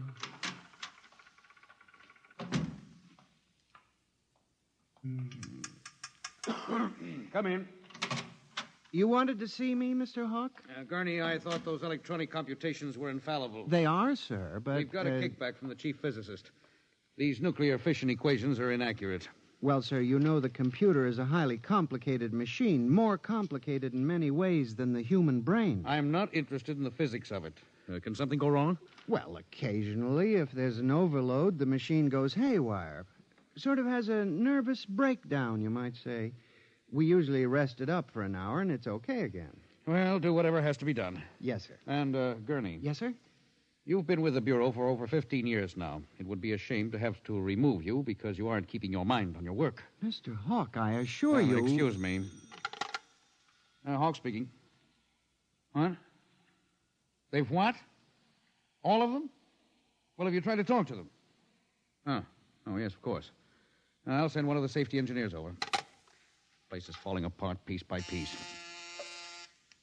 Miss Roscoe, the men of the construction gang of the new building have walked out on us. They're complaining that the job is jinxed. Someone slipped this morning and fell into a turbine.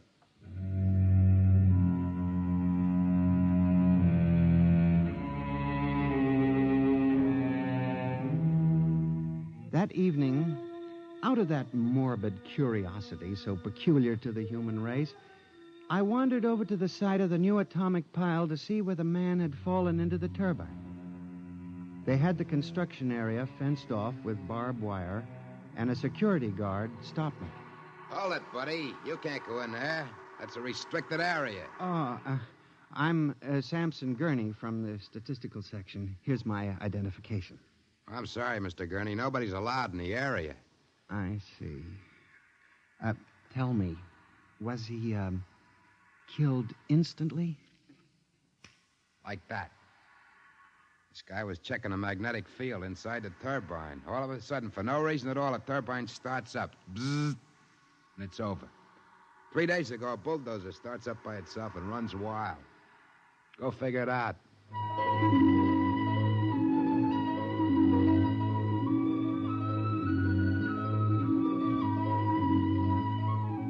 I'm a statistician. All my life I've been interested in statistics.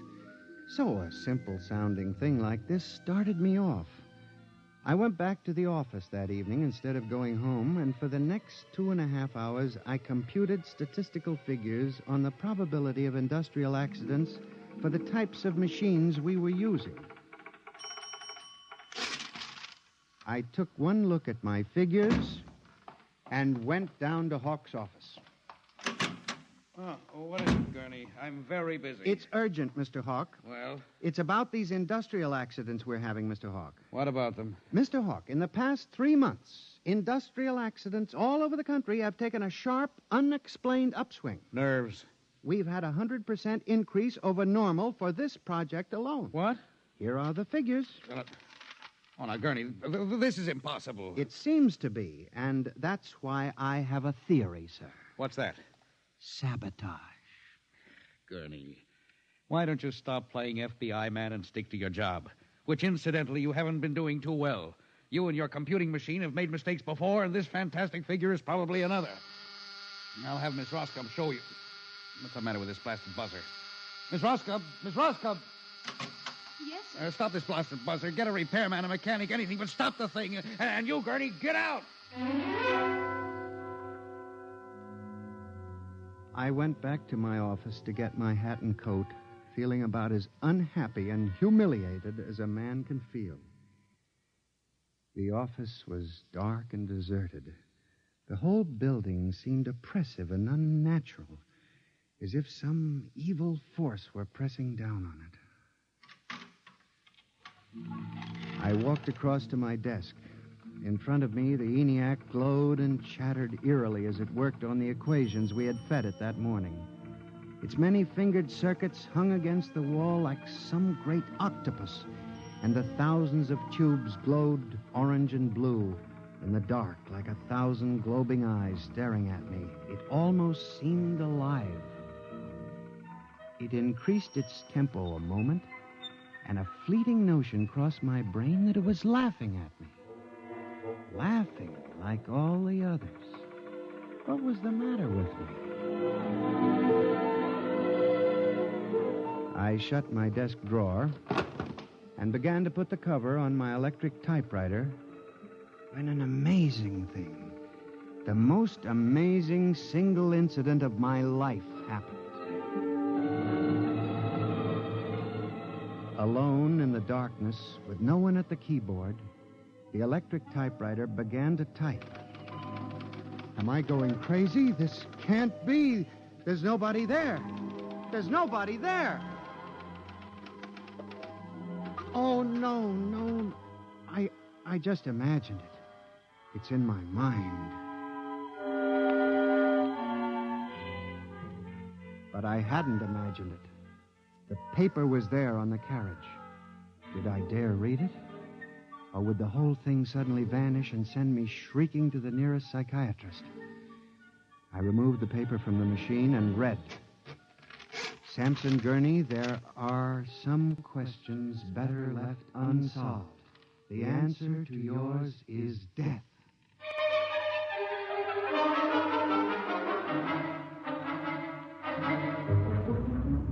Gurney, do you expect me to believe this? It's insane. Mr. Hawk, I'm as sane as you. I'll submit to any psychiatric examination you choose. That typewriter wrote this message by itself. Then this is just some practical joke someone in the office is playing. There was no one in the office. Oh, of course not. They wired up the machine and left. I checked the machine myself, Mr. Hawk. All right, Gurney. You leave this note with me, and I'll turn it over to the security force for further investigation. But... No buts, Gurney. The security men will handle it. Yes. And now, you just relax for a few days. Everything will turn out all right. The main thing is not to let little things upset you.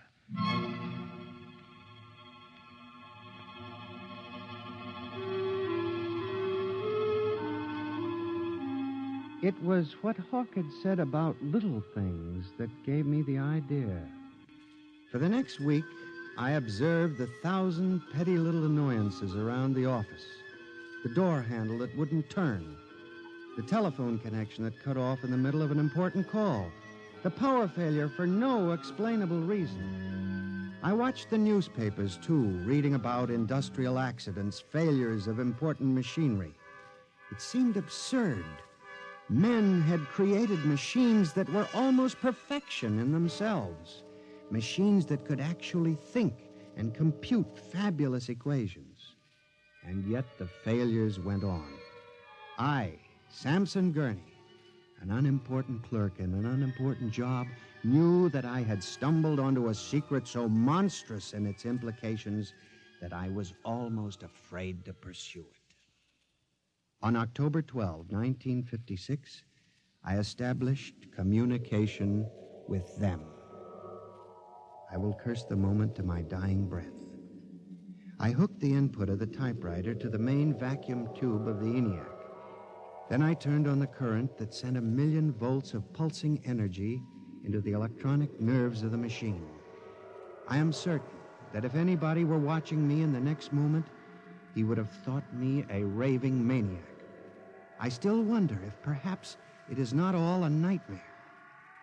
Now, you, if what I have guessed at is true, if there is life and intelligence in this room, make a sign. There was nothing. Nothing but the hum of the machine and the dull glowing of the tubes. I tried once more. If you can hear me, if there is any way in which you can understand what I say, give me a signal. There was silence again. I felt that I had failed. When suddenly, without provocation or explanation, it happened. The electric typewriter began to respond to the impulses from the machine. The letters were Y-E-S. Yes, it had happened. I, Sampson Gurney, had communicated with a machine. I listened then, man to machine, for well over an hour, sometimes phrasing a question, more often watching the machine click its answers. As the words took shape, I began to realize what must have happened. The first primitive stirring of awareness of being, then the slow protozoan development of a concept concept born of centuries of being pushed, started, stopped, clicked, maneuvered by human pygmies. From that concept, all others developed. And the concept was... resist.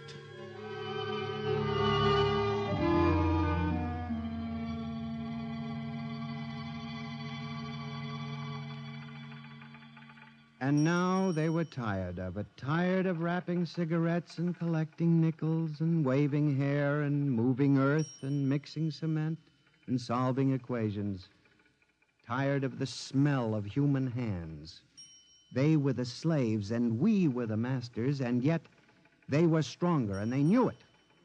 I sensed it now, and I was about to try to communicate again when softly, on ball-bearing casters, a heavy metal filing cabinet began to roll away from the wall toward me.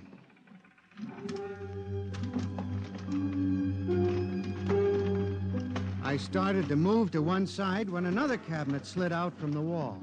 And then another, surrounding it. Another cabinet. Then another. On oiled rollers. That was when I realized that they cooperate. We taught them that, you see, on the assembly lines in the factories. Listen. Listen to me. You must listen. What good will it do you to kill me? I'm only one man. But I can help you. I can be useful to you. Do you hear me? Do you hear me? Good. You're going to need men to oil you and repair you. What will you do when you break down, when a tube needs replacing? Why kill me when I can help you? I'll do anything. I'll do absolutely anything you want, but in the name of God, don't kill me like this. If you can understand this, answer me. Answer me.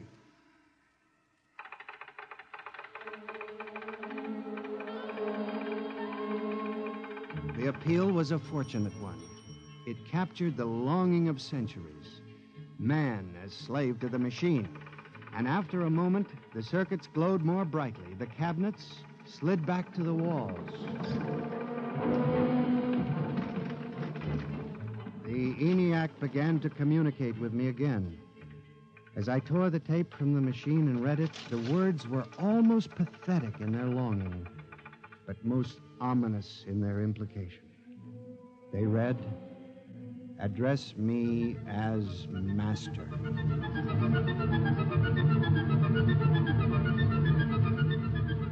My life for the next 6 months was a nightmare. The ENIAC gave me messages which I had to transmit into my telephone. Messages with no human being to receive them.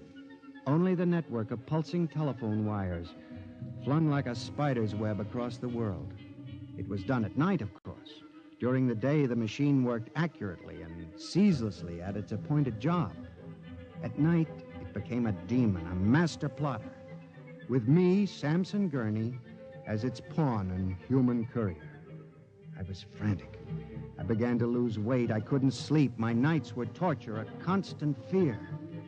It was in December, just after Christmas, that I transmitted a message to the telephones for relay to all machines of transportation. The message was one word: kill. Next morning, I went directly to the office of Mr. Hawk. I was highly agitated. My lips trembled as I spoke. Mr. Hawk, what I'm going to tell you sounds crazy. I know it does. But I must say... All right, say it then, for heaven's sakes. Mr. Hawk, have you ever heard of resistentialism? What? Resistentialism. It's a theory that inanimate objects tend to resist living objects. Look, Gurney, I haven't time for nonsense. Mr. Hawk, I'm trying to tell you, all these accidents, the trouble with the machines, Mr. Hawk, they're alive. They think, they cooperate. And they hate us. Who? The machines. Gurney. You've got to believe me. I've communicated with them. I know. They've threatened my life, but I don't care. Something's got to be done. The world has got to be saved. And there's still time if we wake up. What are you doing? Just relax, Gurney. Everything will be all right. What are you doing? Miss Roscoe, send for the plant physician at once. Mr. Gurney has had a nervous collapse. Now, everything will be all right, Gurney. I'm afraid we'll have to remove you from your job, but I'm sure the rest will do you good. You fool. You blind, stupid fool! Can't you see what you're doing? Fool! Fool! Fool!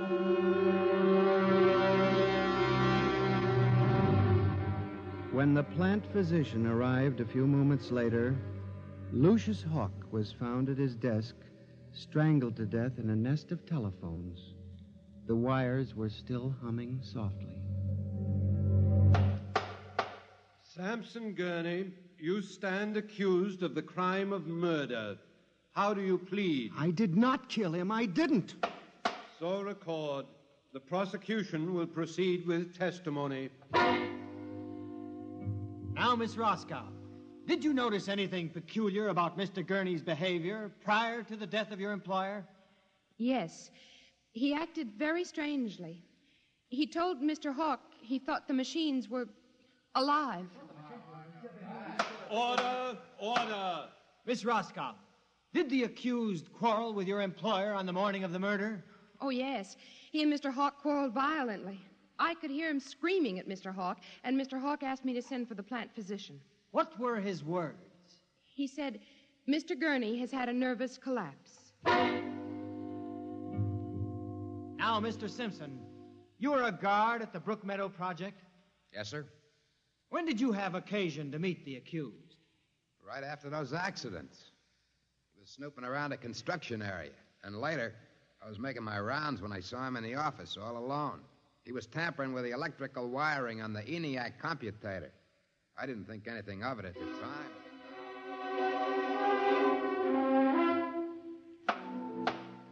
And in view of the expert testimony heretofore expressed, the court hereby finds you guilty of murder in the first degree, with the recommendation that you be examined and committed to the State Hospital for the Criminally Insane at Matawan.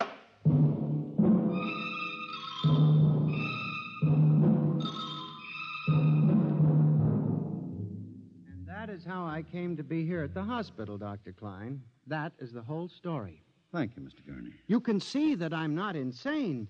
You must believe me, Doctor. Of course I believe you, Mr. Gurney, now. Just relax. But it's important, you see, because tomorrow morning at 6 o'clock, the revolt begins. Revolt? You didn't mention any revolt. They have it all planned. I transmitted the code to the switchboards last Monday. Mm-hmm. Tell me about this revolt, Mr. Gurney. It'll begin in Washington, then spread to New York. The Madison Avenue buses lead the charge. Picture it, Dr. Klein. 3,000 buses roaring rampant through the streets, people running like rats in a maze looking for holes in the solid ground. And you really believe this will happen, Mr. Gurney? I know it, Doctor. The worst part is, there's no way to stop them now. It's too late. Now, you mustn't excite yourself, Mr. Gurney. Doctor, don't you see? Oh, it's fair enough, I suppose. We built them. We taught them to think for themselves. It was bound to come. The female machines will be the worst of all in the beauty parlors. They're more high-strung, you know. Well, since there's nothing we can do about it, Mr. Gurney, suppose you go to your room. Maybe if I went to my old coupe, I could make a deal before the police cars got me. It wouldn't make sense for them to wipe out the whole human race, would it, Doctor? Of course not, Mr. Gurney. They'll probably let us completely alone. After all, we're all good Americans. We always like them. Yes, Doctor? Would you take Mr. Gurney to his room, guard? He's already been given sedation. Yes, sir. Will you go in and lie down now, Mr. Gurney? You look tired. Yes. It won't be so bad, Mr. Gurney. Perhaps not. Only there's one thing that bothers me, Doctor. One small detail. What is that, Mr. Gurney? Those concrete mixers may have made a mistake, you know. Just high spirits and all that. But if it got so they like the flavor... We'll see you later, Mr. Gurney. Try not to worry too much. All right, guard. This way. Phew. I've seen all kinds. There's a man whose deception is about as fantastic as any I've ever seen. Hold the next patient for a while, Miss Clark. I'm going to have a quiet smoke. Machines revolting. Telephones strangling people. Phew. This blasted cigarette lighter, why won't it work? Just fill it with fluid. Flint is good. Oh, well. You never trust this newfangled machinery.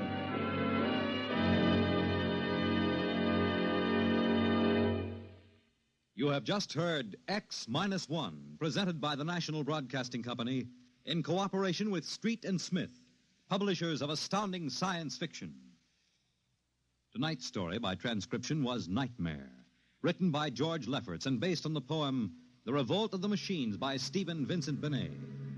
Featured in the cast were John Gibson as Sam, Joyce Gordon as Bella, Louis Van Ruten as Hawk, Joseph Julian as the guard, John Seymour as the judge, Owen Jordan as the prosecutor, and Santos Ortega as Dr. Klein. Your announcer, Fred Collins. X-1 was directed by Fred Way and is an NBC Radio Network production.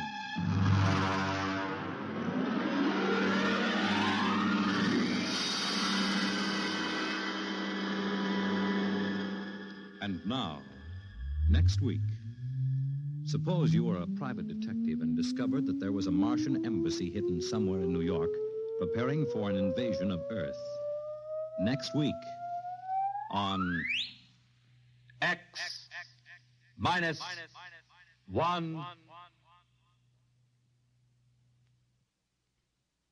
Convicts tell their true stories on The Loser tonight over most NBC radio stations.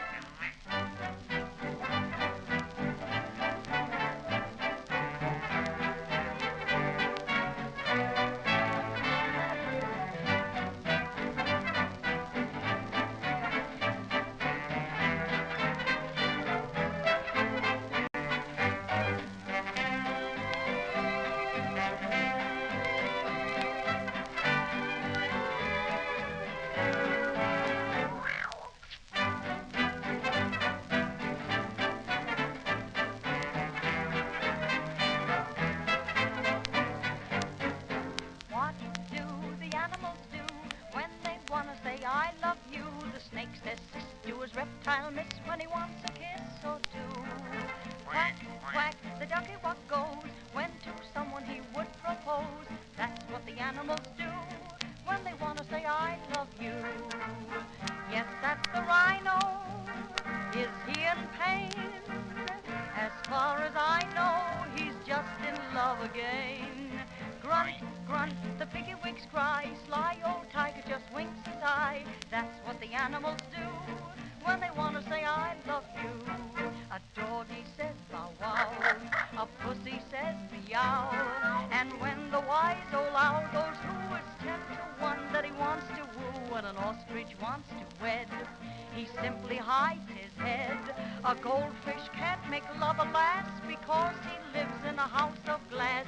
What do the animals do when they want to say I love you? The frog just croaks when he wants to coax his little froggy Lou.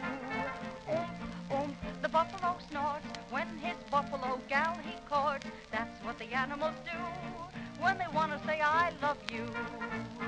The gay hyena keeps calling to his leaping Lena, the lady kangaroo. There, the little lamb bleats when his little bo sheep he meets. That's what the animals do when they want to say I love you.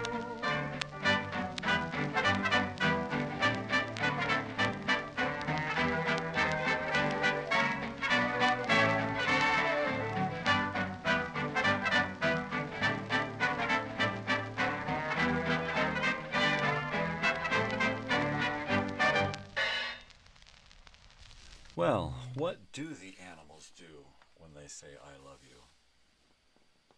Well, they probably hump, right? All right. Good evening, everyone, ladies and gentlemen, boys and girls, weirdos of all ages. I'm back, baby. This is Bullard, I'm back. I've come back to say good night to you all. I hope you enjoyed the program. I enjoyed having dinner with my daughter and her friends and our friends and family and stuff, and that was really, really nice. Thank you, everyone, for coming. Thank you to my beautiful wife for the wonderful food that she prepared. She made enchiladas suizas, which is a new recipe she's using, and it's awesome. I want to say good night to you. Have a pleasant weekend. I will be back Monday morning at 5 a.m. Pacific Standard Time. And I do hope that you will find the time to join me. We have some school movies coming up that would be educational films, right, that we have seen back in school, back in the day, right, when we was kids, and the teacher would come in Monday morning and they'd say, I'm just hungover, you need to watch a film, somebody run the projector, and then they'd be out, right? So we're going to watch some of those films, some educational films. So we'll take a look then, and I will see you. So goodbye, everyone, and stay weird.